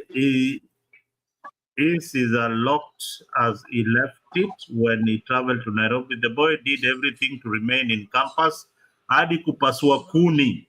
That is why he believed in a better Kenya of opportunities for the youth. That is why he protested against Ruto's pernicious, incompetent regime using silhouettes. That is why he earned a scholarship to study abroad. He was a creative, brilliant young man, hoping he would one day change his lot and that of his family. That is why we must not relent in not only demanding his release and that of other comrades, but also keep rallying against Ruto's diabolic government of death and suffering. That is Maverick Haoko posted this, and just to let you know who Kibet is. So Kibet lived a very humble life. Penny. Before Penny come, Mzalendo, Penny, excuse me. Let me do some joida to Mise. I am just trying to understand. Mise, when you go to the office, you work all day long, or maybe you work at a certain time and then you go home tired, take off your jacket, take shower, sit down and say, oh, the day is over. You may have some things to discuss with your family. Today, I went, I did this and I did that. I always think and ask myself a question. Huyu mtu, I'm sorry guys to take you back, my dear panelists. Huyu mtu anapoenda nyumbani kwake, ametoka amefanya zile vituko mbaya kabisa, because I don't even like to think what this guy is doing to people, to human beings. Anaenda nyumbani kwake, anaketi na bibi yake na labda watoto wake. What does he say? What does he tell them I accomplished that day? What does he say? And when you think about this guy, the way he's taking people like animals, because when you look at that picture, that he goes home and take shower, relax like any other man coming from work. Does he talk about what he did to human beings? Does he talk of what he lied to people? Does he talk of how he looted all this money? Does he talk about selling our country? You see, all these things. So you may think this guy is comfortable wherever he is, but he's a bitter man because he is evil. Na mambo ile yote akonayo kwa kichwa yake ni hiyo uchungu unaona ana inflict on Kenyans. That is his life. So for him, we cannot match up with him. We are sober, we are peaceful, but we can't be led by such a person. So that is my small comment I wanted to add on Mise, kwa sababu sijawahi kufikiria mbaba mmoja ambaye anatendea watu maovu kama hiyo akienda nyumbani. I'm telling you, maybe when he goes home, that house is unlivable. That house is unlivable. Very sorry. So sorry, Mise. I just wanted to also add on to what you're saying, Mary. Sorry for cutting you short. That's okay. But it is very interesting. For a long time, I've always asked myself the very question you're asking, and I thought that it would make for a very good, radio or TV program where imagine if you could get this person's children and ask him, so after all this has happened, what do you guys talk about at the dinner table with your father? Do you sometimes tell him what you actually see happening on the ground? And I think I've conceptualized it to where I was just thinking how it would be if it's a TV program, and you even have, maybe even if not this number one now, but you have all of these politicians, for example, there's a breaking news, they've stolen so much money from somewhere and da da da da, and it's all over the news that PS so and so or CS so and so stole XYZ amount of money that was meant for this hospital or was meant for this, project, da da da. When they go home, and of course their children and their spouses see this, how do they tackle that? Do these children, so you say to them and ask them, do you talk to your father? Did you talk to your father about the breaking news yesterday that is accused of stealing XYZ amount of money that was meant for this particular hospital, and now that hospital people are dying because there's no medicine? How does that conversation happen? It is a very intriguing scenario to think of, and I've always imagined it Mzalendo. could be a good content for a TV program or a radio station, something. All right, Penny. We will come to that, Jeremy. Penny, can you jump in? Yeah, Mzalendo, simu yangu iliharibika kidogo, ndio hujaniona for a long time. And I'm on my way to Kenya. I should be there next week. Lakini kuambia Mary na huyu mheshimiwa ambaye has just spoken, this guy is a psychotic. Unaona bibi yake macho yake na full all the time. This guy doesn't think as rational as you guys are trying to have him think. Wengine, we are very ashamed ya kwamba we defended this kind of gentleman that is really, he lives in his own world, because ukisikia vile anasema, like the nonsense that he speaks is pure nonsense. That why should you worry about the airport? Otherwise, you have never been to the airport. Who told him everybody want to go to the airport? We need to make up for my airport for a long time. We have been all over the world. Lakini huwezi kujifuna ya kwamba ati you show off. Now you is so primitive. Some of us in Mzalendo, we did not even know that we could support somebody like this. We say, you know how we defended this character. It's really psycho. It has a mental problem issues. So maybe to rationalize this character, we want to make a movie. But we have to start from where he was saying, he wanted a serious opposition. He would never entertain this kind of, Raila Odinga and all this. Where he goes to bed with Raila Odinga and the Kenyatta, who he used to call, what they call them, what they call a pesa. I mean, we cannot jump from this to the other. Wacha niwaambie kwamba we are very lucky to be Kenyan. We are very lucky. There are so many bad things. Lakini Mzee Kenyatta had a very good foundation, education. Now, watu vile wamekuwa educated in Kenya, he can try his best to make sure that Kenya comes back to where Uganda is or Rwanda, Burundi is, but he will never succeed. Never. He will never see that. The thing that he's trying to do, he has realized Vile Kenyatta left in power. He has to leave power to somebody else. He would never, you would never fix the country to where you can program people or put down the people to be programmed to be where you want them to be.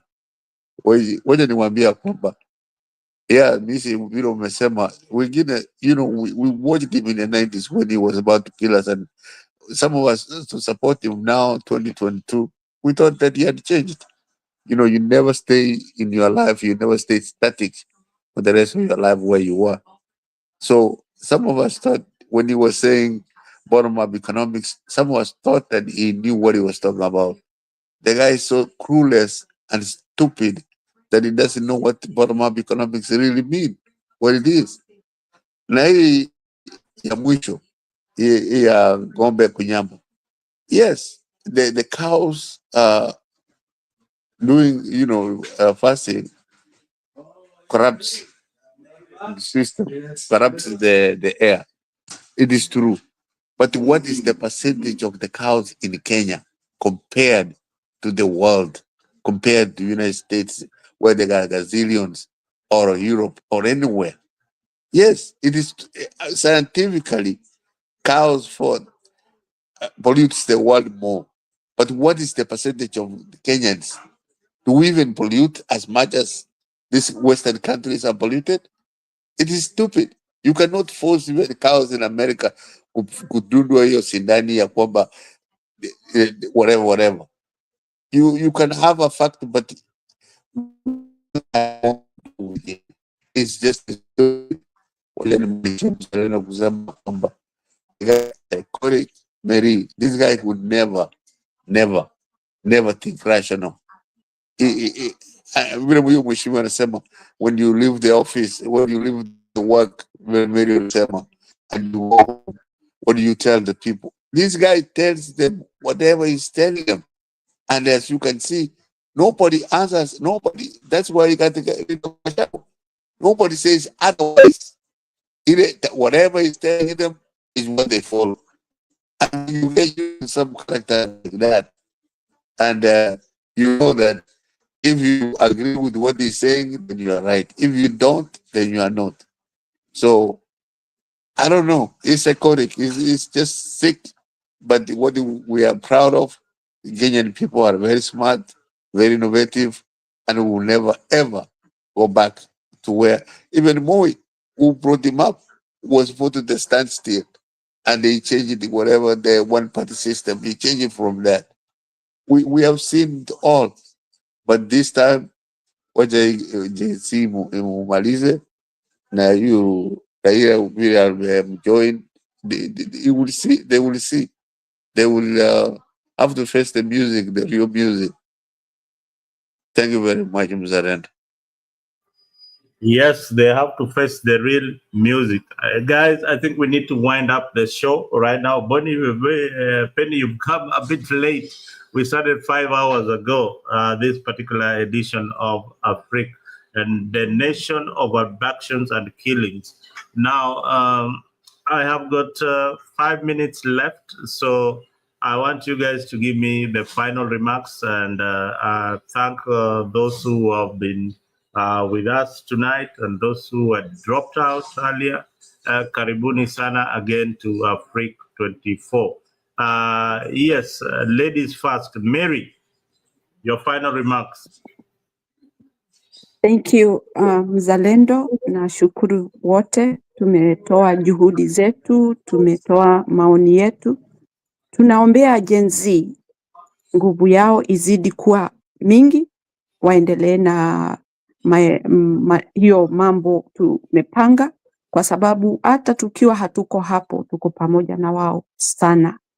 So what I would tell this fake government, a realized idea, you will never kill it. Otherwise, thank you very much, everybody. Enjoy your happy new year and have a prosperous year in the coming future. Thank you. Thank you very much, Mary. Jeremy, then Miss, then yes. Thank you, Mzalendo. I think let's keep the conversation going. If we dialogue, you always come up with a solution for whatever challenges you have. Let's keep talking. By the time we reach 2027, we should have something tangible out of this platform. That is my prayer. Kila mtu, enjoy the holidays. Happy New Year. let's keep talking. Yeah, Joy Obesa is also enjoying the show wherever she is, and she says, "You guys have been a great panelist. Thank you very much. I think this is one of the best panelists I've had in a long time. Karibuni tena kwenye show." Missy, I think, is doing something. Penny, you need to say something about Morara Kibaso, your man. Yeah, Before I show you the video of what happened today to Morara.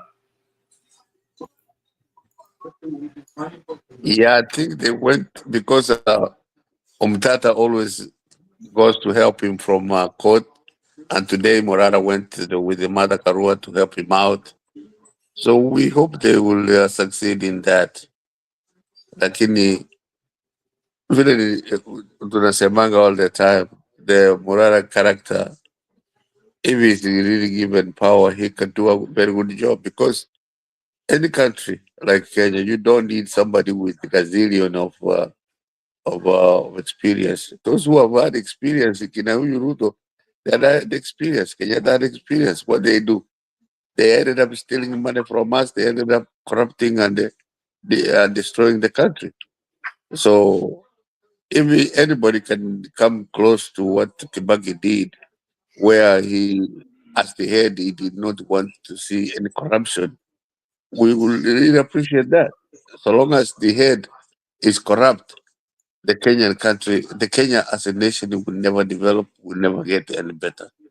So some of us really support Morara, because we nani Matiang'i ambao you guys are defending most of the people is as corrupt as they come, and he has been in the system only to kill people, to Rivayara and everywhere else. So let us hope for the best, and let us stay strong and hopeful for the future.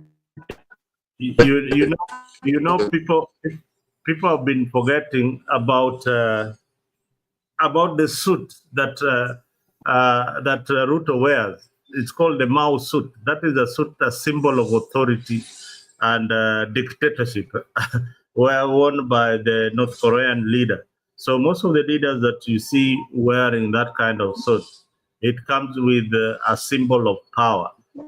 Mise, I think Mise is on another line. Maybe I just do my closing before Mise comes in. Now, ladies and gentlemen, thank you for joining us today on Africa. We had a very good show and heartful discussion on pressing issues of abductions and the disappearance in Kenya, and the impact it has to many families who cannot celebrate the New Year with the loved ones, communities, and the nation is mourning. We are in a state of confusion. As we close, let us remember that awareness and dialogue are the first steps towards change. It is crucial that we continue to engage, stay informed, and hold our leaders accountable. Remember the word, hold your leader accountable. Together, we can achieve what we want in our society. Don't forget to subscribe to Afrique 24 if you're watching us from different platforms. If you are new on this platform, make sure that you subscribe on Afrique YouTube, Afrique. And we will also give you an opportunity to join our Facebook and WhatsApp pages so that we can have this conversation going. Whenever we don't have any discussion on air, we have got something else that is going on WhatsApp. Mise Yes. left. Najua uko job. Your closing remarks. Yeah, no, I'm glad that we are having this conversation. I am glad that, you know, we were so delusioned at the beginning that we could not see the really and true character of these people. And no one has interest, our interest at heart. People want to make money. Just, it doesn't, they are not, you know, people are not hearing enough, you know. Mzalendo, I tell I tell, if I have an income of 200, okay, or to 300 a month, if I'm in Kenya and I have an income of 200 to 300 a month, I think I would be satisfied with that. You know, I'll be satisfied with that. If I have a home, I'll be happy with that, earning genuine money without kukanyaga mgongo wa mtu. So I hope that our leaders also can come to that point where they say it is not about the money that we are getting and the power that we are getting. So why would you want to kutafuta mali everywhere through kuua watu, kunyang'anya watu, and then you die and leave all this wealth. Just imagine someone like Moi, right? Alikufa. Kibaki alikufa. Uhuru, sorry, Kenyatta alikufa. Walienda na mali kweli? So na wako na pesa, walikuwa na pesa, hawakuzikwa na hiyo pesa. So I don't know what is wrong with these people. The idea that the president came up with, they were great. If I was the president, I would ignore everyone and let my development record speak for itself. I will concentrate. I will, do you remember during Kibaki's time, the spokesperson, I think it was Alfred Mutua, right? He was the one mwenye alikuwa anaongea sana. During Uhuru Muigai Kenyatta, we had someone called Manoa Espisu.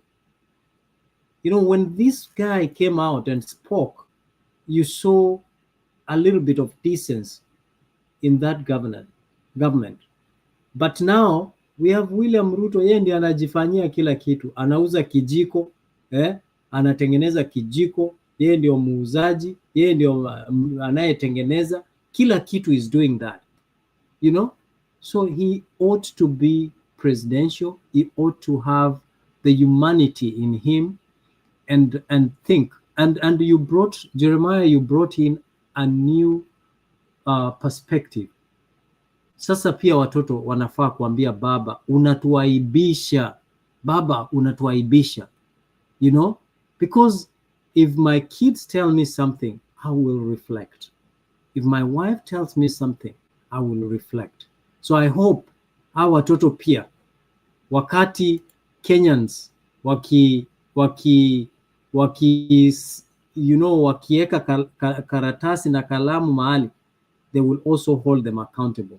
What role did you play to advise your father as a family, the image and your future blessings? Why is your father taking it away from you? We know as a leader it's difficult, but why are you not proactive in making sure that there's prosperity for all of us and not for the few? Thank you, sir. Yes, Mary, you wanted to jump in and say something. Can you jump in? Yes, thank you, Mzalendo. Sorry to keep you. I just wanted to reiterate a bit about this guy who I don't even like to see his face, neither hear his voice. But I will say this. There was one time I heard that he has forced poor people to sell their land to him, and he give them money. You can go look where to live. That was something that was terrible to me. Imagining you are it's like a threat that you have to sell that land to this guy who has money, who is the president of your country, forcing you to sell your piece of land that you have. Unapewa pesa kwake si shida, atakupea 1,000 kadhaa, enda ukatafute shamba. And you feel to go, actually, because you know what he does to other people. The other thing I want to say, he cannot be a role model to his children. The only thing these children will see, with the high style of life, they are being treated like kings and queens, princess and prince in their own home. Unanunuliwa matatu, I'll give that example. Unanunuliwa matatu, unaambiwa enda ubebe watu hapo. You don't need a number, you don't need to queue. You are a son of a president. You see, those are the behavior of that family. Because now they are shown that they can live however they want. So I don't expect them even to ask him, what did you do? But my question was, when he sit down in the house after being busy during the day, what does he discuss? He is bitter. I don't think even he talks because he don't have anything good to talk about. So now, there's something, oh my gosh, it's getting lost. There is, who talked last? Is it Mise or? Me. There's something Mise said I wanted to add on. Yeah, Mise. Yeah, there's something he said last, but anyway. Family. Huh? Did he talk about, he talked about family. Mise talked about family. Yeah. Are you trying to, you've forgotten what Mise said? Yeah? Yeah, because I wanted to add on top of that, but anyway. Jump in very fast before you forget. Mise, what did you say? That Mise, you said something that. Oh yeah. I said I think she's attended it to it. I said that their children should tell their father that is embarrassing them. You know, kuna kitu Swale alisema that ukitoka nje upate mama yako amekaa vibaya, wewe kama kijana uingie upate mama yako amekaa vibaya, hajajimudu kwa kukaa kwake, na kuna wageni wanatoka nyuma, unawaambia, unaona sasa, inasema je, utawacha wageni waone uchi wake ama utaambia mama akae vibaya? Sasa huu ndio ule wakati ambapo familia ya rais inafaa kumwambia kwamba amekaa vibaya na anawaibisha kama familia na kama watoto, na wao kama watoto as youth they feel the pain of losing other youths. They are the right mouthpiece to speak to him and tell them that he should do something. I get it. Now I have the point. Nilikuwa nataka kusema Gen Z ni watoto wa huyu mtu. Gen Z, they are trying to say, do you know Gen Z were not going to overthrow the government? They are trying to be a better country, to be in a better country. That is what they are looking for. But huyu anachukua kimakusudi, mimi si mtu wa kuambiwa namna hiyo. I'm gonna deal with you. Just imagine a father who does that to his children. The children will run away. Tuseme kama ni nyumba yake, watoto watakimbia watoke kwa hiyo nyumba.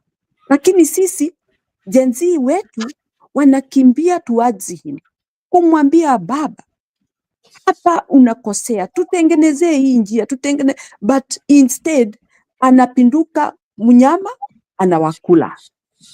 Those are the words I wanted to make because he is really intimidating the people who would bring him up and make him shine. Lakini ameona wanamkosoa, hataki hivyo. You can imagine such kind of a leader. This guy is not a leader. It's an evil person. Even in his own mind, brain, guts, he is not a peaceful man. He is a hostile man, cruel, evil, anything bad you think about. Because when you kill a soul innocently, you are nothing to be compared with anybody. You are evil. Thank you. All right, we come to yes, Jeremy. Yes. Just one last thing. Yeah. Just one last thing on what Mary and Miss have said. Yeah. And it's what happened. Now, what Miss you are saying, what the children of these people, and I want it to, it can't be just the president alone. we need to have these children of all of our political class. Whether your father is a CS, a minister, or whatever, we need to have this discussion. As long as your parents are in public office, the children should be able to hold them accountable. I remember what I was saying earlier on, that the idea of having a talk show where we can sit with these children or wives of these leaders and have an honest discussion of what they talk about. It came to me during the Rio Olympic 2010. That's when how far back. You remember the CEO of National Olympic Committee of Kenya? Huh? This guy, the government buys uniform for our athletes. The athletes get to Rio, they don't have uniforms to participate. Then when we come back, this Jama had taken the uniforms, and his family, his wife and children, are going around on vacation in Mombasa in these uniforms. So you're wondering how do you even, this is your father now. It's all over the news that he stole uniforms for athletes meant to be used at the Olympics. Kumbe it's the uniform, the clothes he's been giving you, and he has a whole box of others under his bed.